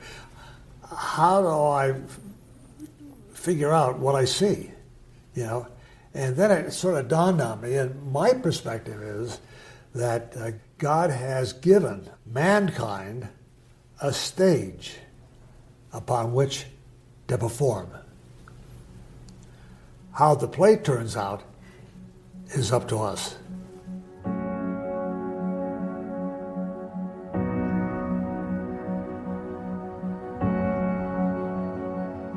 Half a century on, and the legacy of Apollo 8 is clear. Arguably the most impressive feat of exploration in the history of human spaceflight, Apollo 8 did more than simply set the stage for Apollo 11's historic first landing. It changed the way we saw ourselves and our place in the universe. It helped us understand the beauty and fragility of everything we have. But in 1968, it was all about the mission. The next act in humanity's great exploration could now be written, thanks to the star performances of Lovell, Borman and Anders, and scientists and engineers like Poppy Northcutt, Jerry Bostick and John Aaron. And one of Apollo 8's supporting players would soon be thrust into the limelight. In Episode 7, we'll get to know Command Module pilot Michael Collins, who, along with Armstrong and Aldrin, completed the Apollo 11 crew. And while they undertook their 13-minute descent to the surface, Collins kept watch, waiting to rescue them should things go wrong, understanding the enormity of his responsibility. On Apollo 11, I think we, the crew, felt the whole weight of the world on our shoulders. We felt like people were going to watch us, and if any mistake we made, particularly Russians would be watching us. So we felt a grave responsibility, and when Neil and Buzz were on the surface, I was by myself, and I felt the responsibility for getting the three of us home in one piece. So I was gravely concerned from liftoff to touchdown on Earth. It was the night before Christmas and way out in space. The Apollo 8 crew had just won the moon race. Frank sprang to his couch.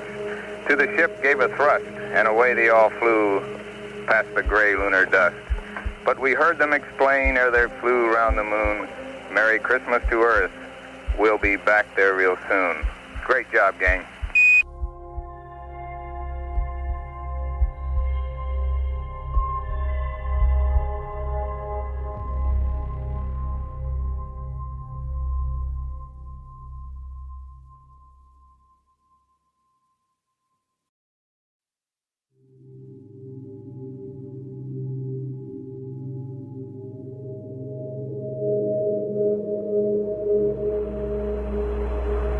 Eagle, Houston, we see you on the steerable, over. In orbit, 60 miles above the moon, Neil Armstrong and Buzz Aldrin are beginning preparations for their descent to the lunar surface. They're on board Eagle, the lunar module which is just about to separate from the command module, Columbia. Roger, Eagle, I'm done. Roger, how does it look? The Eagle has wings. Roger. Looking good. Watching Eagle drift slowly away from him is command module pilot Michael Collins, who says farewell to his commander with a characteristic quip. I think you got a fine-looking flying machine there, Eagle, despite the fact you're upside down. Somebody's upside down. Here you go, 1 minute till TIG. You guys take care. See you later. TIG, time of ignition. The moment when Collins will fire his engine to put more distance between him and the lunar module. A while later, Eagle's descent engine will also fire, a burst of propellant that will send the lander from 60 miles to just 50,000 feet above the moon. Michael Collins is now alone, keeping vigilant watch over Eagle from his seat in Columbia, ready to dive down and rescue them should something go wrong. When he sealed Armstrong and Aldrin into the lunar module before separation, he knew that he might be the last person to see them alive. He understood that if something catastrophic happened, he would have to return to Earth alone, the sole survivor of a tragic mission. When Neil and Buzz were on the surface, I was by myself, and I felt the responsibility for all of us, the responsibility for getting the three of us home in one piece.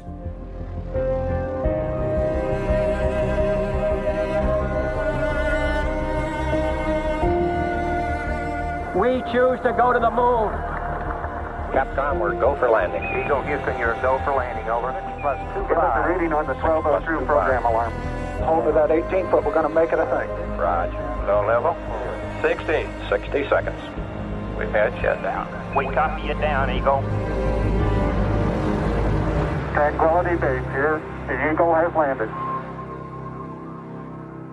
In this episode, through an interview we recorded at his home in Florida and readings from his autobiography, Carrying the Fire, we'll get to know Michael Collins properly. We'll follow his journey to the moon and examine his often overlooked but central role in the historic mission of Apollo 11.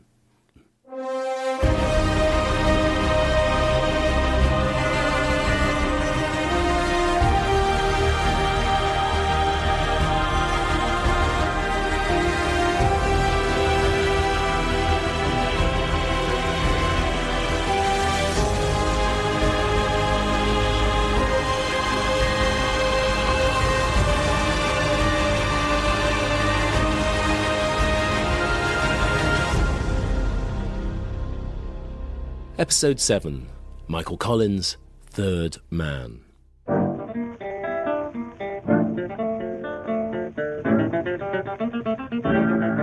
Sotto manto di stella, Roma bella mi appare.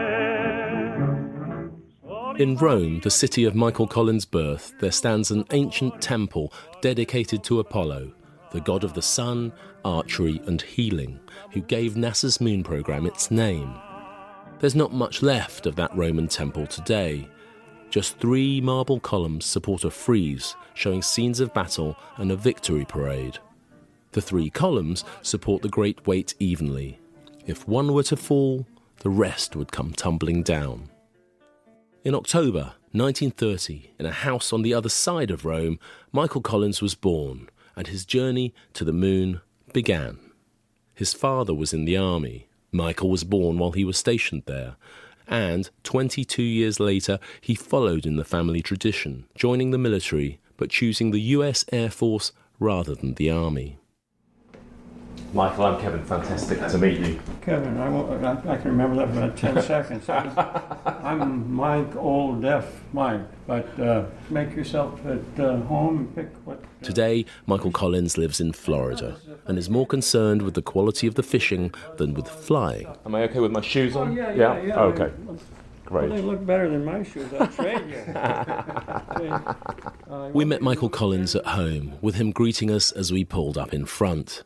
He was dressed in casual Floridian fatigues, sporting a T-shirt with running figures and the words Army 10 Miler printed on the front, evidence that despite being well into his late 80s, he's still probably robust enough to get out of the door and do some exercise each day. Mike Collins puts his inclusion in the most famous expedition of all time down to 10% shrewd judgment and 90% luck. His preparation for Apollo 11 actually began years before he joined NASA. He was a test pilot for the US Air Force, flying some of the most unforgiving Cold War jet fighters of the time. Mike, the skills that you learned as a test pilot, how did they help you in your life later as a selected astronaut? Before there was a space program, people really didn't know what to make of it and who to select, what kind of person would you want. And all sorts of crazy notions emerged. It was dangerous. You might want a bullfighter. There wasn't much air up there. Maybe a mountain climber, or sometimes people in deep sea diving didn't want to return, and you wanted to make sure your astronauts returned to Earth. So you had all these crazy ideas, and someone prepared a memo for President Eisenhower. The memo said that the best option would be to pick experimental test pilots because they were most apt to be familiar with a strange new flying machine and could cope with difficulties if one arose during the flight. In his book, Carrying the Fire, written in 1974, Michael pinpoints the moment he decided that he wanted to go higher, faster, and further. It's read for us by the actor Kerry Shale. I certainly had no childhood dream of flying to the moon, but the idea was damned appealing. It had been endorsed by the president, and it beat the sound barrier 4 ways to Sunday. For me, the clincher came on February 20th, 1962. With John Glenn's magnificent 3-orbit flight aboard Friendship 7.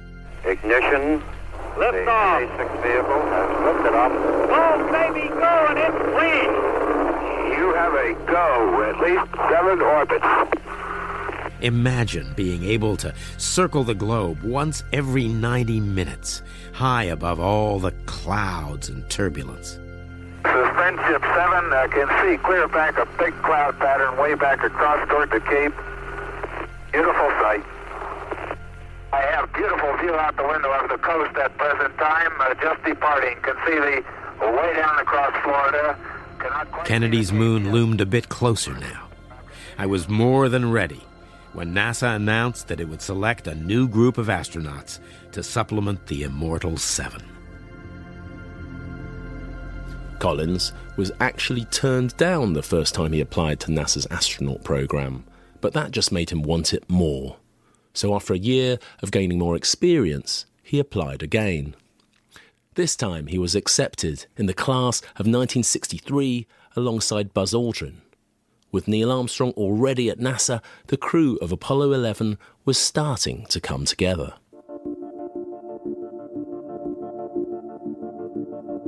Collins' first spaceflight was in 1966, Gemini 10, which saw him fly alongside John Young.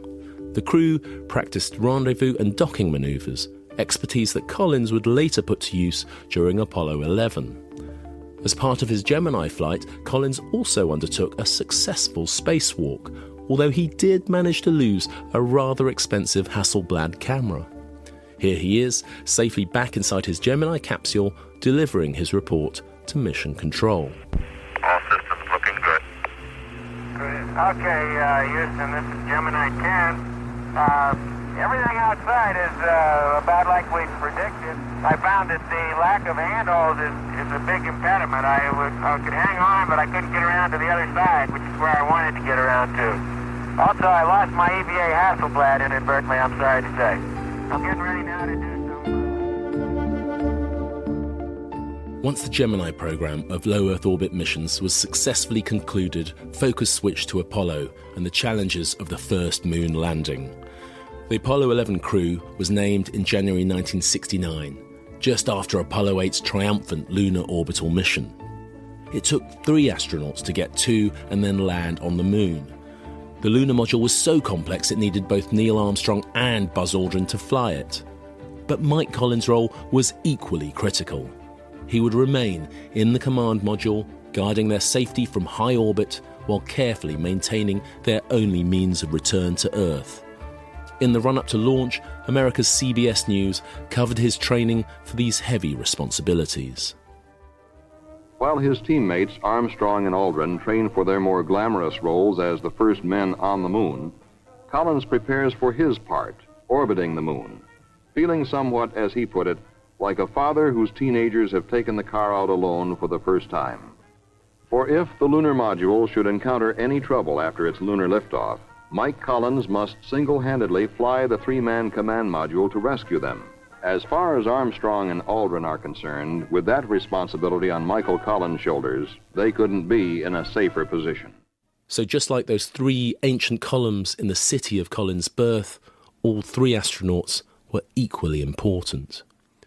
In conversation, Mike Collins told me that as the Apollo 11 crew prepared for their historic mission, they all felt that compared to Project Gemini, this mission was going to be in an entirely different league.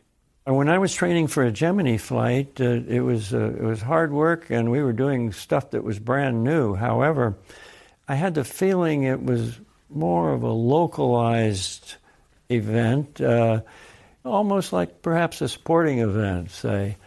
Whereas on Apollo 11, I think we, the crew, felt the whole weight of the world on our shoulders. In our training, we didn't fool around in any way. We worked hard night and day. We felt like people were going to watch us. If any mistake we made, particularly Russians would be watching us. So we felt a grave responsibility, but we were confident in our ability to learn what little bit we had to really know about that technology, and even more confident there were hundreds of people, experts on the ground, who were backing us up should we go astray in some way. The day arrived when that confidence was put to the ultimate test, the 16th of July, 1969. T-minus 15 seconds. Guidance is internal. 12, 11, 10, 9. Ignition sequence start. 6, 5, 4, 3, 2, 1, 0. All engine running. Liftoff. We have a liftoff. 32 minutes past the hour. Liftoff on Apollo 11. Tower cleared. We got a roll program.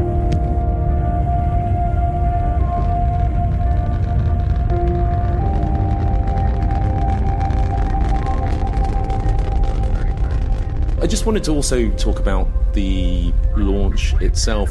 You're used to understanding vehicles, aircraft, with every nuance, every noise that it makes, every shake, every rattle.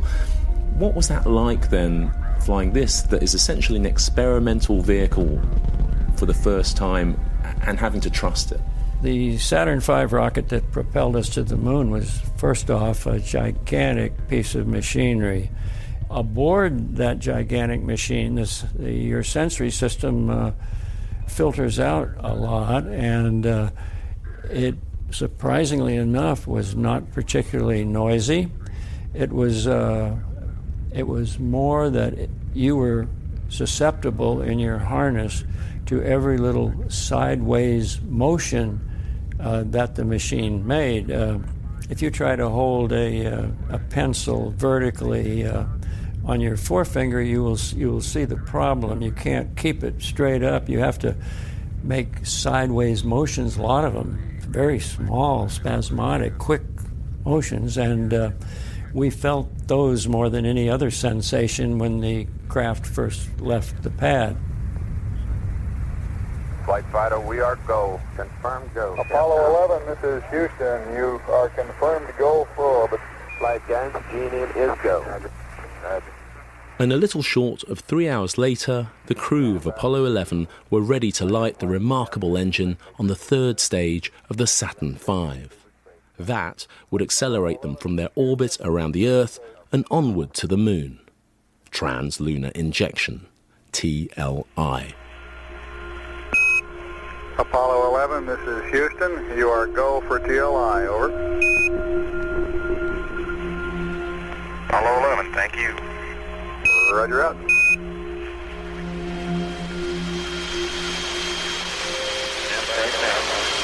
we go. Trust. Ignition. Apollo to 15. Confirm ignition and the thrust is go. They were off, leaving Earth orbit at 25,000 miles per hour. We are on our way to the moon now, with one more hurdle behind us. But only if this thing continues to burn. If it shuts down prematurely, we will be in deep yogurt, on an oddball trajectory that will require some fancy computations on Houston's part and some swift and accurate work on ours, using our service module engine to get back to Earth. Out of the window, the crew can see signs of the blazing inferno from the booster engine, which is catapulting them beyond Earth's gravitational clutches. He's flashing. Oh, I see a little flashing out there. I am amazed that I can see evidence of the engine operating, as it is mounted on the tail of the Saturn, 110 feet behind us. As far as I can recall, no one has ever seen anything like the constant flashes and insistent fireflies I see out of my window. I think you're increasing thrust. I think your bright star out there must be Venus. We have cut off. Neil Armstrong did most of the flying to the moon, but Mike Collins was at the controls for a crucial moment: the docking of the command module and the lunar module, a maneuver to remove Eagle from where it had been stowed in the rocket. He'd practiced docking on Gemini 10, but this was different. The command module first had to separate from the Saturn booster and then flip around to face it head-on so it could be used to drag the lunar module out. When we launched, our lunar module was hidden away inside the upper stage of the Saturn V. So my job was to accelerate the command module, move a little bit away from the rocket, and then make a 180-degree turn, come back, and with my probe find the drogue, which was the apparatus that I had to hit as a target, and I pulled out backwards and withdrew the lunar module. The cabin of the lunar module is wafer thin, and the vehicles are travelling at thousands of miles an hour. Collins has to close with precision. Failure to dock or any damage to the fragile lunar module here will mean the end of their mission to land on the moon. As I get close, the visibility is beautiful. The sun is back over my shoulder, and now the lunar module fills my window with unlikely-looking gold foil, flat gray surfaces, tubular legs, and iridescent window panes. I tense up as it comes closer. Flies like a spacecraft instead of a simulator. Flies like a spacecraft instead of a simulator, says Collins to his commander. Oh, that's good. In his voice, you can hear the intense focus on the job in hand. Both hands are working now. My left deciding whether we move up or down, left or right, in or out. My right holds us steady and pointed in the right direction. Buzz and Neil are helpless spectators, since only I am in a position to align. It must be a strange sensation for them to be so close to this great lumbering scrap pile in the sky, to know we are about to collide with it, but when, where, and how. We are so close now that the exhaust gases from our rocket control motors are impinging on the lunar module and causing its thin skin to ripple rhythmically like wind blowing over a Kansas wheat field. The whole land quivers every so often. It all looks good. Thrust toward it. Ah, that felt good, that gentle kiss. Computer mode to free. Fire one gas bottle to retract the probe. Bang! The latches slam into position down there in the tunnel, and we are docked. The command and lunar modules are now joined, nose to nose, still hurtling together towards the moon. The onboard guidance computer, sitting alongside Collins, is now in the driving seat. I would say that the heart of Apollo, from a technical point of view, was the guidance and navigation system. That was not my long suit. I stayed as far away from that inertial system as I could. I spoke to it as an English major. I spoke to it with verbs and nouns. It was mechanized to work with verbs and nouns.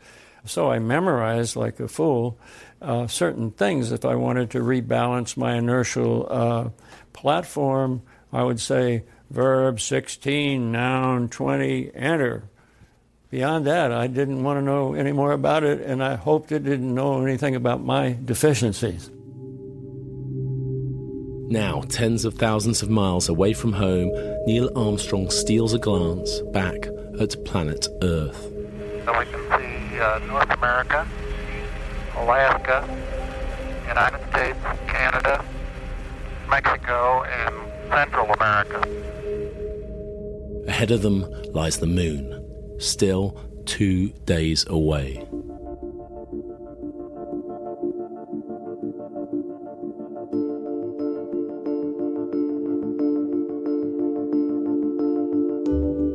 Day 4 has a decidedly different feel to it. Instead of 9 hours sleep, I get 7, and fitful ones at that. Despite our concentrated attempt to conserve our energy on our way to the moon, the pressure is overtaking us, or me, at least. I feel that all of us are aware that the honeymoon is over, and that we are about to lay our little pink bodies on the line. Our first shock comes as we swing ourselves around so as to bring the moon into view.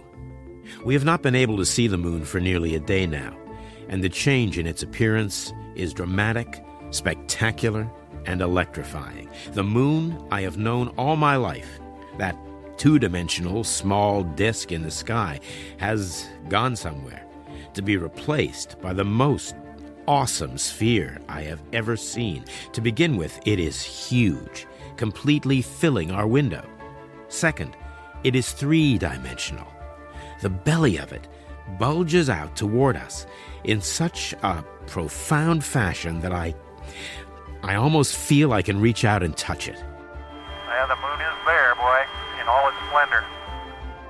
It is between us and the sun, creating the most splendid lighting conditions imaginable. The sun casts a halo around it, shining on its rear surface, and the sunlight which comes cascading around its rim serves mainly to make the moon itself seem mysterious, emphasizing the size and texture of its dimly lit and pockmarked surface.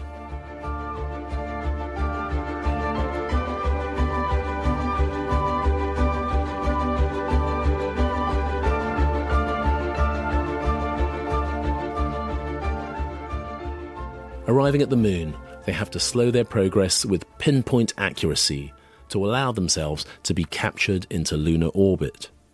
They are only the third crew in history to attempt this manoeuvre. They're on the moon's far side now, out of contact with mission control, and there is no room for complacency. From Apollo 11's onboard recording, you can hear Armstrong and Collins call in unison as they press the proceed button to fire the spacecraft's engine to break their speed. Standing by for two. B closed. Burning. We're looking good. Here comes B. When the moment finally arrives, the big engine instantly springs into action and reassuringly plasters us back in our seats. The acceleration is only a fraction of 1 g, but it feels good nonetheless.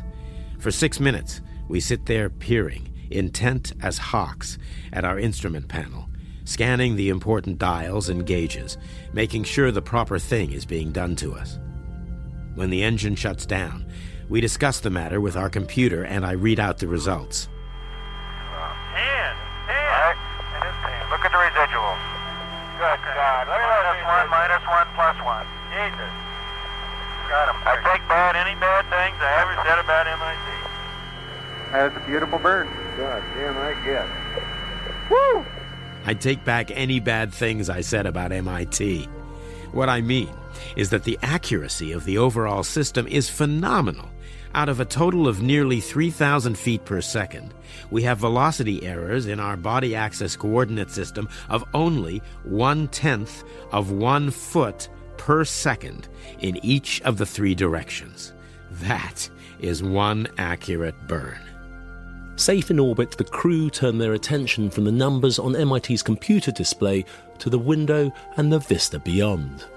Michael Collins is in exuberant mood. Hello, Moon. How's your old backside? Well, I have to vote with the 10 crew. That thing is brown. Yeah, sure is. Tan to me. But when I first saw it at that other sun angle, it really looked great. Okay, now we've got some things to do. Things to do. Armstrong, as always, a master of understatement. He often played the straight man opposite the more jokey Mike Collins. Here the pair are, a few hours later, pointing their cameras at the moon and talking to Capcom Bruce McCandless in Houston about the view. Okay, 11, this is Houston. We're getting a beautiful picture of Langrenus now with its rather conspicuous central peak. Sea of Fertility doesn't look very fertile to me. I don't know who named it. Well, it may have been named by the gentleman whom this crater was named after, Langrenus. Langrenus was a cartographer to the King of Spain and made one of the early, reasonably accurate maps of the moon. Roger, that's very interesting. I'll have to admit it sounds better for our purposes than the Sea of Crises. Amen to that.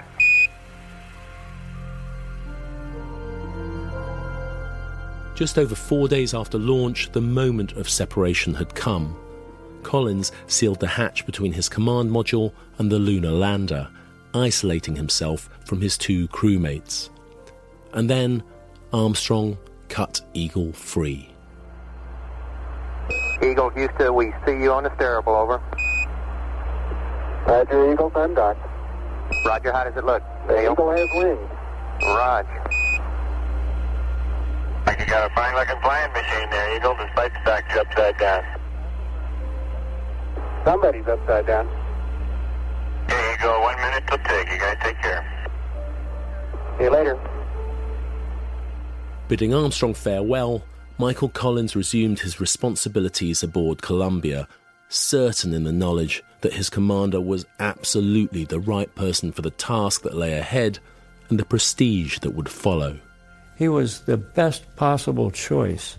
He was the ideal man to represent our country, our planet, in being the first to walk on the moon. Neil was an extremely intelligent man and a man of many talents, very broad-based. He was a student of history, specifically the history of science, And I have seen him time and time again use that knowledge to his advantage. He lived in a shell. He didn't always emerge from that shell, but if you picked a subject that he enjoyed and you went at it the right way, he would pop out of that shell with this gigantic grin, and he'd be a wonderful companion until he felt the obligation to retreat once more into his shell. He just had an extremely broad viewpoint, exposure, and is a wonderful representative of our country and our planet. With Armstrong and Aldrin now preparing for the first of their engine burns to set them on course for the lunar surface, Michael Collins was now on his own. I know that I did not have the best seat of the three on Apollo, but I was perfectly delighted with the seat that I had. And when I was by myself, I didn't feel like, number three distant person. I felt very much involved. I felt I was essential to the safe return of Neil and Buzz. I felt the responsibility for all of us, the responsibility for getting the three of us home in one piece.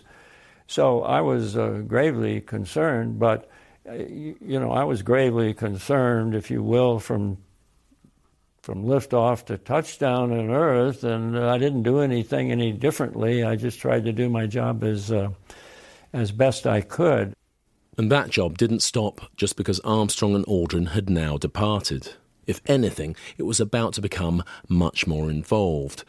Collins had committed to memory multiple manoeuvres that he could be called upon to perform in an emergency. These would test his piloting skills to their very limits, some requiring him to swoop down from high orbit above the moon to rescue an ailing lunar module. If something went wrong with the landing, if Armstrong was forced to abort, if the ascent engine malfunctioned or the guidance system failed, Collins' crewmate's survival would depend almost entirely upon his skills, some of which had only been tested in theory. If, for example, the lunar module were slightly late getting off, I could not change my speed. I was zinging by overhead at my orbital speed. That could not be changed.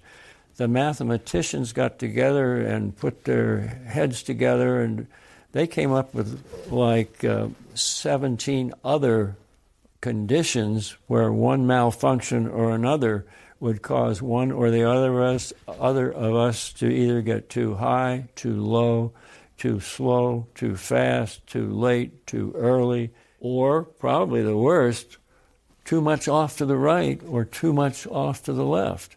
I ended up with a big notebook, an 8x10 book, which I kept tied around my neck, which included 18 of those variations, and that was kind of a nightmare. I mean, some of those we were so obscure that we had never trained for them, and had we needed to enforce those, I'm not sure I would have been able to do it right. With Eagle on its way to the lunar surface, Collins was by himself. Interviewers often fall into the trap of asking him about this and their imagined sense of his cosmic isolation. But in carrying the fire, Michael Collins is clear. He was indeed alone, but never lonely. I don't mean to deny any feeling of solitude.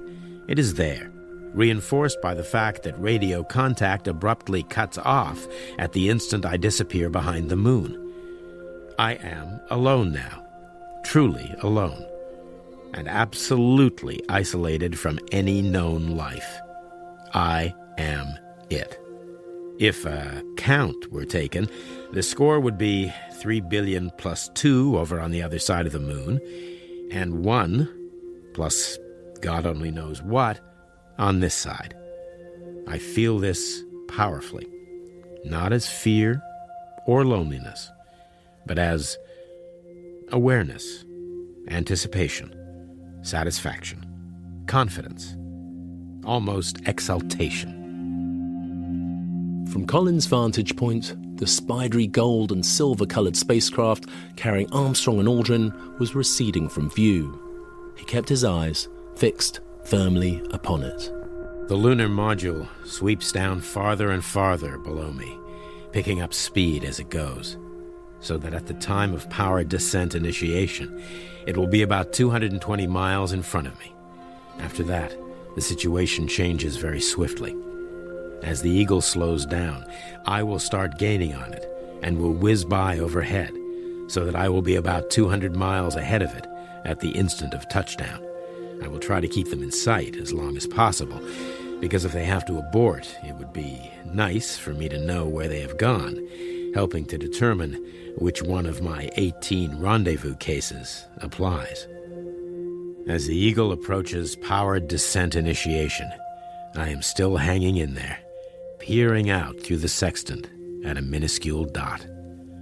The module is nearly invisible and looks like any one of 1,000 tiny craters, except that it is moving. Finally, as it passes the 100-mile mark, I lose it.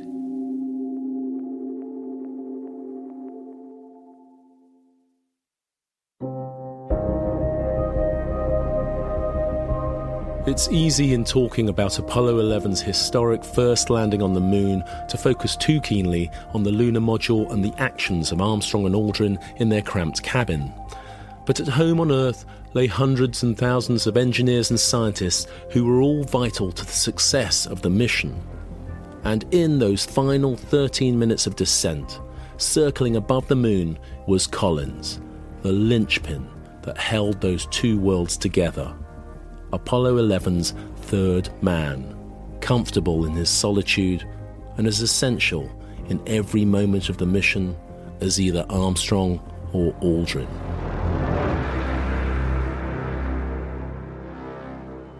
We'll hear from Mike Collins again in Episode 8 as we follow Eagle as it begins its powered descent to the surface. A note of warning, it's going to be a bumpy ride. From the very start, it all teeters on the edge of failure. Okay, all flight controllers, gonna go for powered descent. Retro. Spacecraft communications are absolutely lousy. We can't communicate to them, they can't communicate to us. There are fears the spacecraft is accelerating dangerously. I said, oh my gosh, if it grows by another 15 feet per second, I got to abort. Boom, we sure got my attention, and not when you say you're halfway to your abort limits. And the computer controlling Eagle issues warning alarms, which shock the crew, mission control, and the scientists who programmed it. There was something happening inside the computer that we did not understand.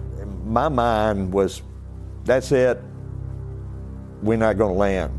It's Big Mike Collins there. Well, you got a little bit of, hello there, sports fans. You got a little bit of me, plus Neil's in the center couch, and Buzz is doing the camera work this time. Yeah, Neil's standing on his head again. He's trying to make me nervous. Roger.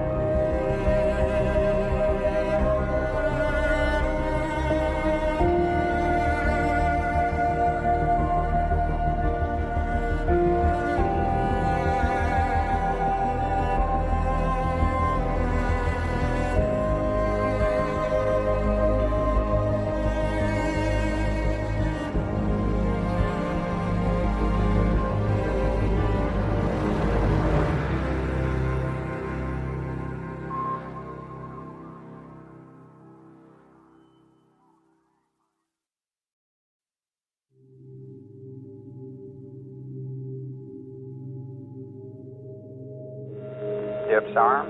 Roger, dips arm. Knowledge. In the last 7 episodes, we've dug into the stories of the people, technology, and events that made Apollo 11's final 13 minutes of descent possible. But in the next 2, we want to pull all of that together.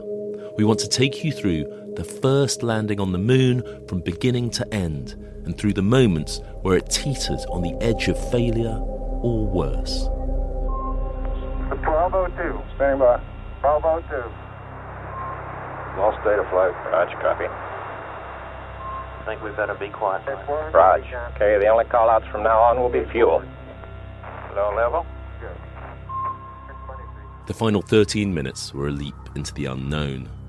Nobody was confident the landing would succeed. Apollo computer programmer Don Iles. We were far from certain that we were going to end up with a successful landing.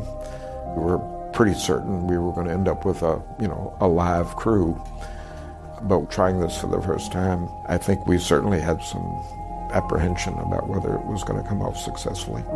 In Houston's mission control, flight controllers like Jay Green shared these doubts. We were doing something that had never been done before, and we anticipated aborting. Nobody on the team believed that we'd make it down the first time. I don't think anybody did. Yeah, it was intense. Neil Armstrong knew what they were all up against. It was far and away the most complex part of the flight. The systems were very heavily loaded at that time. The unknowns were rampant. The systems in this mode had only been tested on Earth and never in the real environment. There were just 1,000 things to worry about in the final descent. It was the thing that I worried about just because it was so difficult.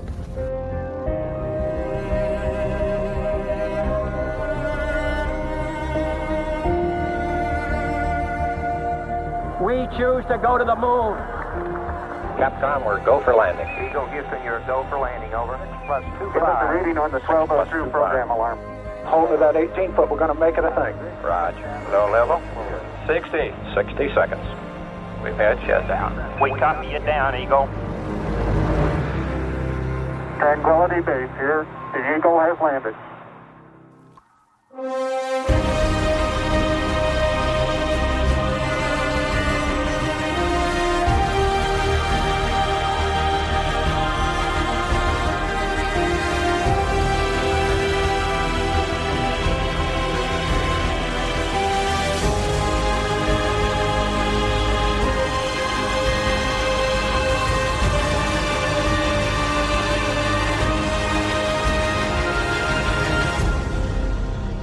Episode 8, we're go for powered descent.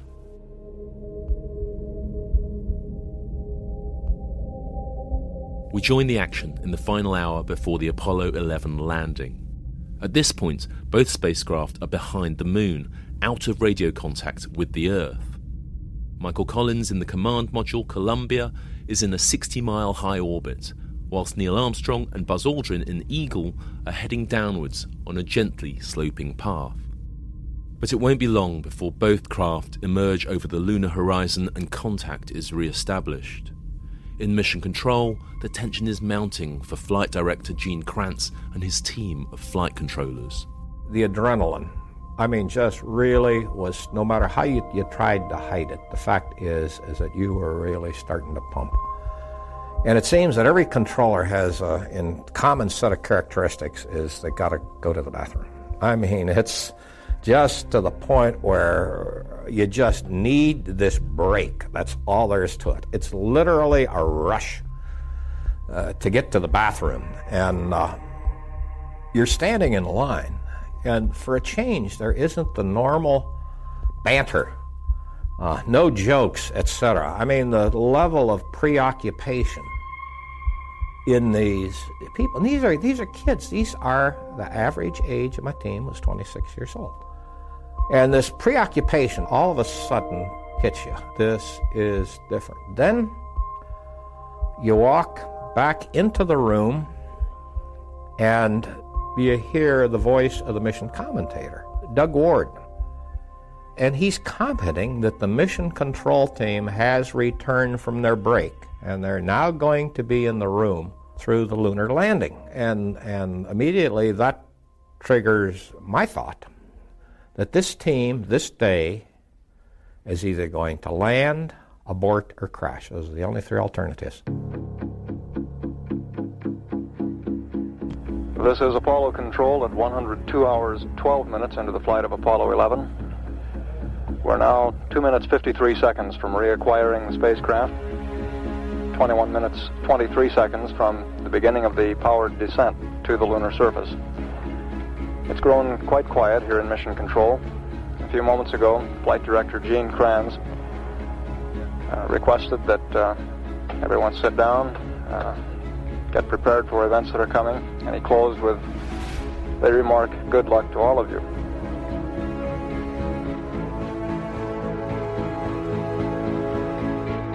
A 250,000 miles away, space-suited Neil Armstrong and Buzz Aldrin are racing towards the lunar horizon at a speed of about 1 mile a second. They're getting ready to re-establish contact with Mission Control and preparing Eagle systems for the final descent. They sound relaxed, remarking on the eerie whistling noise they can hear in their headsets. You hear it too, huh? It's like wind whipping around the trees. Like wind whipping through the trees, says Armstrong. But it's now time for the crew to perform a critical task, to prime the spacecraft for the final 13 minutes to the moon. Okay, we ready to go to P63? Yep. Aldrin instructs Eagle's guidance computer to start running program P63, which will control the precise moment at which the descent engine must ignite and how long it will burn for. MIT's Don Iles wrote the lines of code for that essential program. The landing program, P63, had been selected. It actually computed the exact ignition time and the attitude the spacecraft needed to be in at ignition. Then there would have been a maneuver to the burn attitude, a program which Peter Adler and I had written called Burn Baby. That was in operation at that time. And in fact, on the DISCI, which is the display and keyboard unit, the astronauts would have seen a dwindling number of seconds counting down to the ignition. To many, these elegant programs are like works of art in their own right. And that's certainly the case for space artist and Apollo historian Paul Fiel. Program 63 basically calculates exactly when to start the engine based on all the information that's been given to it. Where am I? How fast am I going? Once I know that, and I know my final target, this position of the landing site, it uses this very clever algorithm that the computer can handle every 2 seconds to figure out when to fire the engine, and then when it's firing the engine, how much of that trajectory have I eaten into, and where do I need to point my engine to keep going along this nice trajectory. Back in Mission Control, they're seconds away from AOS, acquisition of signal, the moment when Collins' command module and Armstrong and Aldrin's LEM are due to reappear over the lunar horizon. Remember Guidance Officer Steve Bales from Episode 2. The 26-year-old is shortly to face the toughest decision of his life, but here, 50 years on, he remembers the brief calm before the storm. We have acquisition of signal. Actually, we hear the command module first because they're at a higher altitude. They report things seem to be going well. Columbia, Houston, over. Capcom Charlie Duke calls out to Mike Collins. Houston, Columbia, reading you loud and clear. How many? Roger, bye, Mike. How did it go, over? Listen, babe, everything's going just swimmingly. Beautiful. Great. We're standing by for Eagle. Okay, he's coming along. We copy out. AOS LEM. Roger, AOS LEM. We get acquisition of the spacecraft, and from the time that the spacecraft cracks the hill until the time we're in the surface is about a half hour long.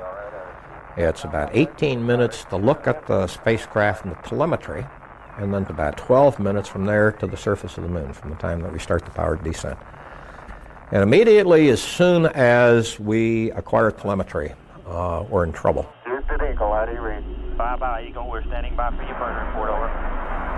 Because spacecraft communications are absolutely lousy. We can't communicate to them. They can't communicate to us.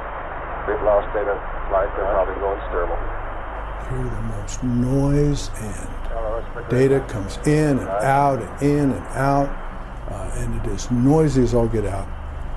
And Gene's got to decide we've got enough data to keep going on, because his job, one of his jobs, is to decide, are we in a position to monitor this vehicle and figure out what to do. The problem here is with Eagle's most critical communication system, the high-gain antenna, a steerable aerial that can be pointed towards the Earth. Without this radio link, Mission Control can't speak to Armstrong and Aldrin or receive data from the lunar module's systems. And without that telemetry, they can't land on the moon. All of this puts Gene Kranz under enormous pressure. NASA management had to have some kind of a ground rule on how much communications and telemetry we must have in order to allow the mission to continue. And Kraft and I had lobbied for a very open loop. The flight director will make this decision, where a lot of people wanted very precise. We have to have it, at the time of these events. And what they were concerned about, sort of like a crash report on an airplane. If we crashed, we wanted to know why we crashed. Okay, so this is now, Kraft and I won, and we had this very loose mission rule. And this is the only one that really bothers me, because it's a pure judgment call. This is the unique call of the flight director.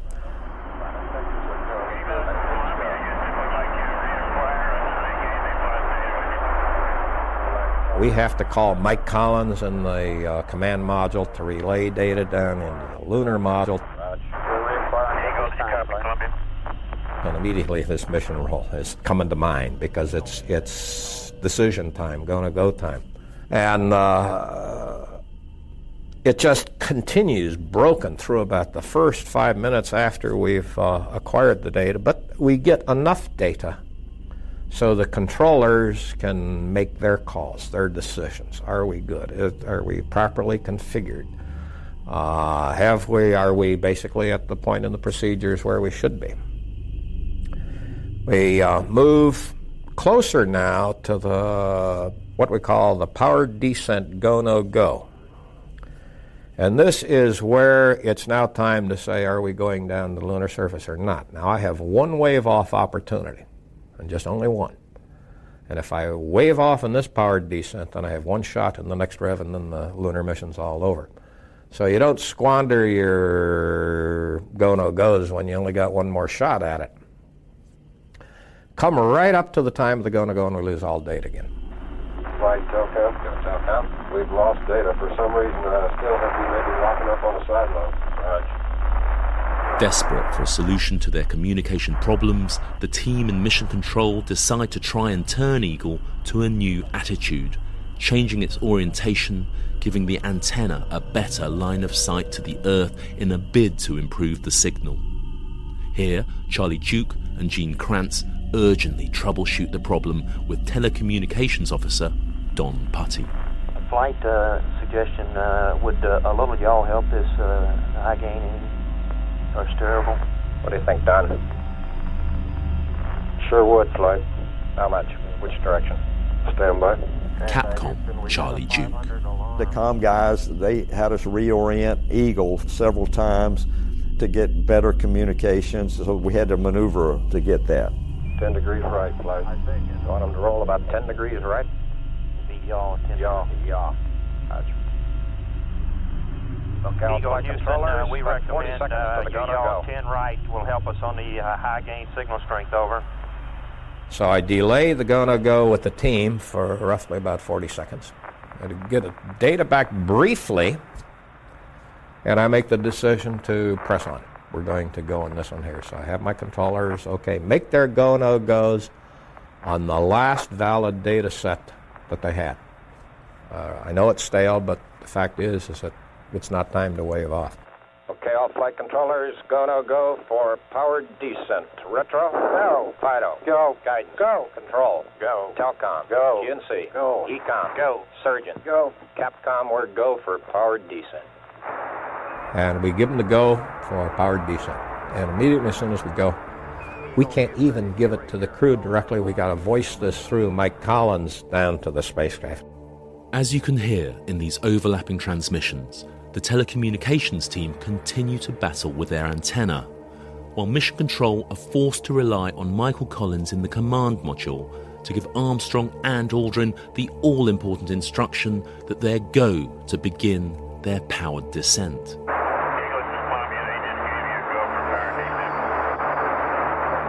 Houston, we've lost him on the high gain again. Would you please, we recommend ER right 10 degrees and reacquire. Columbia, your go for PDI, and they recommend you ER right 10 degrees and try the high gain again. Want them to try the yaw first, Con? Data again, please. Dropping in and out. Eagle, you read Columbia? Right, we read you. Okay. All through this time, my mind is really running. Is this enough data to keep going? And this roll, I'm going to be second guessed, but that isn't bothering me, because I know whatever I'm going to do. Despite the problems, Gene Kranz is going to proceed with the landing. In Eagle's cabin, Armstrong and Aldrin watch their display counting towards zero, marking the time when they must fire their engine. Okay, what else is left to do here? There's an update then.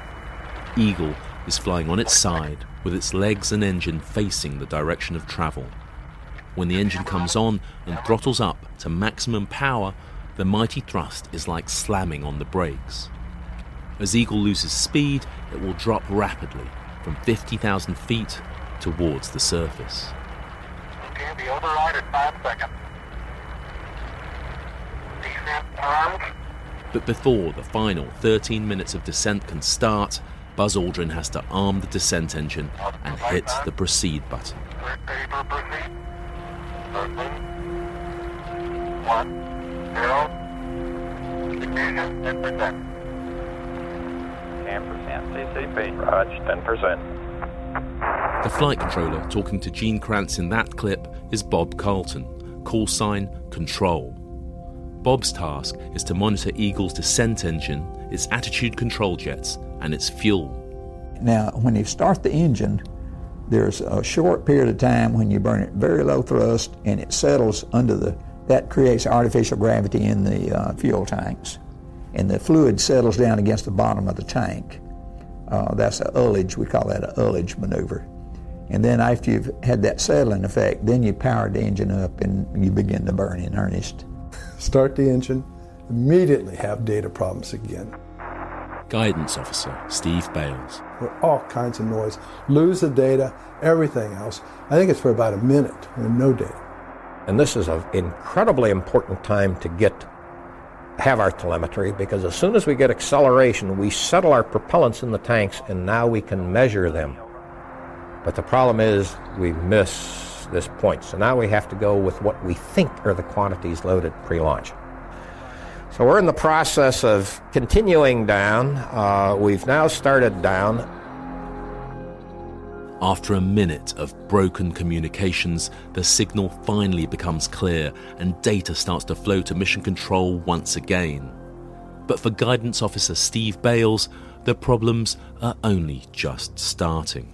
I'm looking at my displays, and I am in big trouble, because that vehicle is going toward the moon 20 feet per second faster than it should be. And I said, oh my gosh, if it grows by another 15 feet per second, I got to abort. Here's Steve conveying the message to Gene Kranz. He doesn't use the word abort, but he knows his boss will understand the gravity of what he's saying. Flight guidance. Go guidance. Turn on, we have 20 foot per second residual. That is probably due to downtrack error. Raj, about 20 foot residual due to downtrack error. I think, and it was in radio. Steve Bales says, flight, we're halfway to our abort limits. I don't know what's caused it, but I'm going to keep watching it. So all of a sudden, boom, we sure got my attention, and not when you say you're halfway to your abort limits. The lunar module appears to be traveling 20 feet per second faster than expected.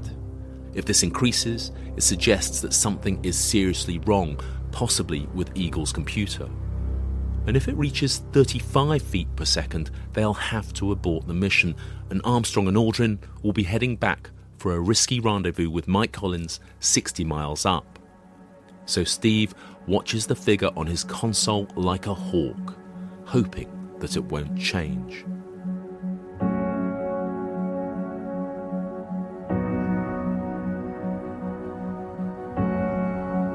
does not grow. It does not grow. How are you looking, guys? Hanging out 20 foot per second. Looks good. Raj, no change is what you're saying. No change.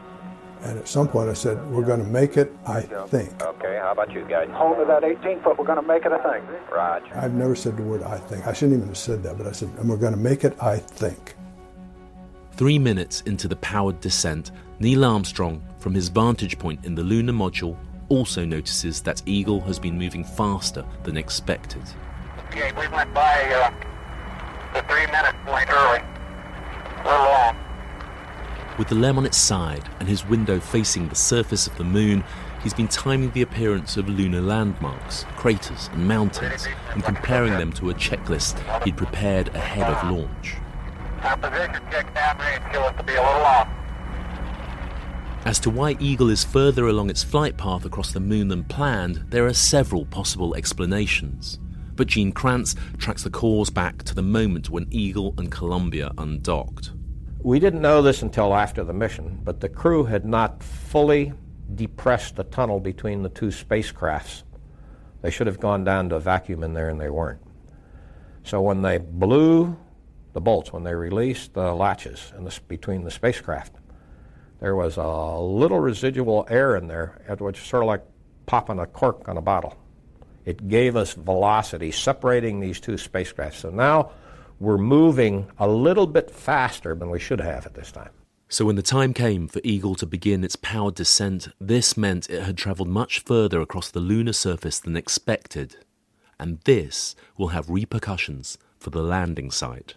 Well, even though this is looking now like it's going to be a go, it's going to cause a problem because it's going to move us down. Instead of being at the landing point we had planned, we're now moving further down range to the toe of our footprint, where we know it's very rocky. That rocky terrain will be the cause of great drama in the final 2 minutes before landing, and we'll talk about that in episode 9, but there's still plenty of hazard to overcome before we get there.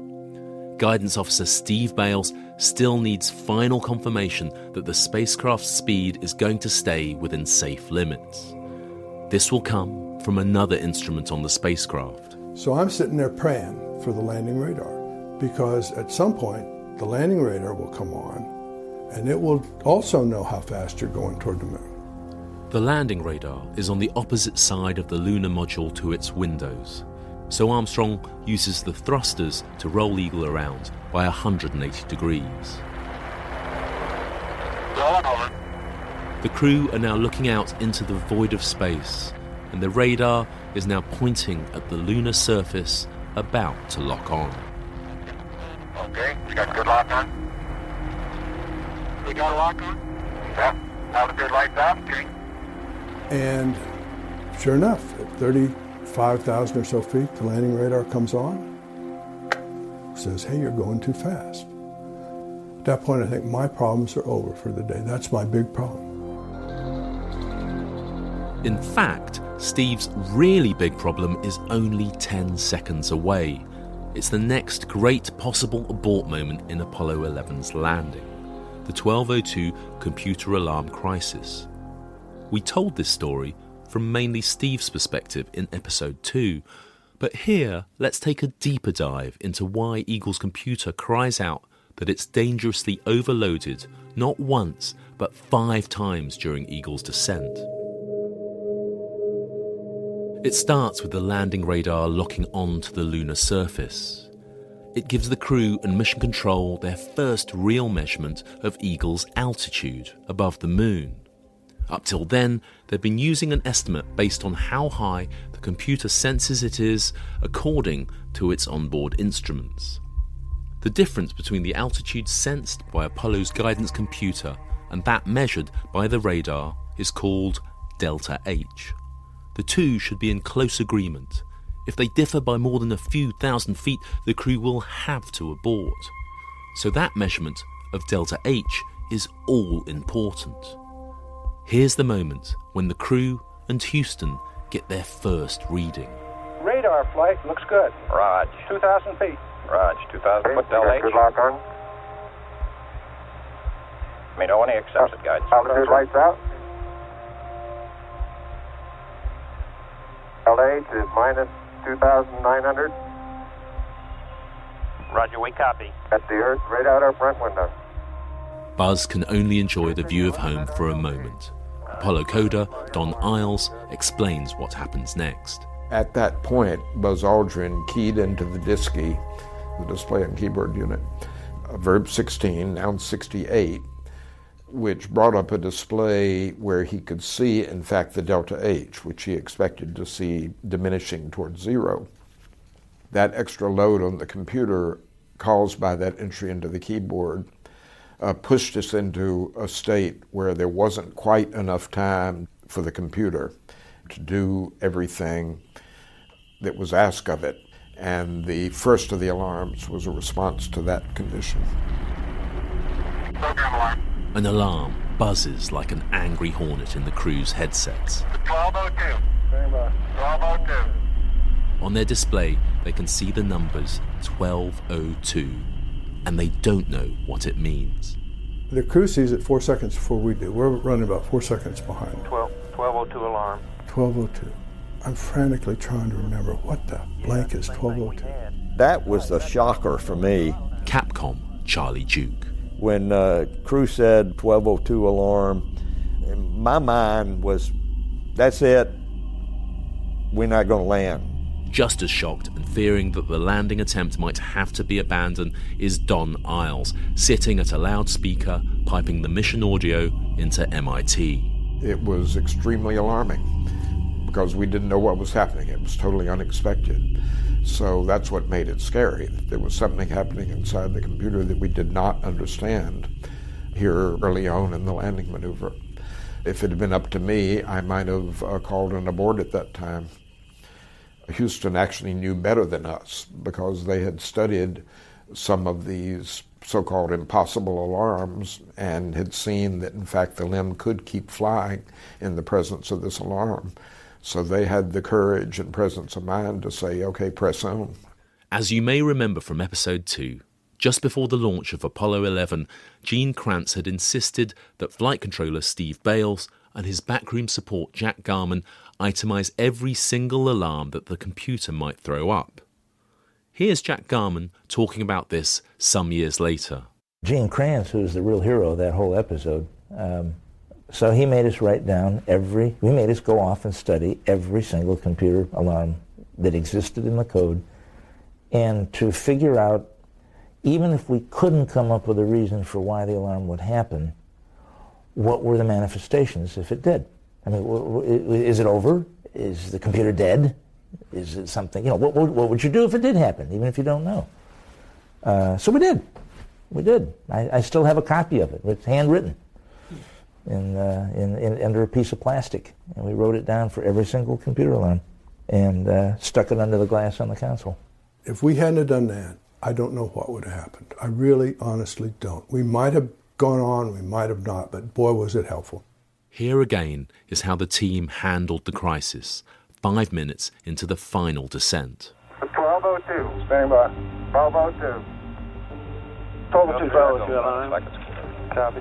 1202. Jack, after about 10 seconds, I'm sure he's frantically looking at his notes. I'm trying to find it's the last thing in the world I think we're going to have. I'm looking, it's under my console glass. I'm trying to look for it. Before I can even spot it, Jack says, Steve, it's one of those that if it doesn't happen too much, we'll go. It's executive overflow. If it does not occur again, we're fine. I look up at my other displays. We still know where we're at. We've got the right altitude. We know now how fast we're going toward the moon, how fast we're going horizontally. Give us a reading on the 1202 program alarm. As that flight, we're going out of alarm. We're going that flight. I heard him. I mean, it was a shout. So I immediately said, we're going that alarm. Roger, we got you. We're going that If alarm. it does reoccur, will we go? He's taking it at H now. Roger. Usually, the Capcom never says anything unless the flight director says do it. But even before he got those words out, Charlie Duke, he was up on the air ground and said, you're going that alarm. I mean, that was critical information for them. And so I got that out as quick as I could. So every time an alarm had come up, they were same type, but slightly different. And we were always go on those alarms. When Neil Armstrong calls out for the reading on that first program alarm, I am convinced you can hear the urgency in his voice. Give us a reading on the 1202 program alarm. But in this interview, recorded in 2001, Armstrong suggests the alarms weren't such a big deal. You're always concerned when any kind of alarm comes on, but it wasn't a serious concern because there wasn't anything obviously wrong. The vehicle was flying well. It was going down the trajectory we expected. No abnormalities in anything that we saw other than the computer said there's a problem and it's not my fault. And the people here on the ground were right on top of that. And of course, the computer continued in a contrary manner periodically all the way to the surface. Armstrong was nothing if not inscrutable. But as Don Iles told me, there was good reason to believe the astronaut was worried. The program alarms were very definitely a distraction. Armstrong says that in the technical crew debriefing, that in fact he was preoccupied with whether the LEM was going to keep flying. I think after the first few, they became a little bit blasé about the alarms. Even later on, when as a result of the alarms, or I should say as a result of the condition that then led to the alarms, the disk even went blank. But, they were certainly in a very excited state. We know what Armstrong's heartbeat was, and even though he really wasn't doing much physical activity, it got up above 150 or so. So they were under a fair amount of stress. I imagine our heart rates were elevated in Cambridge too, although we didn't have any sensors on us. It's important to understand the 1202 alarms. They didn't represent computer crashes in the conventional sense. Instead, the Apollo computer was signaling that it had too much to do and had to prioritize only the mission-critical tasks like keeping Eagle flying at the right speed on the right trajectory. This was a brilliant safety feature engineered by the programmers at MIT. So Armstrong and Aldrin temporarily lose some of the computer's functions, but nothing that they can't manage without. But why was the computer becoming overloaded? Buzz Aldrin would quickly diagnose the problem. We rejoin the mission audio just after the program alarm sounds a second time. Same alarm, and it appears to come up when we have a 1668 up. Roger, copy. Okay, we'll monitor his Delta H flight. Roger. I think that's what it's getting. Okay. Eagle Houston, we'll monitor. To talk us through this is David Mindell, Professor of Aeronautics and Astronautics at MIT. When Aldrin quickly realizes the program alarm, which keeps coming up and, could threaten to destroy the mission, Aldrin says it seems to come when we have a 1668, which is the verb-noun command that brings up monitoring of this quantity, delta H, crucial measure of the quality of the landing data. He says it seems to happen when we have delta H. And the crew on the ground realize that as well, and they say, we'll monitor your delta H from here. Okay, we'll monitor his Delta H flight. Roger. I think that's what it's getting. Okay. Eagle Houston, we'll monitor your Delta H. And his alarms. Roger. Delta H is beautiful. Delta H is looking good now. It means that the crew in the LEM doesn't have to do that operation anymore. They remove both the cognitive load off the crew and the processing load off the computer across this 250,000-mile telemetry link down into Houston. The crew down there then monitors that quantity. It just unloads the computer enough to bring the load down below the critical level and allow them to continue with the landing. Delta H is beautiful. Delta H is looking good now. Roger, Delta H is looking good to us. Okay, I'll fly. This ability to share a complex task load between people and machines and across the void of space is emblematic of how NASA operated during Project Apollo and a key reason for its success. To me, that's the moment where this very complex, subtle, distributed human-machine network gets this problem, diagnoses it, solves it, moves on, and get on with the landing. And it's really miraculous to watch this team go, because we now start working these two incredibly complex problems simultaneously. One part of the team's working this, the other part of the team's doing this, and I'm trying to put all the pieces together with Charlie Duke, who's picking the right fragments of conversation up to send up to the crew. Should be throttling down. Pressure on time. Roger, copy, throttle down. Throttle down. We're continuing to work our way down to the surface. Now, fortunately, the communications have improved dramatically. Communications are just a dream, okay? And now things are happening, and this team is incredible. Some person, the voice loop, comes up and says, Better in the simulator. Right. And everybody relaxes. Here you're fighting problems that just unbelievable, and you keep working your way to the surface, to the surface, to the surface. Flight control, go. That's good. Flight Raj, guidance. go guidance. So Mount 68 now well may be the problem here, and we can monitor Delta H. Raj. Flight Fido looking real good. Raj, Fido, good. At 7 minutes, you're looking great to us, Eagle. Telcom, how you looking? Look good, Flight. Raj. So we may tend to lose as we gradually pitch over. Let me try auto again now, see what happens. The computer alarms are apparently under control, and 9 minutes since the engine began the powered descent, the computer starts to run a new program. P63 gives way to P64. P64. Okay, they got 64. This begins to pitch the spacecraft upright, preparing the crew for their final approach to the landing site. As they pitch over and see the moon for the first time, Neil said, "We can't land here. There's a big area of rocks." In episode 9, with 7,500 feet to go, Armstrong and Aldrin are headed to a site littered with massive boulders. Evasive action is needed, but time and fuel are running out. The tension in mission control was through the roof. Neil had hold of the controls, skating across the landscape. We'd never seen anybody flying it this way in training. We were holding our breath. 60. He's telling me we got 60 seconds of fuel. 30 seconds. We got 30 seconds of fuel. I thought, good God.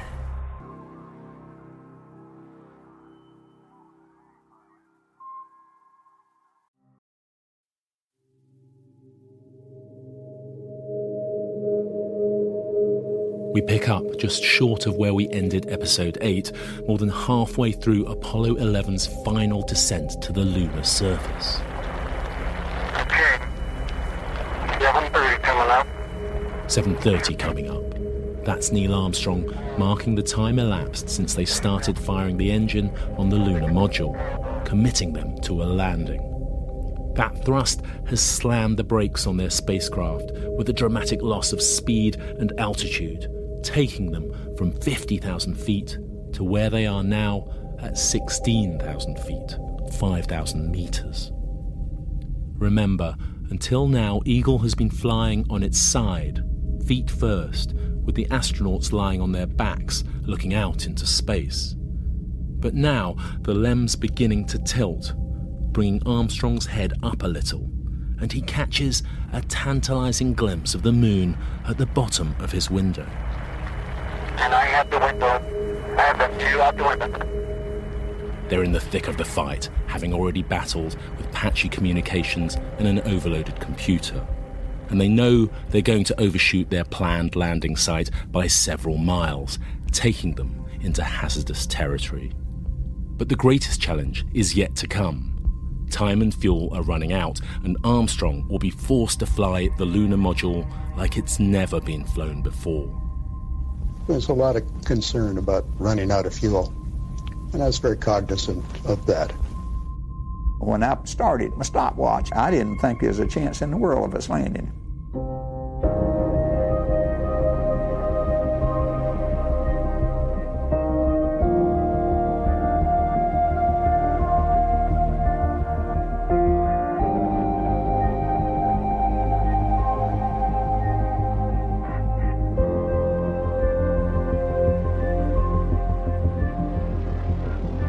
Houston is decent to fuel to monitor, over. 1201. 1201. Roger, 1201 alarm. 1201 alarm. Pretty rocky area. Okay, the only call-outs from now on will be fuel. Low level. Low level. Picking up some dust. 30 seconds. 30 seconds.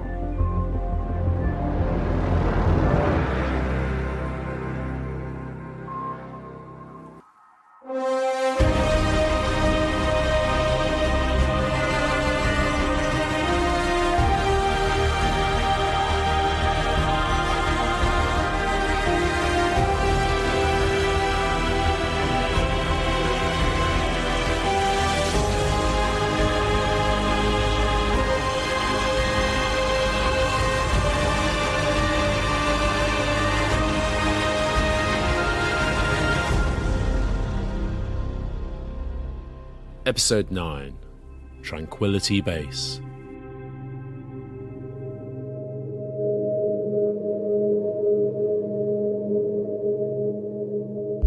As Armstrong catches his glimpse of the moon's horizon through his window, 250,000 miles away in Mission Control, there's this exchange in the background between Flight Director Gene Kranz and Bob Carlton.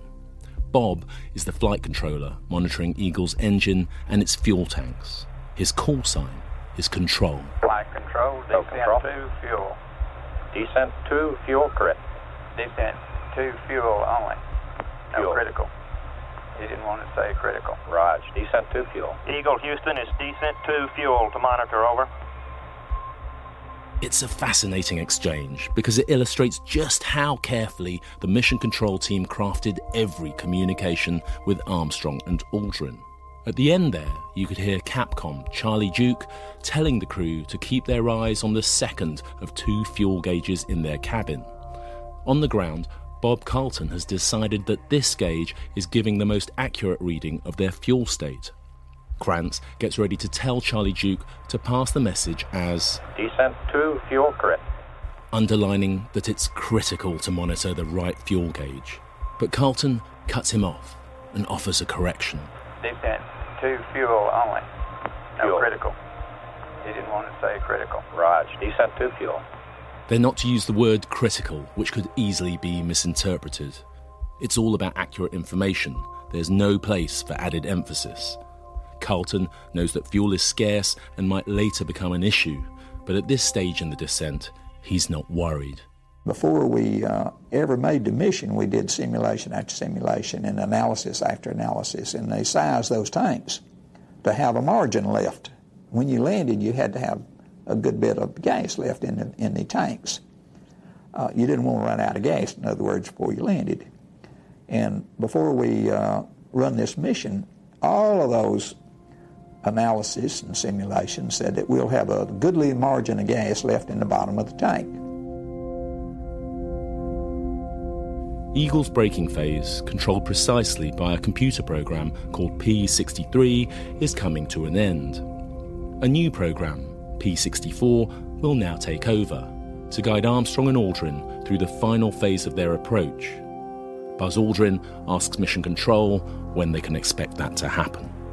Give us an estimated switchover time, please, Houston. Roger, stand by. You're looking great at 8 minutes. Got an estimated, what's our T-go, guidance? Guidance Officer Steve Bales has the answer.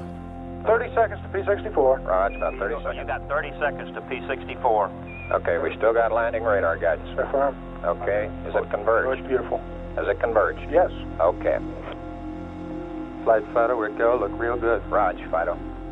Things appear to be settling down. There's a precise fix on Eagle's altitude, and Jay Green, the Flight Dynamics Officer, or FIDO for short, confirms the spacecraft's trajectory is exactly as it should be.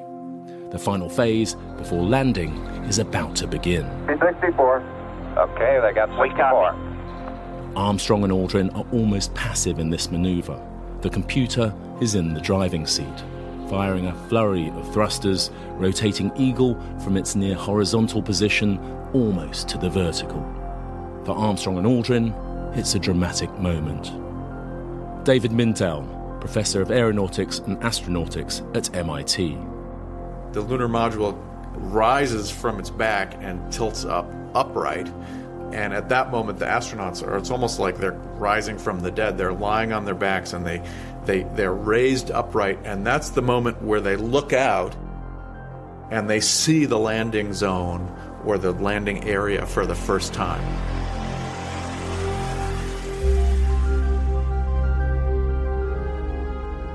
The cratered plain of the Sea of Tranquility lies before them. With the prize now in sight, Eagle continues to swing upright, falling all the while. Armstrong checks their altitude and rate of descent. Okay, 5,100 feet per second is good. And then check my attitude control. 5,000 feet above the lunar surface and dropping now at 100 feet per second, Eagle is now deep into its descent. It's looking good, and in Mission Control, perhaps they dare to hope that their worst troubles might now be behind them. Gene Kranz checks that his flight controllers are ready for the final act. Okay, all flight controllers, go for landing. Retro. Go. Fido. Go. Guidance. Go. Control. Go. Telcom. Go. GNC. Go. Ecom. Go. Surgeon. Go. Capcom, we're go for landing. Eagle, Houston, you're go for landing, over. But Buzz Aldrin barely has time to confirm and read back their altitude before a familiar foe rears its head. Roger, understand. Go for landing. 3,000 feet. Program alarm. Program alarm. Again. The computer signaling it's in trouble. A warning alarm buzzes in the crew's headset. 1201. 1201. Roger, 1201 alarm. 1201 alarm. Guidance officer Steve Bales. Bang, there's another one called 1201, but it's the same kind of a thing. 1201, 1202 are just a subset of each other, really. The computer is overloaded with tasks. Is it a problem? Do they need to abort this time? As before, Steve's backroom support, Jack Garman, has the answer. And this time, he's spring-loaded. I remember distinctly yelling, "Same type!" And he yells, "Same type!" And the Capcom says, "Same type!" I could hear my voice echoing, boom, boom, boom, going up. Same type, we're go. Same type, we're go, flight. Okay, we're go. Same type, we're go. Bang, happens again. We have another 1202 alarm. Roger, no sweat. Roger, 1202, we copy it. We have several more. We're getting closer and closer to the surface. Eagle's guidance computer is working so hard it's becoming overloaded. To cope, it sheds all of its non-essential tasks and functions, everything that isn't vital, including its display. For a few seconds, the readouts remain blank, while the computer focuses attention on keeping Eagle on the right trajectory. They're at just 2,000 feet, still falling at 50 feet per second, so close to landing now that they need to start looking for a safe place to set down. At this point, the computer is still doing all the flying, controlling Eagle's thrust, direction of travel, and rate of descent. But Armstrong and Aldrin need to know where it's going to take them. And in the 1960s, with no video display units, this was something of a challenge. The computer could only show a set of numbers, and these digits somehow had to tell the astronauts where to look. The problem was solved rather elegantly using something called the Landing Point Designator, or LPD, a set of markings like a ruler positioned very precisely on the spacecraft's triangular window that measured the angle of the astronaut's view in degrees. It sounds ridiculously primitive, but not so, says David Mindell. LPD, Landing Point Designator, was a ingenious and I think underappreciated, quite brilliant way for the astronauts to be able to know where to look when they were looking for their landing zone. On the one hand, it was a old school, very simple set of etchings on the window. All they were a set of gradations that were calibrated for the astronaut's eye level, and he could look out, and at minus 28 degrees or whatever, it would show him where to look. What was cool about it was coupled to the computer. And so the computer would actually give him an LPD angle, and it would say, LPD, minus 15. And if he looked through the minus 15 line, it would point his eyes right to the spot where the computer thought it was landing him. The LPD becomes all-important in the final few minutes of the descent. At 2,000 feet, with the surface of the moon looming, you can hear Armstrong concentrating hard, trying to work out where the computer is taking them. 2,000 feet. 2,000 feet. LPD. Into the ag. 47 degrees. Give me an LPD. 47 degrees. 47. Give me an LPD, he says, twice, and with some urgency. 47 degrees, replies Aldrin, reading off the digits in front of him on the display. Armstrong finds the corresponding line marked on his window and looks through it, seeing their intended exact landing site for the first time. That's not a bad-looking area. But that good impression doesn't last. What's LPD? What's the LPD, says Armstrong. Aldrin updates him with a new number, 35 degrees. Armstrong keeps looking, but he doesn't like what he sees. Pretty rocky area. Pretty rocky area. They're heading for the boulder-strewn edge of West Crater, a gigantic hole in the lunar surface nearly 200 meters across, Some of the boulders are the size of cars. This is Armstrong describing what was going through his mind in an interview with the Johnson Space Center Oral History Project in 2001. We could have tried to land there, and we might have gotten away with it. It was a fairly steep slope, and it was covered with very big rocks, and it just wasn't a good place to go. There were some attractive areas, far more level, far less occupied by boulders and things, half mile ahead or so. So that's where I went. I wanted to make it as easy for myself as I could. Armstrong has this crazy calmness where, as he said before the mission, I'm, keep my right to be wishy-washy about where I land. Space historian Paul Fiel. So as he comes down and he sees these boulders, he actually says, I'm thinking about, it'd be neat to land here. The scientists would love it. But maybe it's a little, dangerous. Smart thing to do, extend. So Armstrong takes the LEM out of autopilot and puts control over its course into his own hands. In this final phase of the landing, Armstrong can control the attitude, the angle of the spacecraft, which is like a helicopter. It also controls how rapidly it's moving across the surface of the moon. And then also the rate of descent. And he has a little switch that just says descend faster and descend slower if he flips it up or flips it down. The computer helps Armstrong make all those changes, and yet the software combines it in a way that is intuitive or at least trainable for the astronaut to control. And so in the end, it becomes a critical partnership between human and machine, with each party making up for the other's shortcomings. 300 feet down, 3.5, 47 forward. Hold up. Down 1 a minute. Armstrong is now flying over the crater at 47 feet per second. To flight director Gene Kranz in Mission Control, it's an unnerving spectacle. Armstrong has to pick out a landing site. And he's very close to the surface, and instead of moving slowly horizontally, he's moving very rapidly. I mean, we'd never seen anybody flying it this way in training. 50 down and 2.5. 19 forward. There was a price to pay for Armstrong's exotic maneuvers. With all the extra thrust, he was burning fuel much faster than expected. And this unveiled a new threat. Knowing how much fuel was left in Eagle's tanks was far from straightforward. The amount of fuel being consumed was changing from second to second as Armstrong increased and decreased the engine's thrust. But the team in Mission Control had to make their estimates based on the readouts from a few rudimentary gauges and sensors.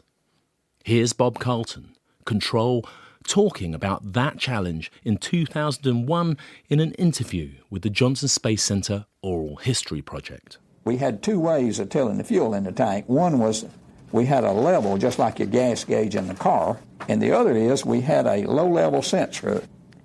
And this low-level sensor is right down the bottom of the tank, and if you uncovered it, you had around 120 seconds of fuel left if you continued to burn at a 1 lunar G, in other words, a hovering kind of a thrust level.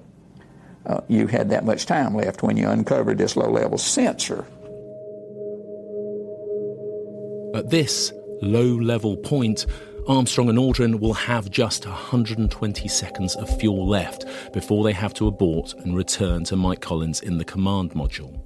If it's tripped, Armstrong will have to find a safe landing site and set Eagle down in that remaining time, otherwise it's all over.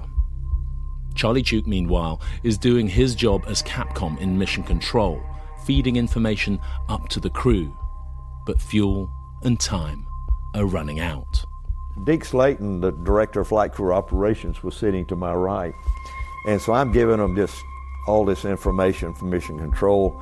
And finally, the last couple of minutes, Slayton punched me in the side and said, "Charlie, shut up and let them land." So, yes, sir, boss. I think we better be quiet. Raj. Okay, the only call-outs from now on will be fuel.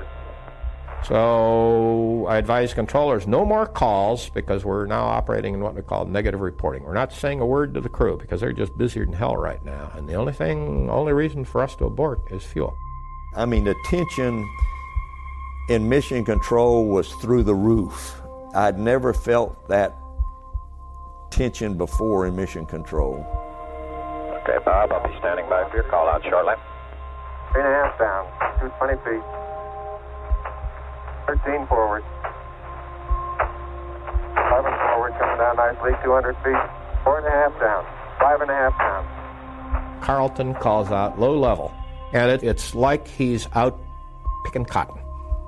Well, normally, by the time he calls out low level, we have landed in training. Then we're not even close to landing here. Low level? Low level. But he calls out low level just like it's everyday occurrence. Despite appearances, Bob Carlton knew what was at stake. We had tripped low level, which no one ever expected to happen.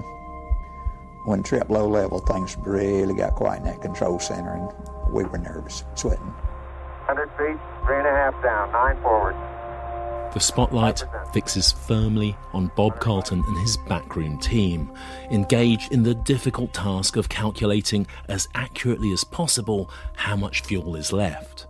This takes great judgment and skill, and the mission, indeed Armstrong and Aldrin's lives, depend upon it. Now, in his back room, he has a controller by the name of Bob Nance.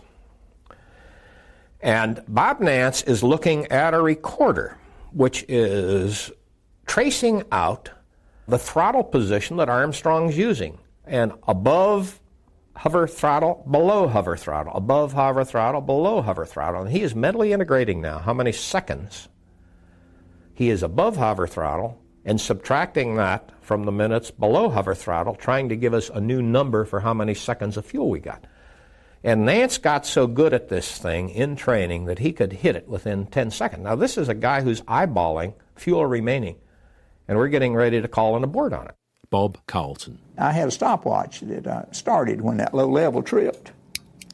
So I clicked my stopwatch and started it. And as the hand went around, I'd put a little piece of scotch, a very scientific thing here, a little piece of scotch tape and a mark on it that said, when you hit this one, there's 60 seconds left. And when it comes on down to this one, there's 30 seconds left. And then when it comes down to the point we need to abort, we don't want to be empty at that time. There's some uncertainty in this measurement process we're doing, so we need to put a margin in there to be sure that we don't run into that uncertainty. So we put a little extra in there to account for that. And when I started my stopwatch, I didn't think there was a chance in the world of us landing. I was looking at the altimeter, and we had a heck of a way to go. Armstrong goes flying past West Crater. He picks out a spot he thinks will work very well. It's just short of this little baby West Crater. And as he starts flying to that, he goes, nah, I don't really feel good about that one either. Now, Carlton calls out 60 seconds. Stand by for 60. Roger. 60 seconds. And we're still not close to the surface yet. Lights on.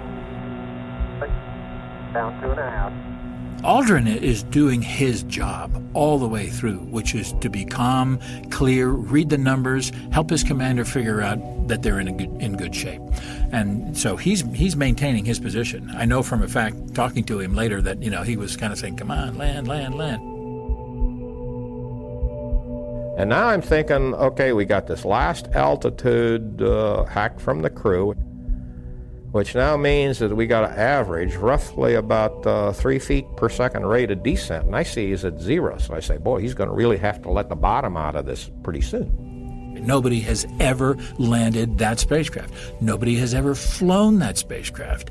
He's the first person in the world to fly it the way it's supposed to be flown. So he wants to do everything he can to just make sure he's nudging the controls. He nudges the spacecraft forward. You can see in the data traces afterwards the way he uses the hand controller. The jets are firing like crazy, just making little tiny maneuvers, little tiny changes.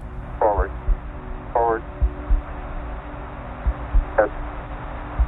40 feet down, 2.5. Picking up some dust. Buzz between a couple of readings, he said we're picking up some dust. Flight Director Jerry Griffin. For the landing, an off-duty and awestruck spectator. I thought, good God, we got an engine blowing dust off the moon, the exhaust. But Armstrong, as he gets closest to the surface and the dust starts flying out behind him, my God, what's going on here? I can't see the surface anymore. Worse, the dust is moving in a way that gives me the illusion that I'm backing up. I don't have a proper solid reference. 30 feet, 2.5 down. Straight shadow. And 4 forward. And you can see in his controlling, Armstrong flies in what he called kind of a jerky fashion. 4 forward, drifting to the right a little. He starts drifting a little bit to the right, as Aldrin says. He overcorrects. He comes back. Carlton now hits 30 seconds. 30 seconds. 30 seconds.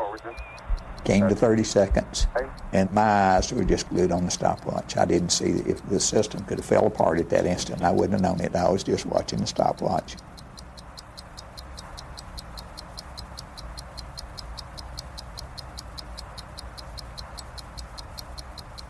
And Carlton was just ready to say 15 seconds. Contact light. Contact light. Contact light. Contact light. Well, what happens? We have a 3-foot-long probe stick underneath each of the landing pads that when one of those touches the lunar surface, it turns on a blue light in the cockpit. And when it turns on that blue light, that's lunar contact. Their job is to shut the engine down, and they literally fall the last 3 feet to the surface of the moon. Okay, engine stop. APA at a descent. Mode control, both auto, descent, engine command override off. They're shutting down the engine at the time that Carlton says 15 seconds. And then you hear Carlton come back almost immediately after that, say, engine shut down. We've had shut down. We copy you down, Eagle. We'd been burning 12 minutes or something on that order, 10 eternities. And it come down to about 18 seconds of aborting. We were lucky we made it.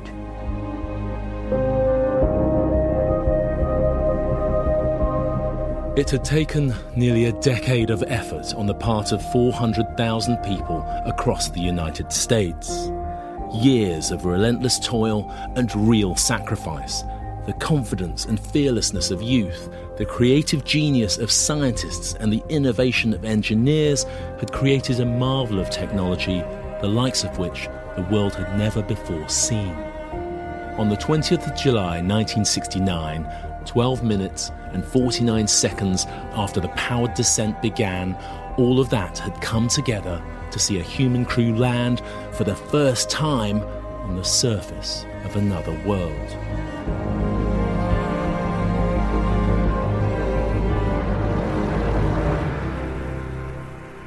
We copy you down, Eagle. Neil comes back in the coolest, calmest voice you could possibly imagine. Listen, Tranquility Base here. The Eagle has landed. I'd never heard the word Tranquility Base. I think, what a great name. I think the only person in that control room that knew they were going to call themselves Tranquility Base was Charlie. I was so excited. If you listen to the transcript, Roger Twang, I corrected myself. Roger Twang, Tranquility, we copy you on the ground. You got a bunch of guys about to turn blue. We're breathing again. Thanks a lot. Fantastic. Do it every day. Now, the viewing room behind me, and this is, again, one of these other things in training. There's nothing that training ever prepared you for that second, because the viewing room behind me starts cheering. Our instructors, which are over in the sim room, over to the right, they start cheering. But we got to be cool because we have to now go through all of the shutdown activity, but we have to go through a series of what we call stay-no-stay decisions. Because 40 seconds after we've touched down on the moon, we have to be ready to lift back off again. Despite the jubilation, for Mission Control, the drama was far from over. They had to make sure they were safe to stay. If Eagle was damaged, if the ground beneath them wasn't stable, if there was some unanticipated emergency, they would have to leave in a hurry. And so, having arrived, they now had to make a firm decision to stay. Okay, all flight controllers, about 45 seconds to T1, stay, no stay. And I was so hung up by this cheering, the coming in, the sound from the room, that I could not speak.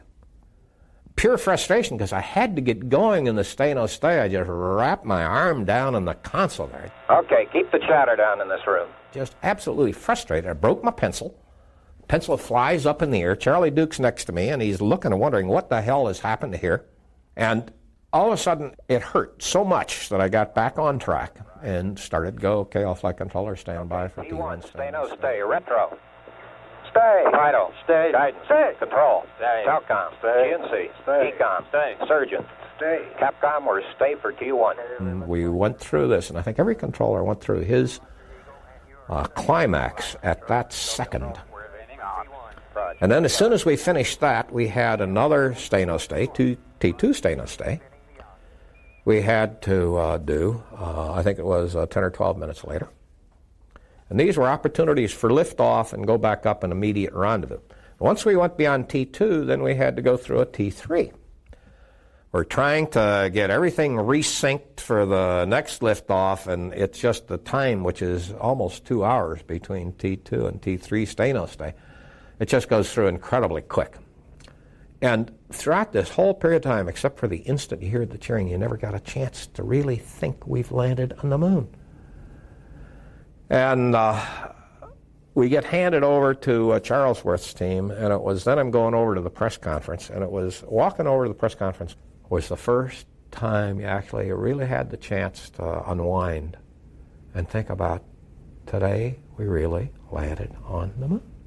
On his way to the press conference, Gene Kranz grabs the youthful Steve Bales so he can explain his role in troubleshooting the computer alarms.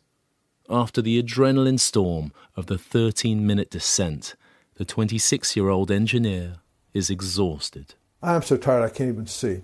We get in a press conference. I'm probably the only guy that ever almost falls asleep at the press conference.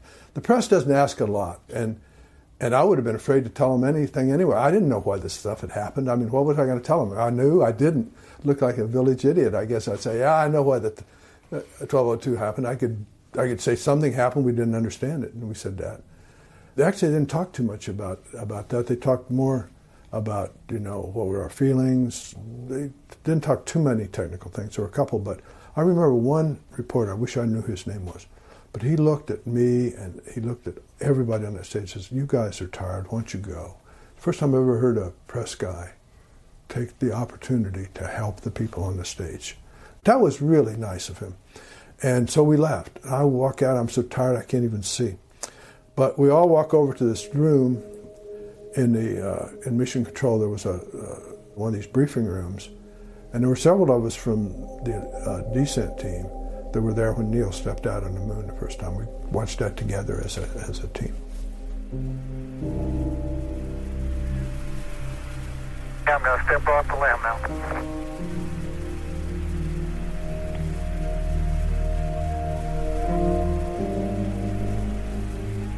That's one small step for man, one giant leap for mankind.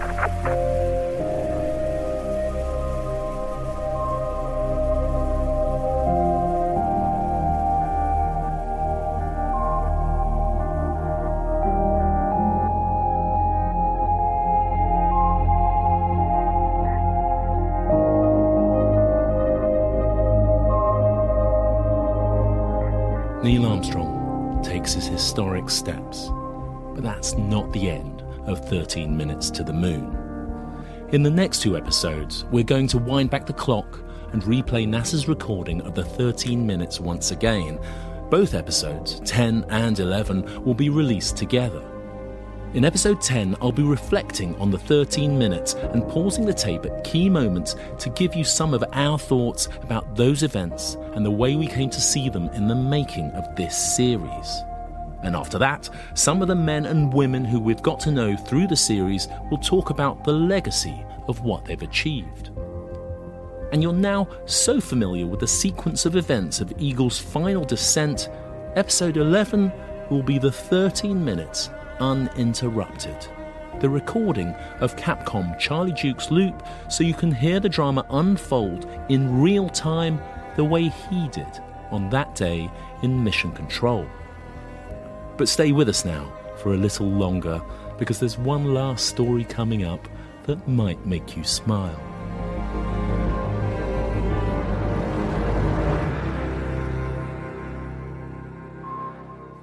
Flight controller Bob Carlton's stopwatch, the one he used to time the fuel reserves for Apollo 11, is perhaps the most important timepiece in the history of human spaceflight.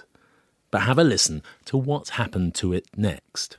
This little aside thing, when it got down and stopped, I had 18 seconds showing on my stopwatch. I'll never forget, I looked at that and I thought, you know, this watch, I'm going to encase this in plastic and never touch it. So I took it back to the office and put it in the desk drawer. Thought, I'll save this for posterity. And then I got to worrying about it. I thought, you know, somebody steal this from me. So I wrapped it up in a handkerchief and carried it home and put it in a box to save it.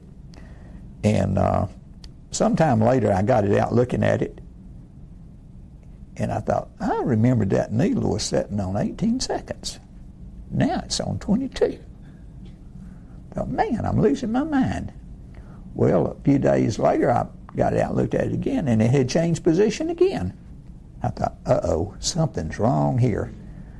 And so I jumped my daughters, and one of my daughters was a twirler, and she'd been coming in and taking that watch and using it to time her. So it lost its position. Well, later on, I brought it in and sent it to the Smithsonian, and that's where it is today. I don't know what they did with it. Probably lost it. I run it back to where it's supposed to be and left it with a needle on the right thing. They probably think it's just like the mission left it, so, but it ain't. In fact, the Smithsonian didn't lose Bob's watch, and it's on display at the National Air and Space Museum's Udvar-Hazy Center in Virginia.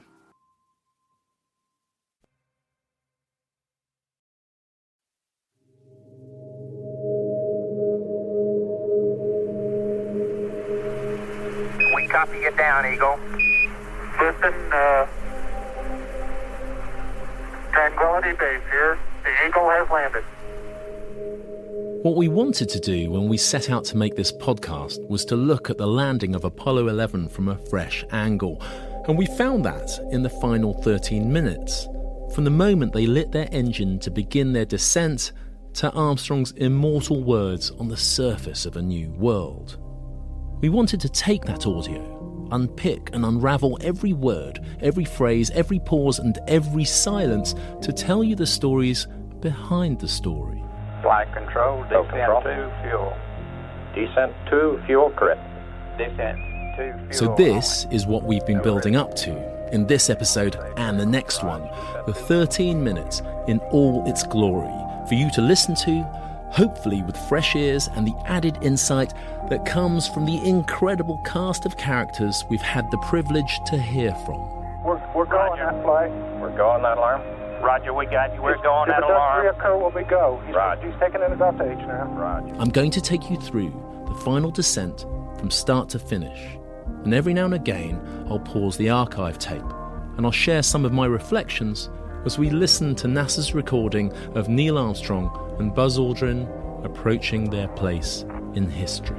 300 feet down, 3.5. 47 forward.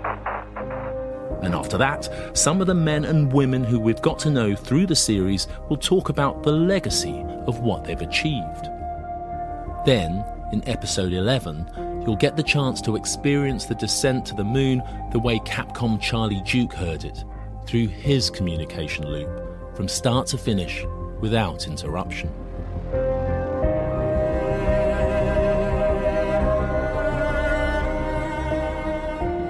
We choose to go to the moon. Capcom, we're go for landing. Eagle Houston, you're go for landing, over.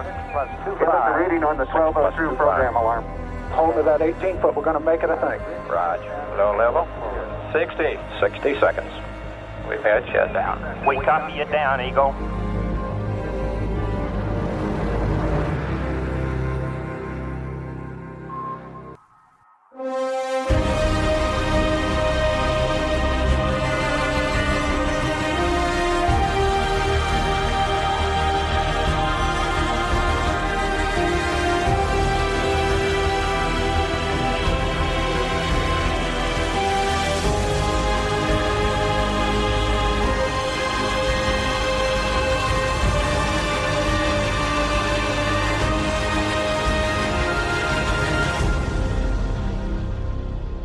Episode 10, For All Mankind.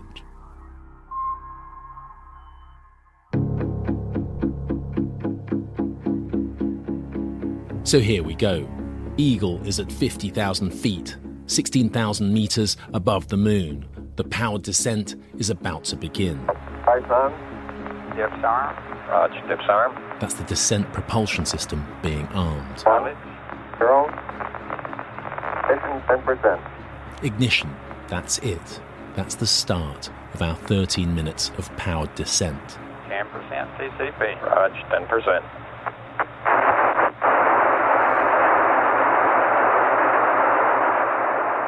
Now, when I first heard this, I thought it might be the sound of the engine firing, but it's not. It's radio static, which they've been battling with for several minutes by this point.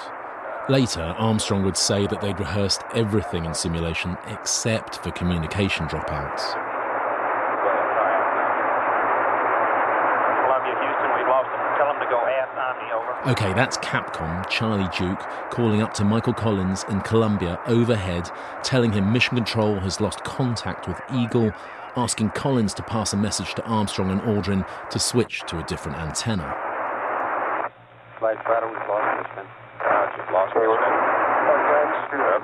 Turn on, we have 20 foot per second residual. That is probably due to downtrack error. I'll leave it in blue. Relay to it. 20-foot residual due to downtrack See if error. they got me now. I can get signal straight to Underneath all of that overlapping speech is Guidance Officer Steve Bales talking to Flight Director Gene Kranz as he spots for the first time that Eagle's travelling too fast.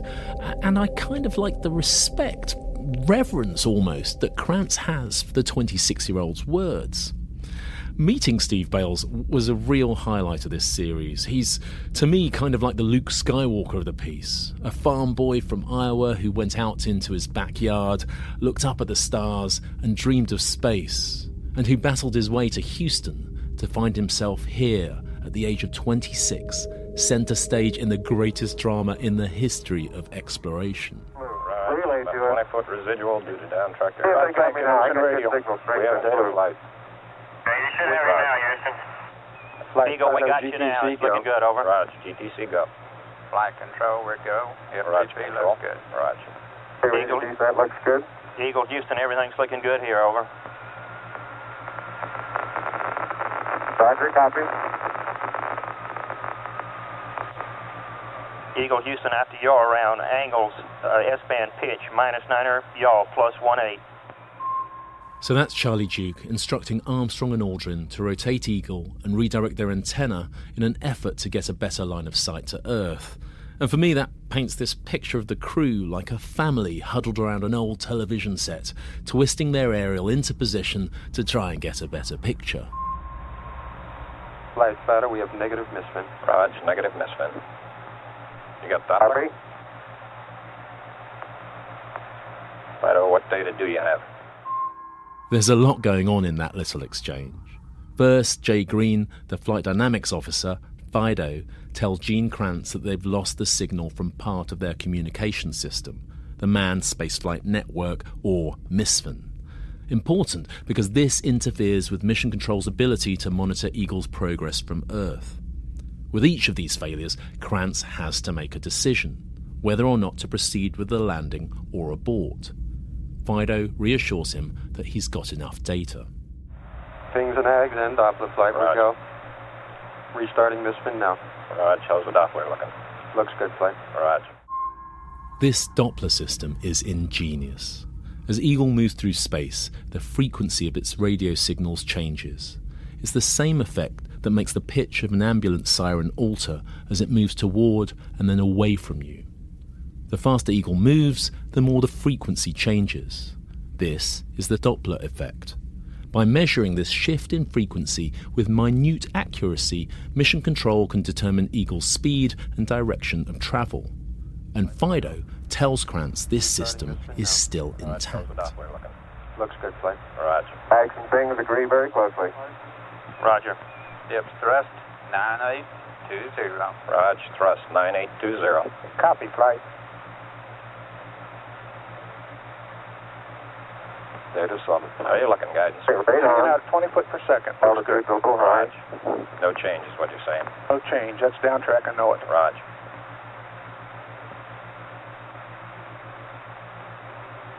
Flight Fido. Go, Fido. We've reinitialized the filter. We do have an altitude difference. Roger. Yeah. Go.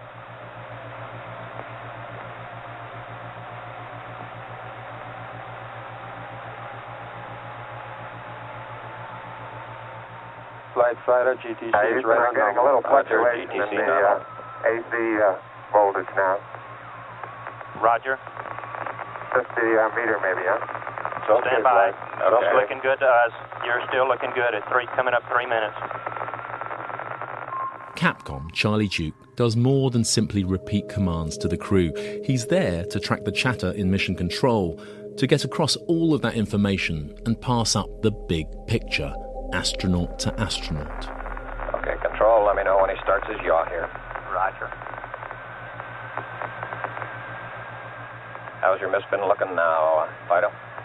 Flight Fido, we do have the altitude. We're go. Okay, how about you guys? Hold that 18 foot. We're going to make it a position Right. can range to it to be a little long. Roger, copy. This is the sound of terror to a flight director. Static on the airwaves rather than data. The safety of the mission depends on mission control being able to track Eagle's progress and the health of its many systems and to communicate with the crew. Flight controllers, 30 seconds to next go, no go. And so now, with nothing but white noise from the lunar module, once again, Krantz is at a decision point. But it's not one that he makes alone.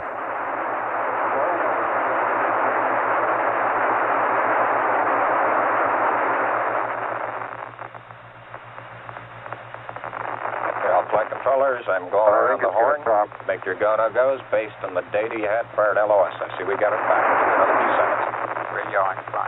Okay, retro. Go. Fido. Go. Guide. Go. Control. Guidance Officer Steve Bale's go call still makes me laugh every time I hear it. He told us that the VIPs in Mission Control had been forewarned about the way he shouted his calls to make them understand that when they heard it, there was nothing wrong. It was just what Steve did. Go. Guide. Go. Control. Go. Telcom. Go. GNC. Go. Econ. Surgeon. Go. Capcom. We're go to continue PDI. Eagle, Houston, you're a go to continue. Go at 4 minutes. Did you get that, Telcom? You're a go. You're a go to continue power descent. You're a go to continue power descent. Okay, everybody, let's hang tight and look for landing radar. Flight guidance. Go, guys. And Eagle, Houston, we got data dropouts. You're still looking good. On the pings. Roger, I copy guidance. Okay.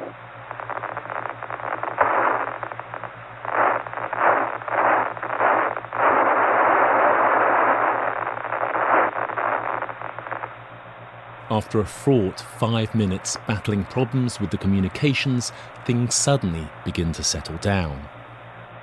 Okay, we got data back. Radar flight looks good. Raj. 2,000 feet. Raj, 2,000 foot Del H. Good lock on. Let me know when he accepts it, guidance. Altitude lights out. LH is minus 2,900. Buzz has a moment to enjoy the view. Roger, we copy. At the Earth, right out our front window. But not for long. Houston, you're looking at our Delta H. That's affirmative. Program alarm. Looks good. It's looking good to us, Is he over. accepting it, guidance? 1202. Stand by. 1202. Now, we've covered the 1202 program alarms a lot in this podcast, and that's been deliberate. This wonderful, primordial computer, the ancestor of all we see in the digital world around us today, was absolutely critical to the mission. I can't say it enough. The astronauts couldn't have got to the moon without it. But I want to take a moment here to explain why the computer was throwing up this unexpected alarm at this point in the mission. Looks like it's converging. And 4 more times during the descent. 1202 alarm. Yeah, the same thing we had. Flight, retro. Go, retro. Throttle down. 6 plus 2, Give us a 5. reading on the 1202 program alarm. The Apollo guidance computer was a finely balanced piece of technology, small enough to fit inside the module, but just about powerful enough to guide the crew through the landing. It was designed and built with just enough capacity to do the job and no more. But for the Apollo 11 landing, Armstrong and Aldrin had decided to do something they had never done before in simulation.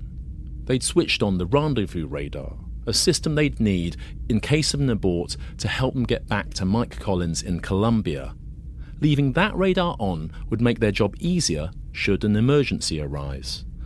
But they didn't anticipate that this innocuous extra task would be enough to nearly tip their computer over the edge. And that's what the 1202 alarm is all about. A computer system whose plate is already full, being asked to take something else on, and having to decide what it's going to have to drop. Reading on the 1202 program alarm. We're going that flight. We're going that alarm. Roger, we got you. We're going that alarm. If it does reoccur, will we go? He's taking it at Delta H now. Roger. Roger. 8:30. Did you get the throttle down? 6 plus 25, throttle down. 6 plus 25, throttle down. Flight Fido converging on Delta H. 6 plus 25. Flight control, we have velocity. Roger. There's so much going on here. We've got discrepancies in the altitude monitored by Mission Control, we've got the descent engine throttling down, Eagle still hurtling towards the moon, and on top of all of that, the 1202 alarms. All the while, the remarkable team in Mission Control are troubleshooting and solving those problems in parallel so that the mission can continue. Same alarm, and it appears to come up when we have a 1668 up. Roger, copy. Okay, we'll monitor his Delta H flight. Roger. I think that's when it's getting it. Okay. Eagle Houston, we'll monitor your Delta H. And his alarms. Roger. Delta H is beautiful. Delta H is looking good now. Roger, Delta H is looking good to us. Okay, all flight controllers hang tight. Should be throttling down pretty Throttle shortly. on time. Roger, copy, throttle down. Throttle down. Better than the simulator. Roger. Better than the simulator. That was Aldrin. How's it looking, guys? Bags and things look real close. You want him to stay out of 68? Negative flight. I just said we'll monitor the alarms. Okay. Okay. Flight control, go. Looks good. Flight guidance. Go guidance. So now 68 now well may be the problem here, and we can monitor Delta H. Roger. Flight Fido looking real good. Roger, Fido, good. At 7 minutes, you're looking great to us, Eagle. They're still watching the communications like hawks here, but for now, they're looking great. Telcom, how you looking? Okay, I'm still on flu, so we may tend to lose as we gradually pitch over. Let me try auto again now, see what happens. Gonna try the steerable again, Dan. Copy. Okay, looks like it's holding. Roger, we got good data. We on steerable, Dan? That's a birdie flight, and it's holding in there pretty good. Roger. Okay, everybody hang tight. 7.5 minutes. Flight guidance, landing radar is fixed. The velocity's beautiful. Roger. Flight control, descent to fuel. Descent to fuel, correct. Descent to fuel only. No Fuel. critical. He didn't want to say critical. Roger. Descent to fuel. Eagle Houston, is descent to fuel to monitor, over. Down to 2. Flight Fido looking real good. Roger. Give us an estimated switchover time, please, Houston. Roger, stand by. You're looking great at 8 minutes. You got an estimated, what's our T-go guidance? 30 seconds to P64. Roger, about 30 Eagle, seconds. you got 30 seconds to P64. The switchover from P63, the program that controlled the braking phase, to P64, the program that controlled the approach to landing, was of more than passing interest to Armstrong. It was the moment at which the lunar module would rise from the horizontal position to the near vertical, and at around 7,000 feet, a little over 2,000 meters, the first time he'd get a proper look at the landing site. P64. Okay, we still got landing radar guidance. Affirm. Okay, is it converged? It's beautiful. Is it converged? Yes. Okay. Flight Fido, we're go. Look real good. Roger, Fido. Eagle Houston coming up 8:30. You're looking great.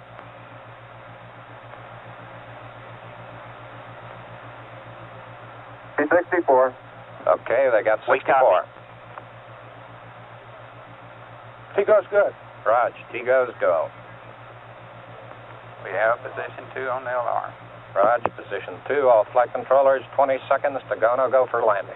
Eagle, you're looking great. Coming up 9 minutes. Once again, Krantz gets ready to consult his flight controllers, this time asking all of them in turn if they're still good to proceed with the landing. And this is how Mission Control works even today. Krantz has to integrate all of the information from his team in real time and use that to make a mission-critical decision. Okay, Okay, all flight controllers, go for landing. Retro. Go. Fido. Go. Guidance. Go. Control. Manual Go. attitude Telcom. control is good. GNC. Go. Roger, Econ. copy. Go. Surgeon. Go. Capcom, we're go for landing. Eagle, Houston, you're a go for landing, over. Roger, understand. Go for landing. 3,000 feet. Program Copy. alarm. More computer alarms. Armstrong would later say that those alarms became a distraction, drawing his and Aldrin's attention inside the cabin at precisely the moment when it should have been outside, focused on a survey of the landing site. 1201. 1201. Roger, 1201 alarm. 1201 alarm. Same type, we're go, flight. Okay, We're go. Same type, we're go. Flight Fido right on, real good. 2,000 feet. Into the ag, 47 degrees. Roger. 47 degrees. How's our margin looking, Bob? It looks okay. We're Okay. about 4.5. Roger. Eagle looking great, you're go. Altitude update in the eggs, looks good. Roger.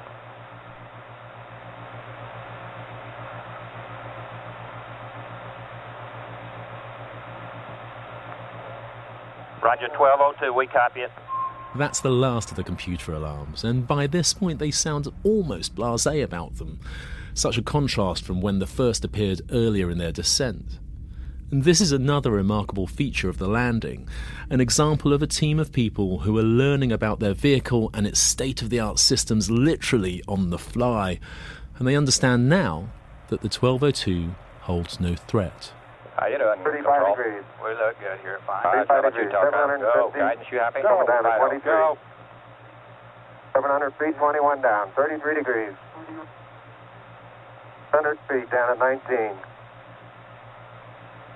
540 feet down at 30 and at 15. Attitude hold. Okay, at hold. I think we better be quiet. Okay, 400 Roger. feet down at 9. Okay, the only call-outs from now on will be Gate fuel. forward. 350 feet down at 4. 30 and a half down.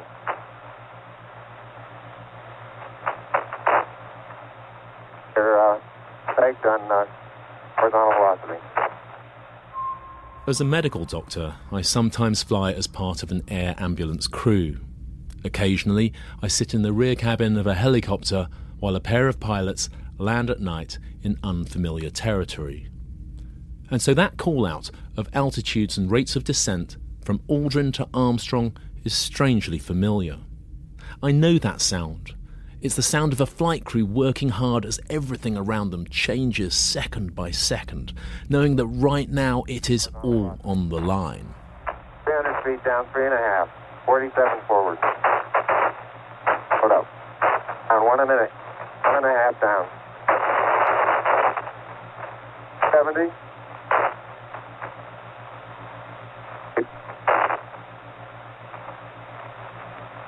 Got the shadow out there. I got shadow out there, says Aldrin. They're close enough to the lunar surface to be able to see Eagle's shadow being cast below them. 50 down at 2.5. 19 forward. Okay, Bob, Altitude standing by for your call-out velocity shortly.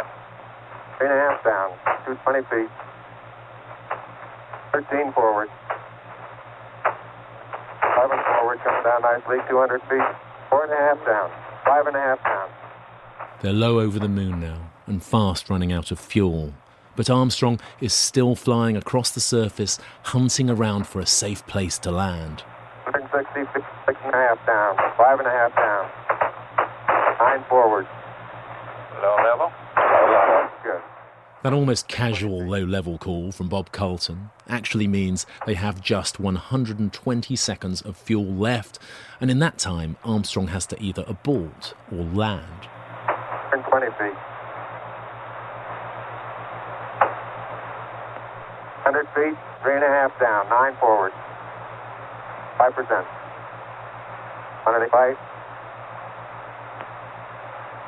Okay, 75 feet. Car's looking good, down a half. 60. Roger. 6 forward. 60. 60 seconds. 60 seconds. Lights on. 6. Notice that the chatter has died down. Apart from the updates about fuel levels, there are no interruptions. In these final seconds, you can almost feel the mission control team melting away from the piece. For the first time in the mission, Armstrong and Aldrin are almost on their own. Down 2.5. Forward. Forward. Yes. 40 feet down, 2.5. Picking up some dust. 30 feet, 2.5 down. Straight shadow. 4 forward. 4 forward. Drift into the right a little. 30 seconds. 30 seconds. Forward. This is it, and everyone in Mission Control knows it. The hopes and dreams of a nation, the outrageous efforts of an army of people across the decade, all of that lives or dies here. And they can do nothing more now than hold their breath.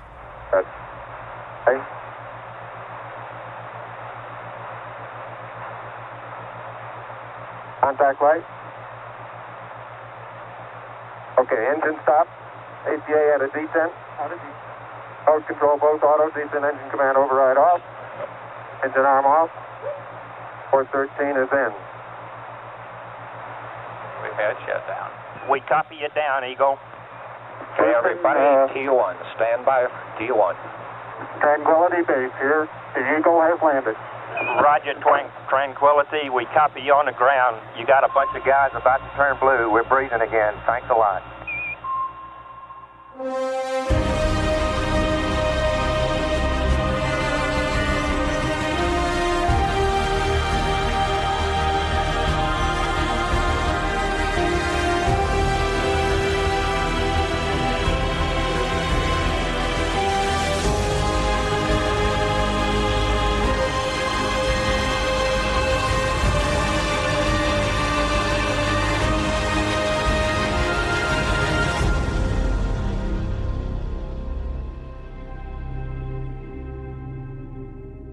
In many ways, this podcast has been a voyage of discovery for us too.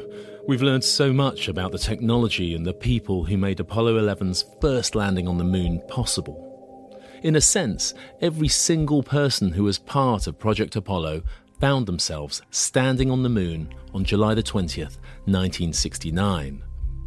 Afterwards, they fell back to Earth to live out their lives, having been part of one of the greatest adventures of all time. We went in search of them, and it was a genuine privilege to be able to share in their memories and thoughts of that incredible decade of effort. Project Apollo was of its time, a program that found its origins in the long shadows of war, but one that made its way out of the darkness to finish in the brightest light. Today we can marvel at the technology and the science that underpinned it, and at the people who gave everything to make all of that happen. But what does it mean to those people today? And what has it come to mean for all of us? We're going to start with perspectives and memories of people outside the world of space exploration. First, the man who created this podcast's wonderful music, Hans Zimmer.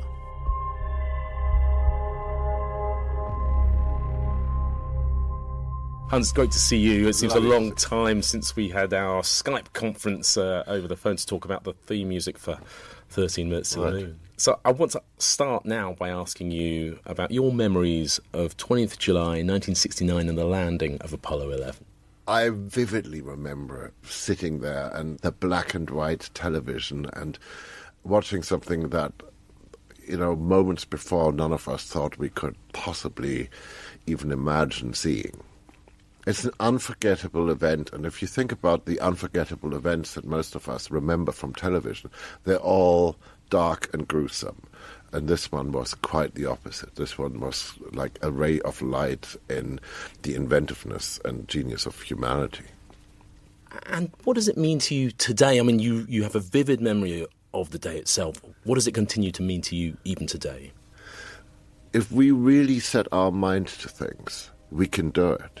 Now I look at it as this sort of crazy, preposterous piece of art that it's like this amazing painting in the sky that might give us some hope that, we might be okay at the end of the day.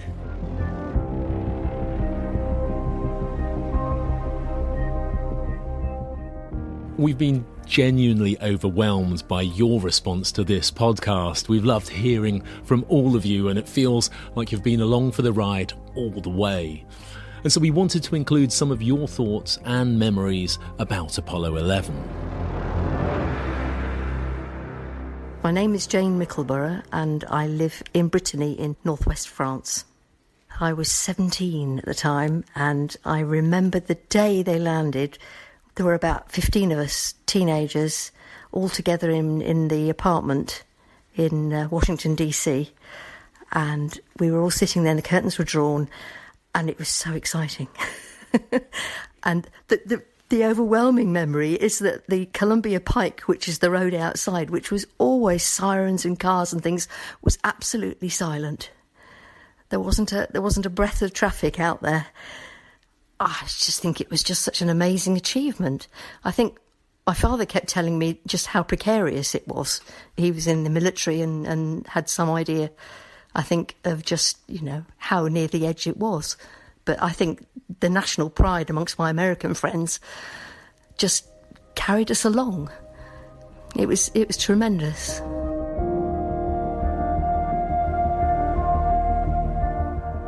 I'm Mike Pavasovich. I'm from Duckingfield, just east of Manchester in England, UK, and I'm 62. My interest in space travel was as a result of Yuri Gagarin going into orbit on my 4th birthday. I couldn't get enough of the Apollo program, and I bombarded NASA with letters. I even got a reply from the crew of Apollo 7. Despite my interest, I wasn't allowed to stay up and watch the first moonwalk live. I was gutted. I was packed off to bed and had to catch up the following day. But the thrill has never left me.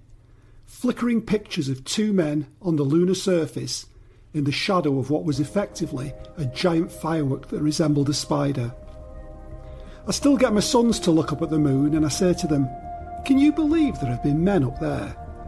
And even half a century after Apollo 11, they find it just as incredible as their aging dad.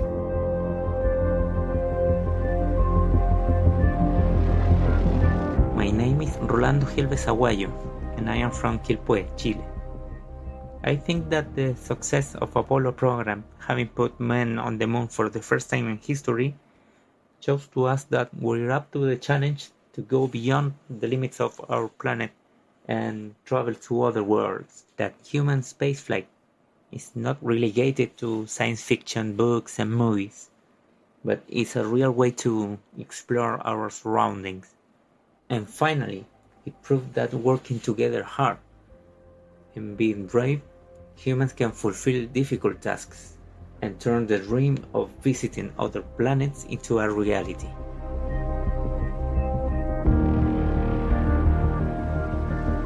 Hi, my name is Catherine Crow, and I'm a NASA engineer in Huntsville, Alabama.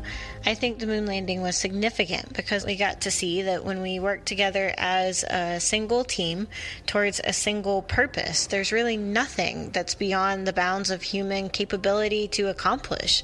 That was a very important lesson for us to learn in the 1960s, and I think it might be an even more important lesson for us to remember now as we face new and immense challenges such as developing better and cleaner energy sources.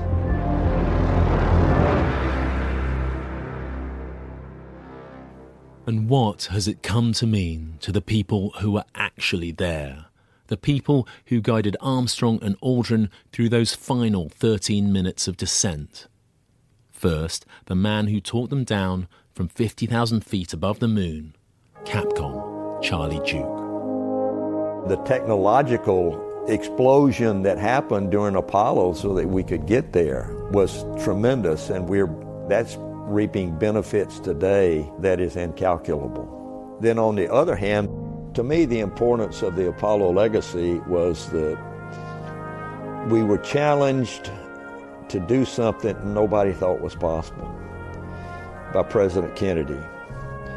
We had bold leadership, bringing the whole ability of the United States to bear on this one problem, one program, to bring our country together, because on the other hand, we had the Vietnam War going on, and it was pulling the country apart. So The unity that came from Apollo in our country, I think, was very, very important emotionally, psychologically, and politically. To me, it wasn't just an incredible technical achievement. I think it was an incredible achievement in terms of teamwork. Poppy Northcutt, the first female engineer in mission control. I don't know how many people worked on that program, but it was thousands and thousands and thousands, and they were spread all over the world. There were people that were working on Ascension Island, recovery teams here, tracking teams there. And the teamwork that was involved to focus on that one object of getting a human being on the moon and safely returning to Earth was just an amazing thing, that all of these people all over the world were working on this same object. I think every one of them knew that this was going to be an incredible achievement for humankind. Saying it didn't really happen for the Americans, it happened for humanity. Well, it might have turned out that way, but that was not what was going on while we were doing it. Flight controller John Aaron, ECOM. I mean, the Americans decided to do it. The Americans took all the risk to do it. They did all the funding for it, and it was for the purpose of mitigating their threat, and that was the Soviet Union. And the threat that we may not, from an engineering standpoint, would have the prowess we thought we had. We had to restore the confidence in the country. But the most amazing thing from my standpoint, and that's saying a lot because there's a lot of amazing standpoints you can take. We went to the moon to learn about the moon. Well, probably the more important thing for humanity was we found a new way to look at the Earth. On Apollo 8, the crew saw Earthrise. Oh my God, look at that picture over there. There's the Earth coming up. Wow, is that pretty? That blue marble rising above that barren lunar landscape. Astronaut Jim Lovell. When I looked at the Earth, 240,000 miles away, I started to think, wow, that's home. And as we came around farther, I could go to the window and put up my thumb, and I could completely hide the Earth behind my thumb. It's one little blue and white ball set against the backdrop of a totally black universe. And there it is, sitting all by itself. All those people and all those governments, they're in this little cocoon. We're all in this together. I'm not a very religious person, but my perspective is that God has given mankind a stage upon which to perform. How the play turns out is up to us. Apollo computer programmer Margaret Hamilton. 50 years on from Project Apollo, what do you think its place in history is? How important do you think it's been to wider society? Discovery. To me, probably the most exciting part of it is discovering new worlds beyond. And it makes us want to go on and discover more. I've run into people so many times who said, I wish we had something to inspire us like that. It was inspiring, and we were all dedicated. The world was into it. It was unifying. Do you think we're capable of that today? Yes. Because of the people, the young people I've run into who wish they had something like that. And they'll make something like that happen. The youth have more hope than some of us who got spoiled in our youth, and it's not like it used to be, but it could be because of youth. Former director of Johnson Space Center, George Abbey. The accomplishments of Apollo, considering the state of the world at that time and our capabilities. Got to go down in the history of the world. It's one of the greatest achievements of all time.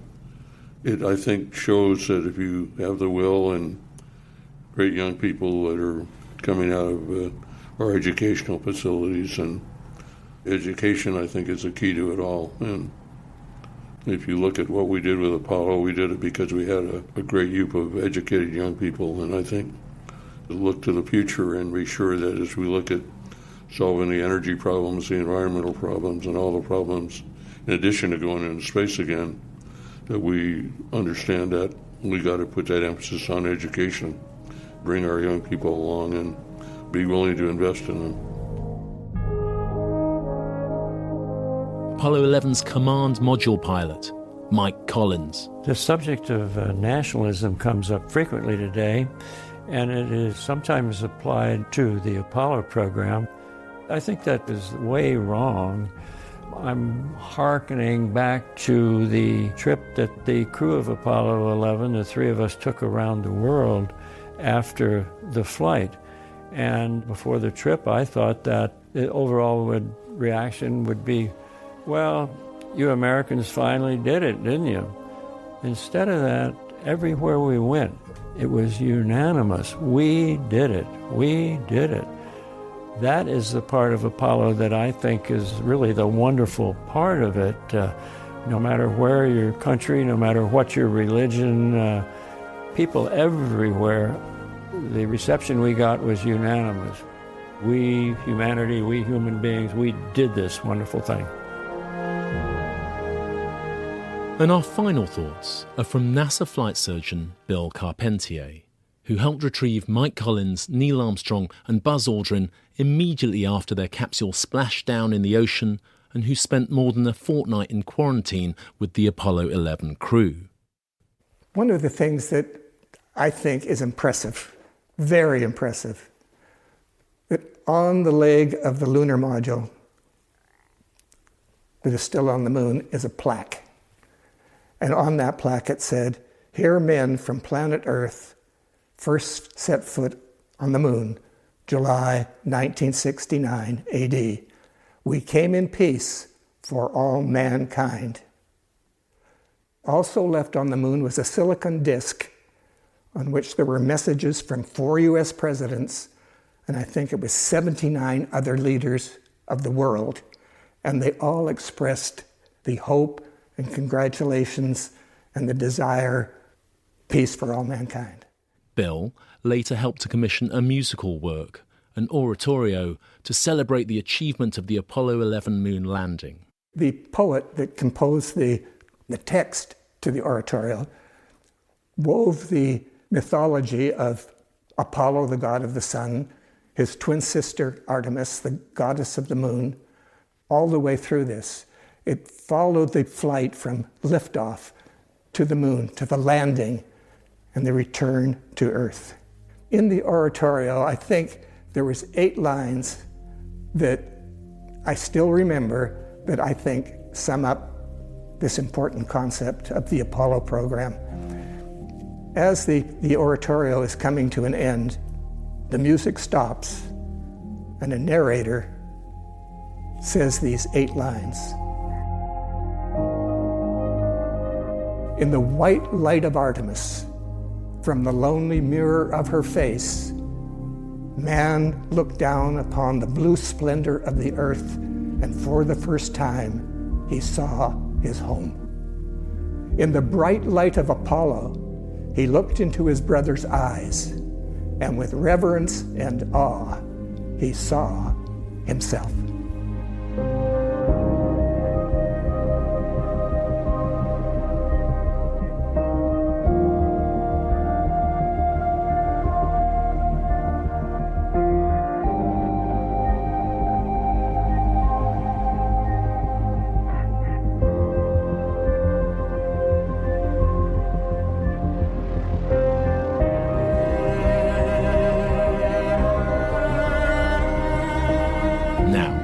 Let's take you to the desk of Capcom Charlie Duke in the Mission Operations Control Room, July the 20th, 1969, for Episode 11, the 13 minutes to the moon, without interruption, in real time.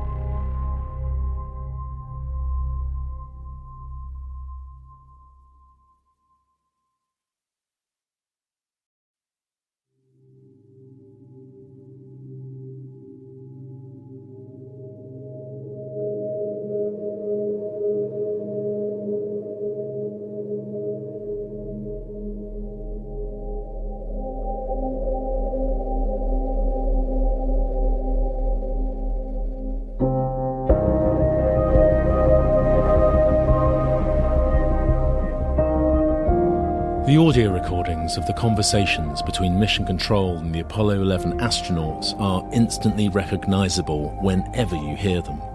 Unmistakable as anything else other than a crew hurtling towards the moon, being guided by their Mission Control team across the void of space. Those voices and sounds are so familiar, and yet nearly impossible to decipher without a lot of help. But now you know exactly what you're hearing, here's a chance to listen again to history as it happened.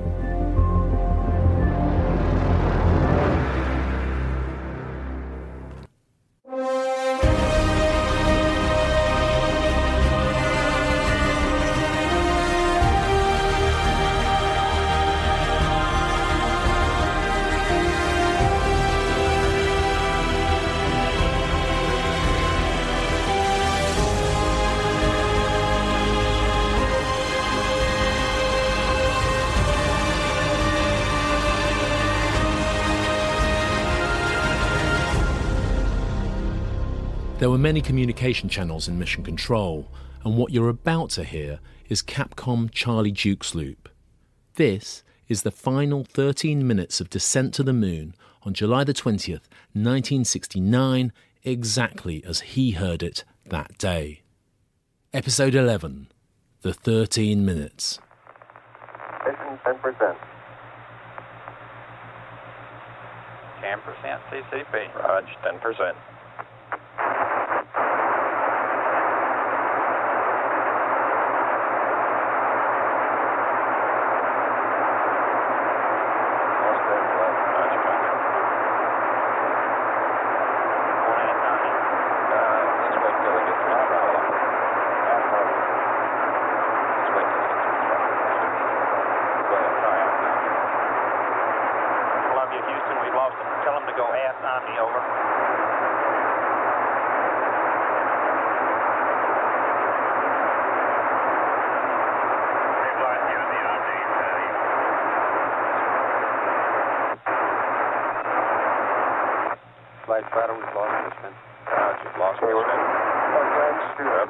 Turn on, we have 20 foot per second residual. That is probably due to downtrack error. I'll leave it in blue. Right. Relay to it. 20 foot residual due to downtrack See if error. they got me now. I can see a signal straight We have to data blue. lights. You should have it now, Houston.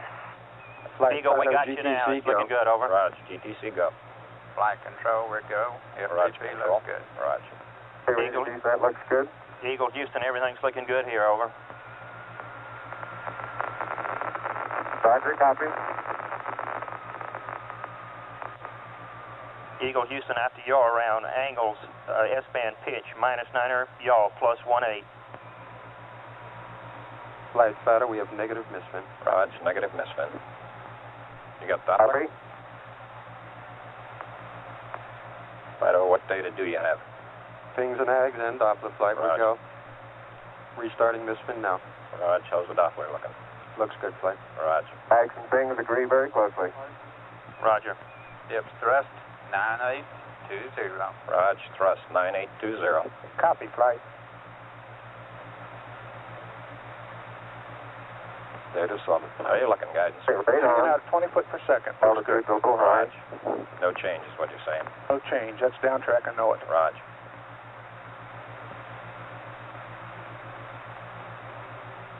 Flight Fido. Go, Fido. We've reinitialized the filter.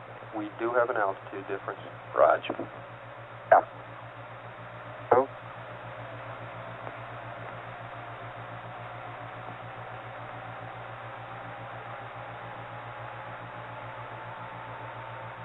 Flight Fido, GTC is right on getting a little fluctuation in the AC voltage now. Roger. 50 meter maybe, huh? Stand by. Okay. It's looking good to us. You're still looking good at coming up 3 minutes. Okay, control, let me know when he starts his yaw here. Roger. How's your misspin looking now, Fido? Flight Fido, we do have the altitude. We're go. Okay, how about you guys? Hold that 18 foot. We're going to make it a night. Right. Can range to it to be a little long. Roger, copy. I think they're a little bit long downrange. That's right. I think we confirm that. We confirm that, Roger. Well, flight controllers, 30 seconds to next go, no go. Go and see about standby on.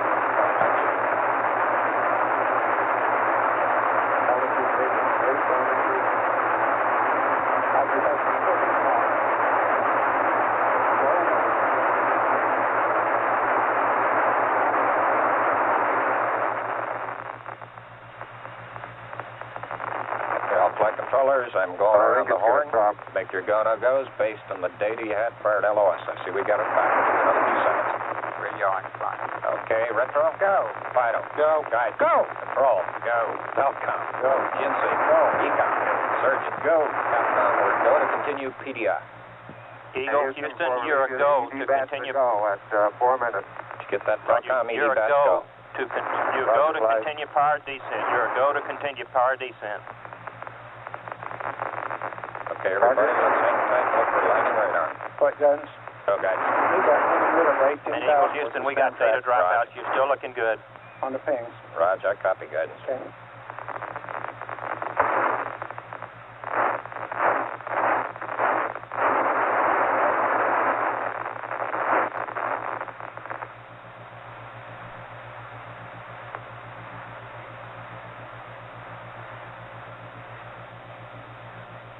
Okay, we got data back. Radar flight looks good. Raj. 2,000 feet.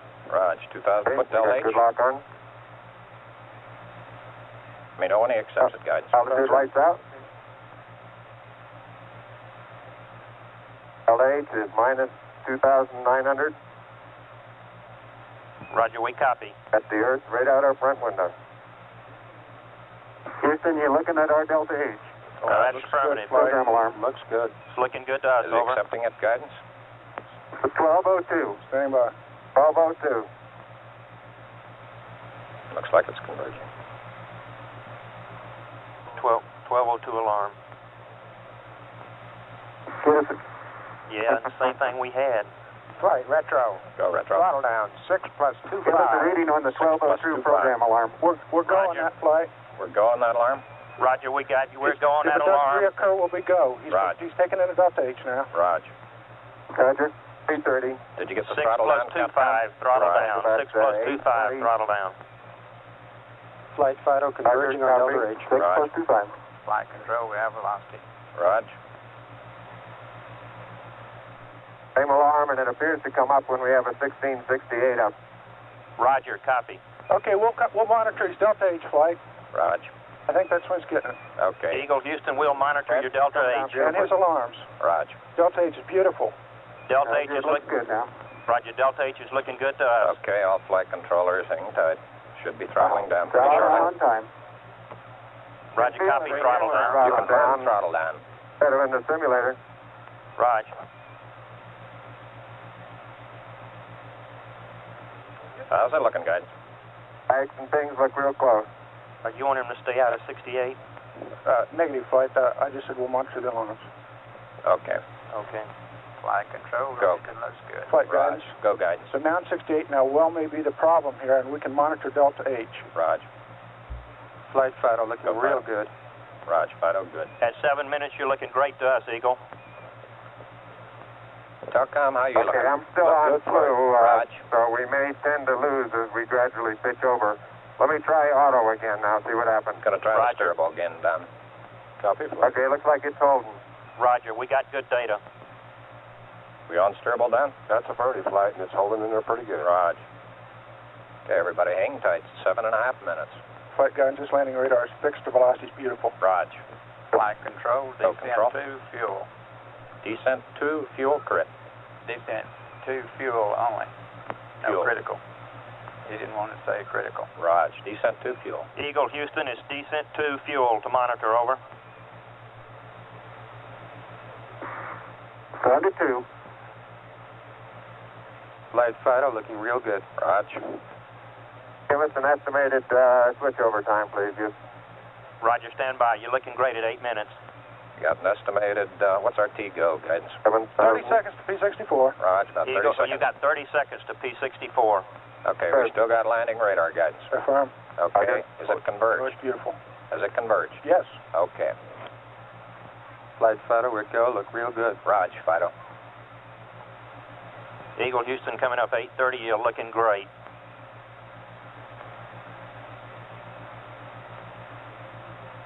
P64. Okay, they got We 64. copy. T-go's good. Raj, T-goes go. We have position 2 on the alarm. Raj, position 2. All flight controllers, 20 seconds to go, no go for landing. Eagle, you're looking great. Coming up 9 minutes.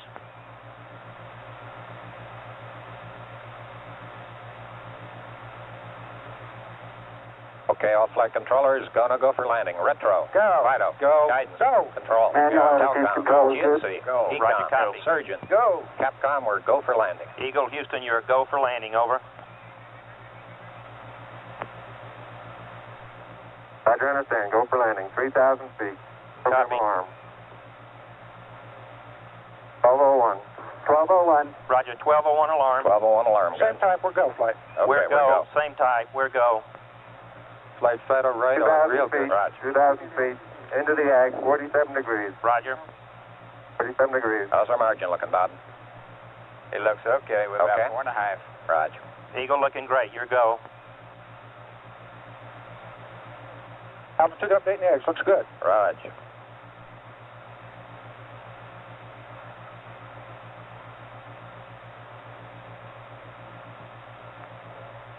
Roger, 1202, we copy it. How you doing? 35 Control? degrees. We look good here, fine. Raj, 35 how about you, degrees. Telcom? Go. 750. Guidance, you happy? Go. Down to Fido. 23. Go. 700 feet, 21 down. 33 degrees. 100 feet down at 19. 540 feet down at 30 and at 15. Attitude hold. Okay, at hold. I think we better be quiet. And 400 Raj. feet down at 9. Okay, the only call-outs from now on will be Gate fuel. forward. 350 feet down at 4. 30 and a half down.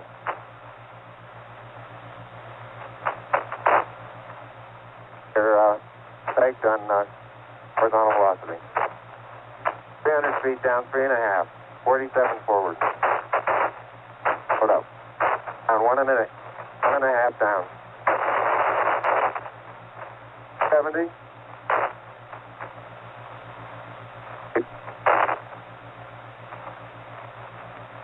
Got the shadow up there. 50 down at 2.5. 19 forward.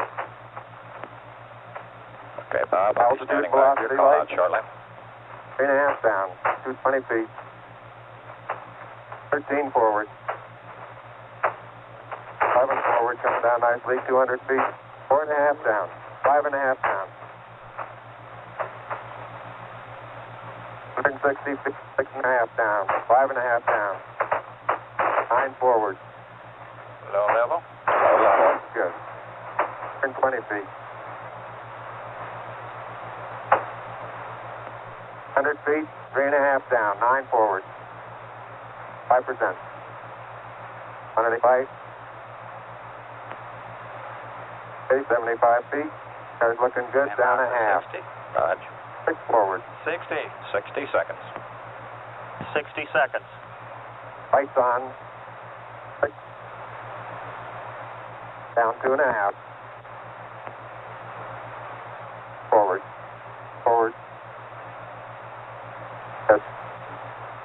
40 feet down, 2.5. Picking up some dust. 30 feet, 2.5 down. Straight shadow. 4 forward. 4 forward, drift into the right a little. 30 seconds. 30 seconds. Forward. Good. Okay.